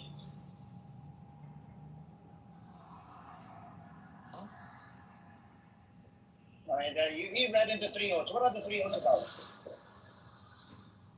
I'm not sure how that has anything to do with what God wants us to do. I want everybody down in the audience and up here, look up what the three oaths are. Right? That's very problematic. You're being intellectually dishonest right now, Yaakov. You know this, where I'm going to go with this, right? Yeah, you are. He does that all the time, yeah. Yeah, I mean, it's a normal thing. It's a normal Zionism. That's what it is about. It's all, deceptive. Guys, whenever you cannot answer a question, you attack people personally. No, I'm not attacking personally. That's being deceptive. And having a normal intellectual conversation We're just seeing and Yaakov control your dogs, Amir. Every time I open my mouth, your dog starts barking. Why the entire dogs are barking? It's just for you. Why do you come off the mic? It's not between you. It's me and Yaakov. We just seen Yaakov told me about 5 minutes ago. He's not aware. He's not well versed to come in, occupy the land, to kick the people out of the land that lived on that land, that are native to that land, and then by establishing your state. Is it using political Zionism? That's what happened. This is a show. Hold on, Adi, am I talking to Yaakov? So we seen Yaakov then turned around. He said, "No, yeah, we were allowed back because God favored us. This and that." That's not true. It doesn't work like that. The state of Israel was literally established using political Zionism. It did not happen with the will of God, because the people were atheist agnostic that established your state. The will of God. What do you think the God will take? Hold on, Daniel. God would not never tell you to kill people, do massacres, 1947-48, Deir Yassin massacre, a whole bunch of other massacres, ethnically cleanse people. God will never tell you this. God gives you limited free will to do what the fuck you did. Hold on. The land was not ethnically cleansed. We have 2 million Arab Muslims living with us. Okay, can you please tell us how were they treated from 1948 to 1966? The 130,000 that were left inside Israel. They were treated before by the Ottomans and by any other Arab countries around us. Don't ask the Arab Muslims in Israel. I'm going to go down that path. In Israel, or in Jordan, or in Egypt, or in Syria, in Lebanon. All of them. I'm going to go down that path now. Amir, why every time I speak, I need to speak with 3 other voices in my head? Like, why? Can't you control your Go on. Don't finish. Hold on, sorry. Fucking rabid Nazi dog. Two No, rabbits. but Amira, if he keeps cutting off, I can't Put hear. a muzzle on them. Put a fucking muzzle on this woman. You didn't get your rabies shot? You Nazi dog? Let's please. Piece of fucking shit. No, don't please me. You're really a chosen one. Look at you. Can you control them, Amir? Can you control them, or you want to shit show? Mute up, thank you. Yes, Yaakov, what was your answer? And I'm going to respond to what Daniel said. Come on, Yaakov. I muted everybody. With the personal attacks on me, on Yaakov, on Adi, if you don't have an answer, just say I don't know. I just asked him a question. He did a flip. And again, when I speak, and again, when I speak, you speak. And again, when I speak, Every time he speaks, Amira, I'm going to address him. You're having a back and forth, and he's a rabid dog. Okay. Can you relax, guys? Okay, Daniel, I'm sorry to say I have to move you. I can't even mute you. I have to move you down. I can't have this type of conversation when I can't even mute the fucking stage. So, Yaakov, can you please tell us what you were saying earlier? I had to move him down because he would not mute up. The 3 oaths that you invoke, or you mentioned in Psalms, are not binding halakha. They're mentioned there, but they're not bound upon the Jewish nation. It's they're principles, but they're not like laws. Okay, what is the Jewish nation? B'nai Israel. So Jewish. Okay, Jewish nation is established with the will of God, correct? No, I'm talking about the people, Am Yisrael, the Jewish nation, the group of people. The group of people, they're part of the tribe, which comes from the word of God. You agree, right? It comes from the scripture. Now, the next question for you is the land of Israel, which was established using political guidance, not religious. But can you please justify it? How do you justify that would God allow this land to be, occupied and ethnically cleansed so they can establish their own state? Would God allow that? If he so completely you brought up, oh, we broke the covenant with God. My point is hold on. My point is that if God was such an abomination in his eyes, the state of Israel would not exist. It would not have reached the outcome that it did. Okay? He's given us free will. Okay? Daniel, I'll bring you back up, but I need to be able to mute you. I can't. If I can't mute you, then I have to move you down. I don't have a choice. Why can't you mute him? You're the mod. He's not. I know. But there's a glitch on this app. I wasn't able to. It's with people with certain people's phone or account. I can't mute them for some reason. I was able to mute him earlier, but I could not mute him. My question is very simple. What he said in 1948 up to 1966. Maybe you could tell us, Jacob. How were the Palestinians treated inside proper Israel? They were citizens. And they were not citizens until after 67. How were they treated? Can you please tell us? Can you walk us through the steps? What do you mean? Wait, why? I mean, they weren't citizens. Did they have the citizenship of Israel? As far as I know, if someone wants to tell me otherwise, I'm all ears. 1948 up to Arab Israelis, not people on the West Bank. They were Palestinians. From 1948 up till 1966, why did they choose not to leave? You'd have to interview every single one of them and understand. So the reason why they didn't leave is because they were afraid they would not be allowed back. People that lived on that land, they were under heavy military rule from 1948 up to 1966. And not only that, they kicked them out of their own the original villages to different part of Israel. All right, and they were just like what's happening in checkpoints. There's a military law, by the military rule. They were under heavy military rule. And every aspect of their life was controlled by who? By Israel. What's happening in the West Bank, same concept. And they did this. And it was about 130,000 of them, or 140,000 of them. Yeah, a little bit more than that. But yeah. So they chose to stay. They could have left with the others. They chose to stay.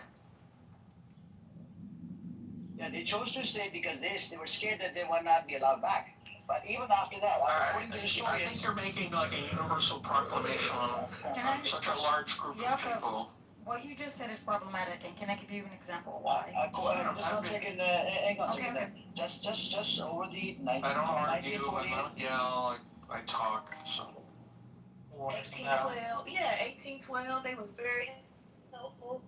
Some of the wars they might not have been as helpful, but yeah, they gave us a bunch of their territory. Louisiana they could get.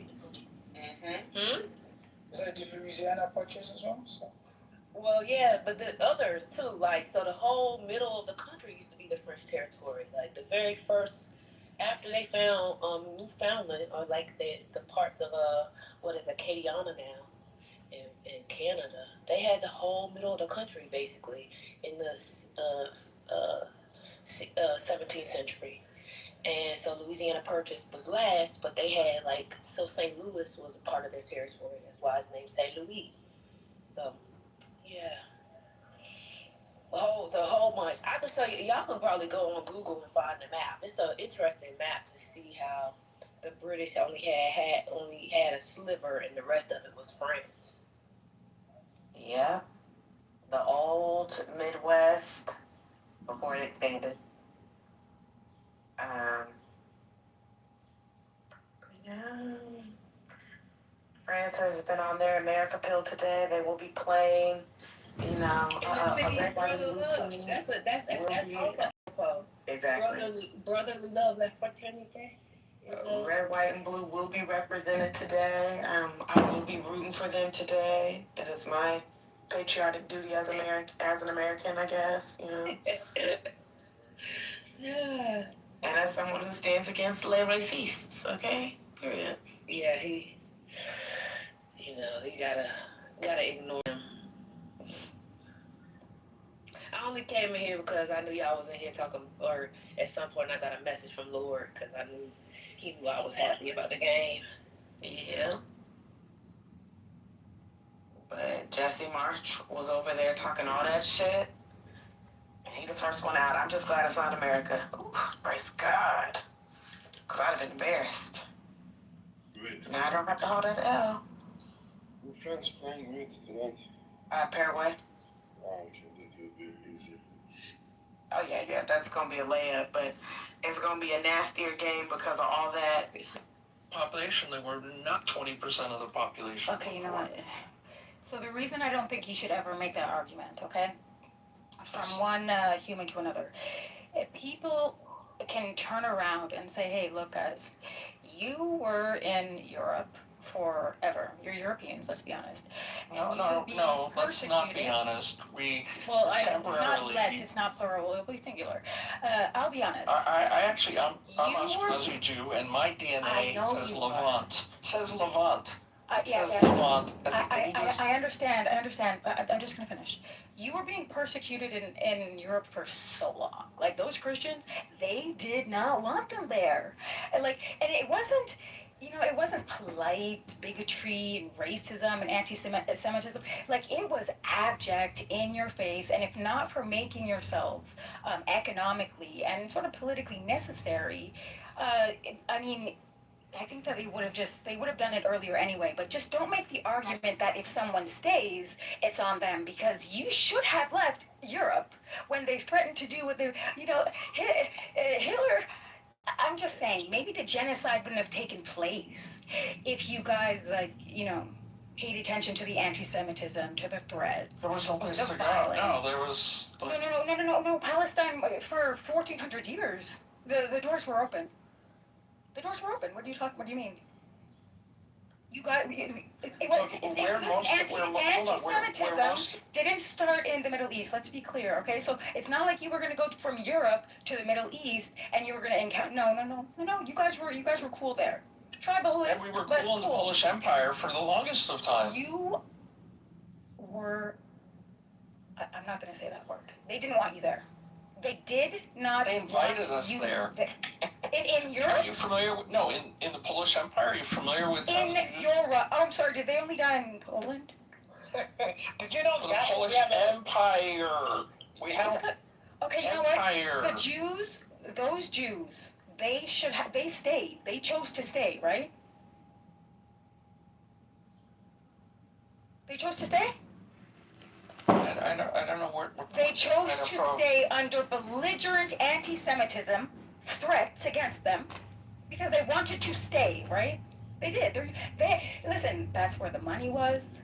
They had assimilated to European culture. They are willing to disavow Judaism. But unfortunately, the Europeans said, they were not willing to. Yes, they changed their names and everything. Cut the shit. Listen. No. You know why they changed their names? No. Hold on. No. Let me give you the historical. No, I don't want you. That's your record. They changed their name. No. This is the king of Eastern Europe, because they needed to tax the people and they needed to create conscription, so they needed last names. Okay, that's fine. You know what? You didn't change it. You didn't change it. Okay, that's fine. You didn't change it. Our last names were patrilineal. We did Moshe, the son of Jacob, but I know. They need so to tax that. So they were not changing their Jewish names. So you're saying that they didn't change Jewish names to European names? They were required to by the kings. You can find the decrees. I'm happy to show them to you. Okay, I think the first one was Austro-Hungarian king. Oh my gosh. Okay, that's fine. So you are willing to do whatever the Europeans tell you to do so you can stay under their belligerent anti-Semitism. Why didn't they leave? You could have left. You should have left. So don't make the argument that people who are in their land and who want to stay in their land Don't make the argument that they could have left. Okay? Because then people are going to say, hey, the Jews could have left too. And let's be honest, they didn't want you there. You should have left. The Christians didn't want anybody there. All I said, he said that they all left. What happened? I just said those people that stayed just decided to stay, just like some Jews decided to stay in Europe. That's it. A lot of them decided to stay. And what do you know? Genocide. Genocide. So you're basically saying that you Surprise! Genocide! You're saying that. Don't put Yeah, no. Your actions are saying that because the ones that did stay experienced genocide and ethnic cleansing, dummy. So you guys didn't say Dummy. Right? So, congrats. Projection says what? It's a war, so they have to kill children. They have to kill elders. Gotta abort the children. These were just late-term abortions. Yakov, did you know that in the 40s we have actually a Jewish Polish cemetery in Iran, believe it or not, and that happened during the 40s. Yeah, we talked about that yesterday. I'm well aware of that. Yeah. So some of them left. I mean, Very a couple thousand. We welcome them. You know why? Because we don't have anti-Semitism in Persia at that time. Even today, we always welcome Jews. Even the Ashkenazi Jew during the. I'm well aware of it. I know the history. They wanted to stay, Soren. Yeah. So the argument that you understand that they can throw back the same argument to you. So. No, I'm just saying all I was disagreeing with was the statement. Nothing more. Right, and I'm just telling you, right? Like the logical conclusion. I'm telling you where someone can take it legitimately. That's all I'm saying.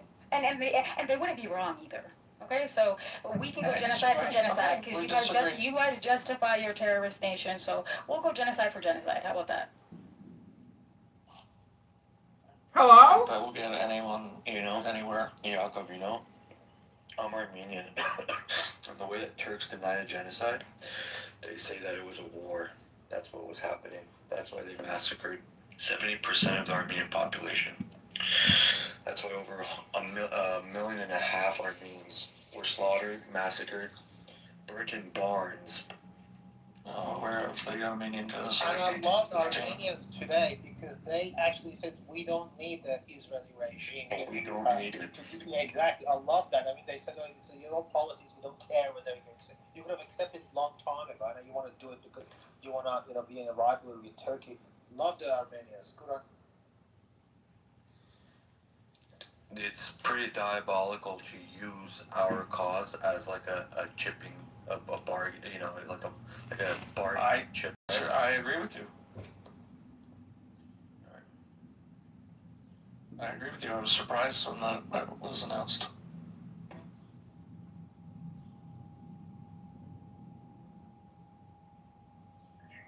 We're going to be consistent with genocide. I remember Yakov 20 years ago. Iran and Turkey got good relationship.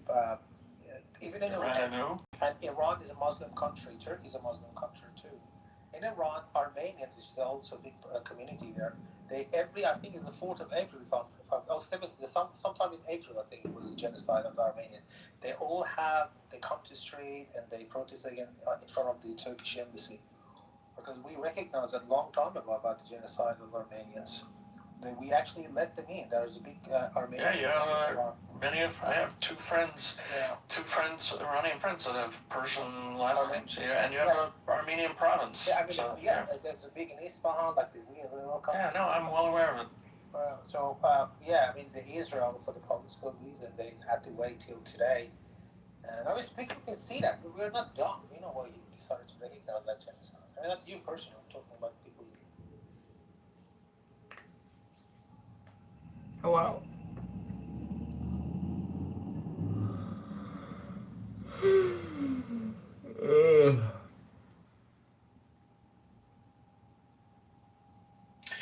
Anyways.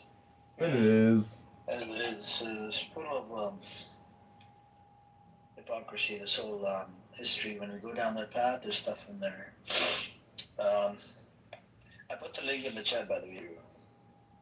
I gotta go on. You can save it, and then, you can get back to me later. Jacob, nice talking to you. I didn't mean to be rude. I was just, I'm just a rude, crazy bitch. That's all. Yeah, it's, tit for tat in game theory, everyone loses. So I have a problem with It's your opinion, genocide not for mine. genocide. No, I do have a problem, but I'm not currently in support. Didn't she of the just state try to that is apologize? committing that? So, if I was, then yeah, the point stands.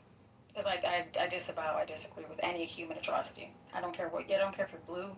I don't care if you believe in. Do you believe in abortion? I think humans have a right to life, and freedom and safety, and self-determination. Damn, she believes in Israel. We agree there completely. Is it the Palestinian Nexus? Is that the article? The sizes are a lot more reasonable. No, but Emerald, I'm saying this, like, I compared, like, the pasta, I was like, I got a pasta dish specifically to see the difference, and it was the same size as a pasta dish, as I would get in the U.S.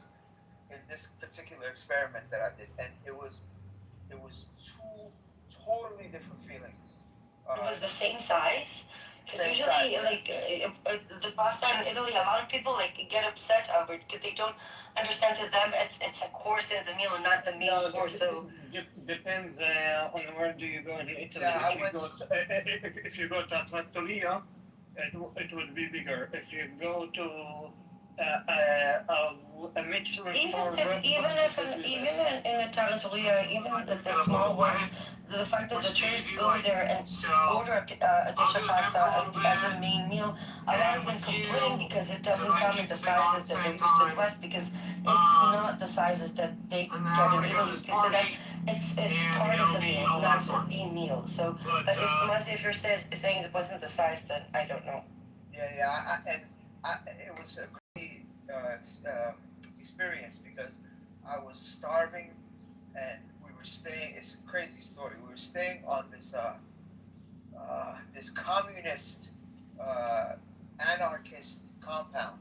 So, yeah. So we were in. This is a crazy story. So we were in Rome, and the people who hired us to perform, they had a castle, a medieval castle, which was a community in Rome that they took over. The anarchists took it over in the 80s, early 80s, and they're a community, self-contained. They have their own electricity. They grow their own food, everything.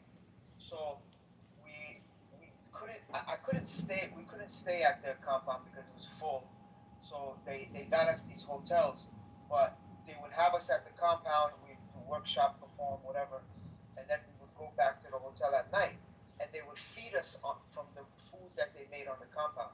Anyway, the day that they fed us, they didn't give us that much food, and I didn't want to like bother them. So when we got back to the hotel, it was nighttime, and I'm like, fuck, I'm starving. Like, what do I do? So I just started walking in the street. I don't know where in Rome I was.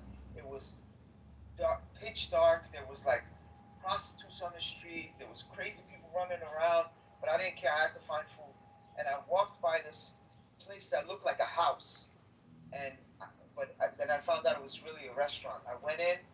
I'm telling you, Emeralds, they didn't understand a word I said. I didn't understand a word they said, and they said just. Was it cheap? Yeah, it was cheap, and they told me to sit down, and they got me.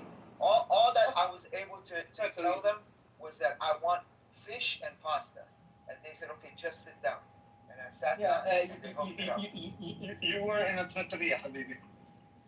Trattorias, their portion are like house portion. They are not restaurant portion. Like, let's it was like a house. I was like at Mama's house. You ordered fish with pasta? Nah, bro, it was amazing. It was amazing. You almost never fail with a trattoria. But I've never been to one in Rome, but in Milan and in the north, there are some of the best food that I've ever had was in those places. Yeah, that's good because it was I only eat halal, and they weren't halal, so I said they were pressing some kind of protein. So I said just eat fish. But isn't it like that everywhere you go, that the restaurants of the locals, the one that the locals go to will always be better than the commercial ones? It was definitely some local shit. There was no tourists there. It is because trattorias, you would never find, or not never. Now a lot of people do that, but you would hardly find any tourist in a trattoria because it's literally it's the cheap local, and not even all locals go there because of their self-image in a society. Most of the people would go to a restaurant or a Michelin Yeah, one. it was not fancy at all. And that's It Yeah, will exactly. never be fancy. They've been there for generations. No, but I like that. I like that. Of course, those are the best foods. We used to, my husband and I, every city, because every time we travel, we will always walk around the city and look for those specific places. You will always get the best food when you go to these places. Yeah, it was amazing. Like, yeah, Anyways, can I ask you like a little bit of a personal question? You don't have to answer, but You can try. what's your husband's position in terms of everything that is happening? Are you guys like the same on this? Yeah. Does he serve?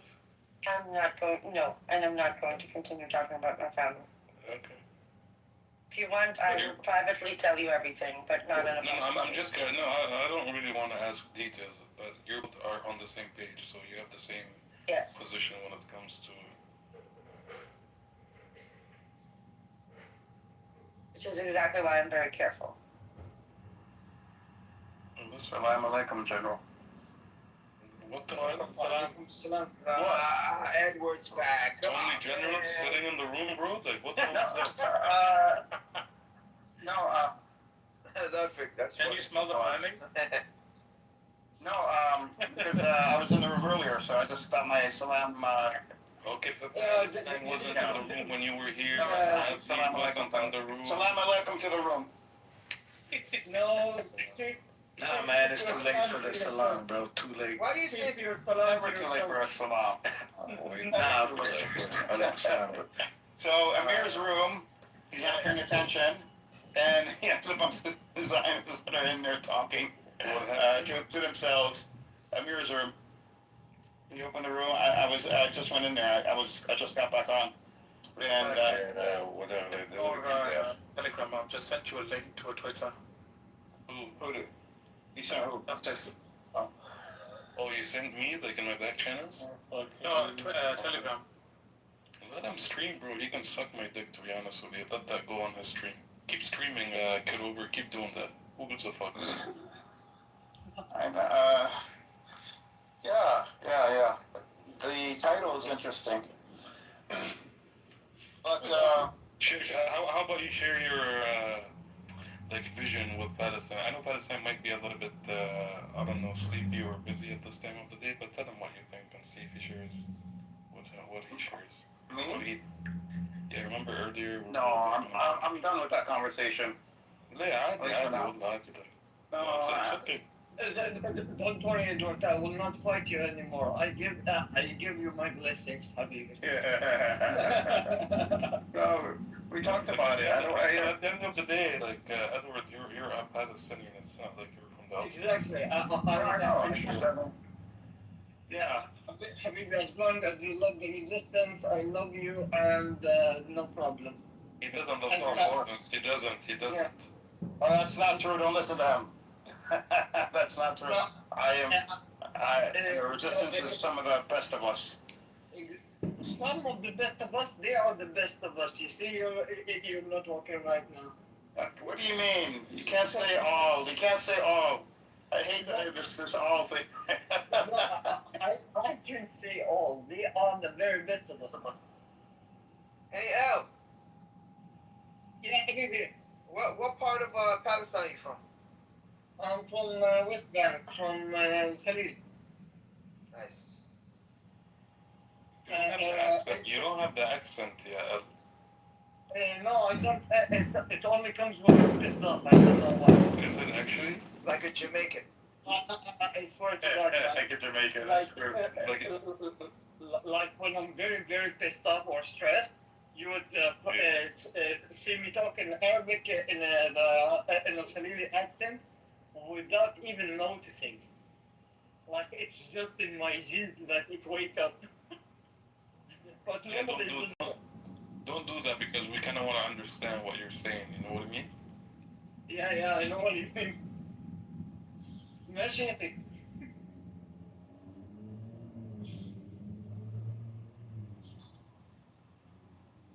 And where are you from, Justice? I'm from Gaza. Have you lived there? No, I haven't been there. Actually, my family left in 1948. Well, some of them, not all of them. الله إن شاء الله حبيبي. We're from a place. We're from Qada, Gaza, to be specific. يعني. Do you know what Qada? فلاحين يعني. Yes. والنعم يعني. والنعم فيك يا حبيبي.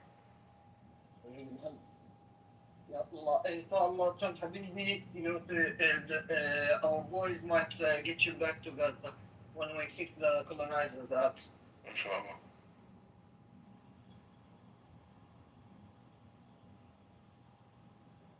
But Edward, The colonizers, you mean the Arabs?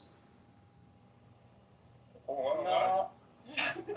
Palestine, I had to come to the phone to see who said that. You mean the Arabs, right?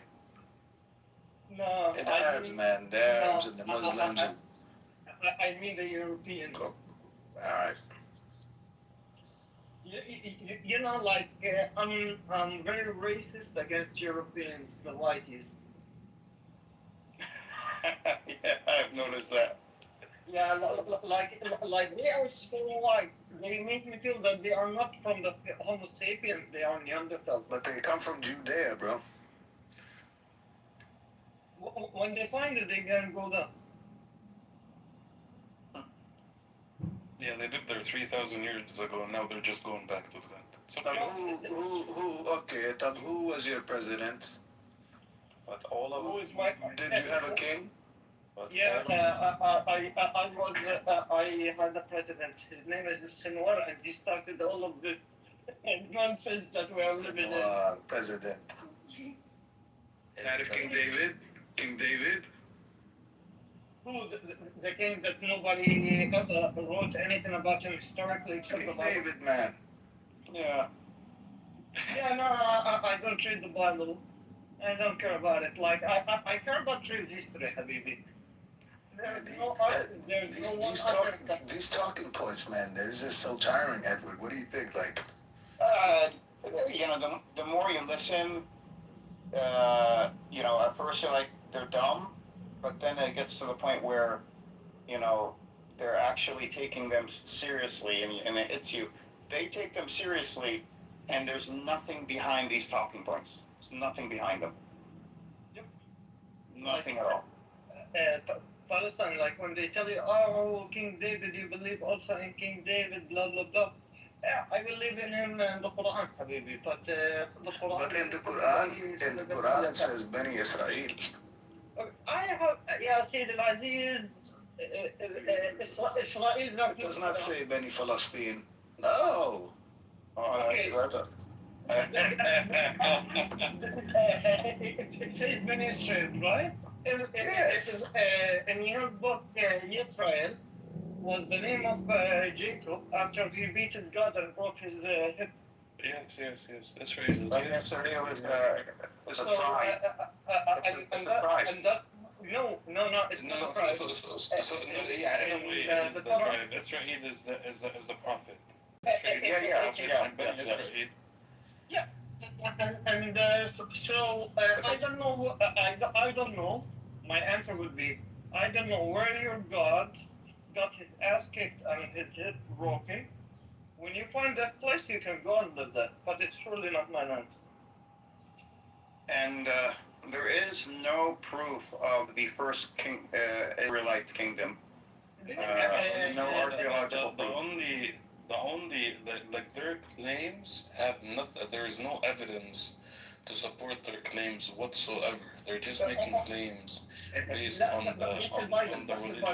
The second kingdom, the Jewish kingdom, is smaller than the West Bank. Edward, It's a city-state. Huh? Do you want to laugh real hard? Go ahead. Okay. So in the kings in the Bible that they mentioned that they all kneeled to Solomon and David. We have artifacts mentioning them, mentioning the rules, their everything. Okay. The only two people that we don't have any artifact that they literally existed are David and Solomon. I thought there were David, the house of David. Nothing. No, but dude, it's a fake one. Oh, really? Yeah, it's a fake one. But this claim, either way, if it existed or didn't exist, doesn't matter. How many, little kingdoms existed in this region over thousands of years? And you pick one of them and say, well, the land belongs to the people that,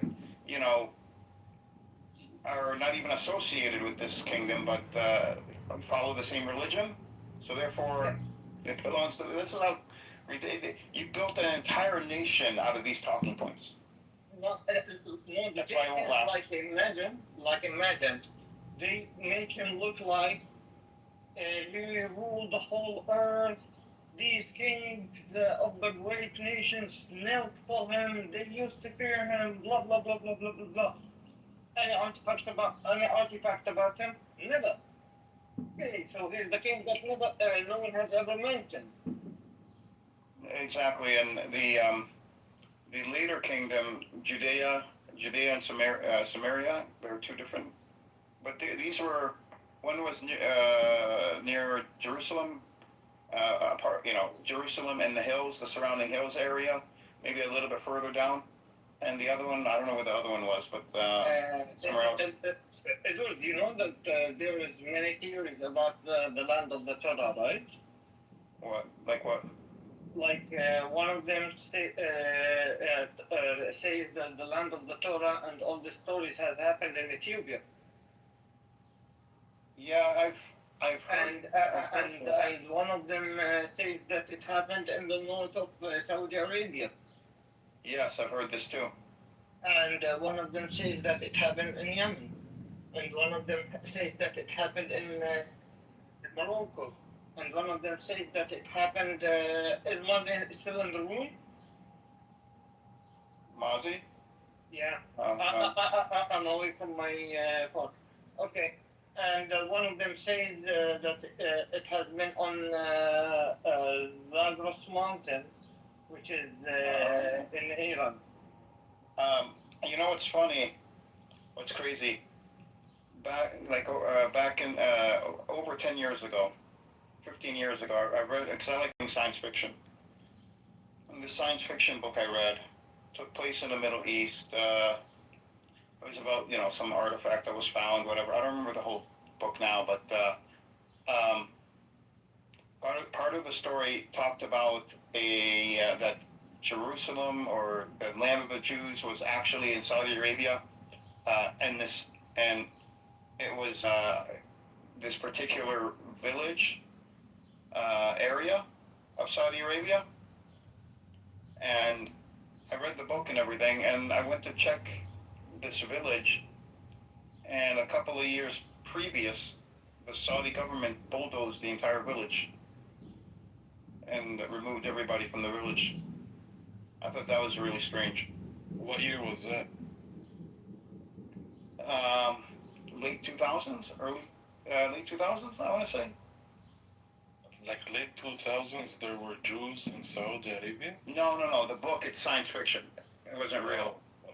But the book said that Jews, one of the biggest secrets was, Israeli secrets was that the homeland for the Jews is not Israel or Jerusalem. It was actually where David, the kingdom was in this area of Saudi Arabia. And after I read the book, I wanted to just know if the geography was right. If the author used real. Well, I believe at some point throughout his. Well, but then when I went to look up the town or the village in Saudi Arabia where the author said the kingdom was, Saudi Arabia destroyed that village a couple of years before, like 2 years prior to when I read the book. I thought that was really, really creepy, really strange. Maybe Saudis read the book and they were scared that Western colonizers would. I don't know. So that would be a big coincidence. I was like, wait a minute, you know, it's a science fiction. This book also bothered me this house. Isn't their expansion? Doesn't their expansion include parts of Saudi Arabia? No, it does. It does include it till I think Khaybar. I don't think their greater Israel is geographic. I think it's economic influence, control. I think. Wallah, Habibi, control, overboard, whatever. We have to go to get every single white European out of my land. Yeah.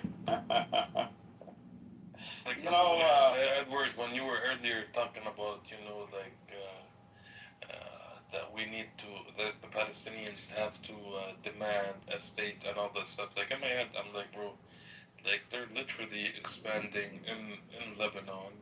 They just started in Syria, and we know what they have planned for Turkey and Egypt. And we also see how weak they're trying to make the Iranians in the region so that they can be very comfortable in what they're doing. So from that point, how do you deal with them, bro? Like, you can't deal with them. But you don't see awareness as a weapon. I see awareness as a weapon. I'm with you on the awareness part, and we've seen what the awareness. But part of that is demanding, a Palestinian state, demanding a pathway to, demanding these things, so that we're on the right side of history. Sure. But right now, we are on the right side of history. We are morally. I'm talking about for the world, for the audience. You're doing this also for the audience, not for you, not just for Palestinians. You got to use everything. You got to use the global narrative. You want to use every tool at your disposal. Hamas even said there's a time for violent resistance and there's a time for diplomacy. Okay. You don't use just one tool. Okay, I agree with you, but the thing is, I'm not a Netflix show for them. Like I want to increase the viewing rate. Like for me, I really do believe in what Nizar Banat said. I don't know. Do you know him? No. Do you know Nizar Banat? No, sounds familiar. Yeah, Nizar Banat. No, who is he? Nizar Banat is a Palestinian, let's say, thinker, and he got martyred. The PLO killed him because he started to be very dangerous with what he's saying. Anyway, what he said is, people don't respect the weakling. Like the world respects you when you're strong, when you're fighting. And that's why the world right now were respecting you. They did not love you and respect you because you were dying.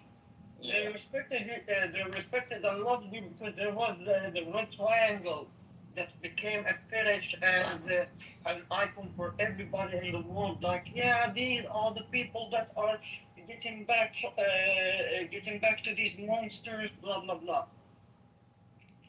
Yeah, well, that's as long as you're fighting and you can stand up your ground and fight, the world will be with you.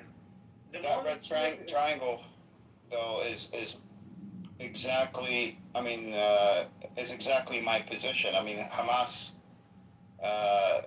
my position and Hamas's position, I think, are very aligned. Yeah. Fight, and then meet your objectives, and then start making demands, and start using diplomacy. Fight, and then diplomacy. Okay. And they fought, and now they have to try diplomacy, and if that doesn't work, then we have to fight again. Okay, that's what we all say. That you fight, and then you do diplomacy to stable, to how harvest what you have militarily, okay? Yeah. But the problem is in the idea that you were talking about is that you will have to stop resisting. The world will tell you, oh, you want to listen? You want us to listen to you? Then you have to give up everything. And no, but you have to, like Hamas, I know, understand that if they are, you know, working on diplomatic solutions, they are not fighting. That they would, you know, they would not, I mean, unless Israel is, of course, attacking them. But, you know, you don't fight when you're working on diplomacy. You know, there's an agreement to stop fighting and to start talking, and you take advantage of that. See what you get out of it. And did the world force Israel to do that? The what? Did the world force Israel to do that? But Israel is also weakened itself by doing what it has done. Okay. So, but my point is, you can't depend on the world to be your backup, because they will never be your backup. You can't live in a vacuum. The Palestinians have lived in this vacuum already. It hasn't worked. You can't live in a vacuum. You have to understand the world, understand what the world requires of you as a people. Okay. What would make them interested in you? You know, and you have to build your brand around that, just like Hamas did. I mean, they attacked Israel and they came out looking like the heroes. And they are heroes to us, but I'm saying to the world, they're supposed to be terrorists, but they came out, you know, they are the heroes. And why? Because they branded themselves as, so they understood that there's a war on the ground, but the war in cyberspace is just as important. They understood this going in. Okay, we have no problem in this point, Habibi. The point is, the very point is, the world, the ones who are in power, they have Habibi investments. They will not sacrifice their investments for your sake. You don't have the millions, the trillions, and the connections and everything that the Zionists have to interest them. So the only people that you are being interested to are the people that have no value. Okay, they are a bunch of peasants, just like me and you. What? Who? Well, I'm not following. You're talking about like the people that are pro-Palestinian now? Yeah. No, I think what he's No, I think is No, the governments are very like their relationships when it comes to what's happening in Palestine includes investments that are worth trillions of dollars. And this could be, and for example, the European and how much they invest in Israel, or the trades that they have with Israel. And the biggest is military. Diamonds, golds. Yeah, but military industry, the stock industry, everything. Yeah, but that could change. That could change if all these countries shift from these deals with Israel and take it somewhere else. What happened in South Africa? What happened in South Africa? You're getting me wrong, Justice Habibi. Justice, what I'm talking about is the private companies, the private agencies that control these industries are Zionists, Habibi. You mean outside of Israel? Yeah. Yeah, they are Zionists. Yeah. Yeah, exactly. So the Europeans, the Americans, they are not funding Israel because they are cute. No, because it's business to them.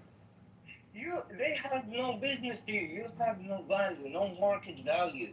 That's not true. That's not true. I think we've proven that wrong, though. Haven't we proven that wrong over the last 3 years?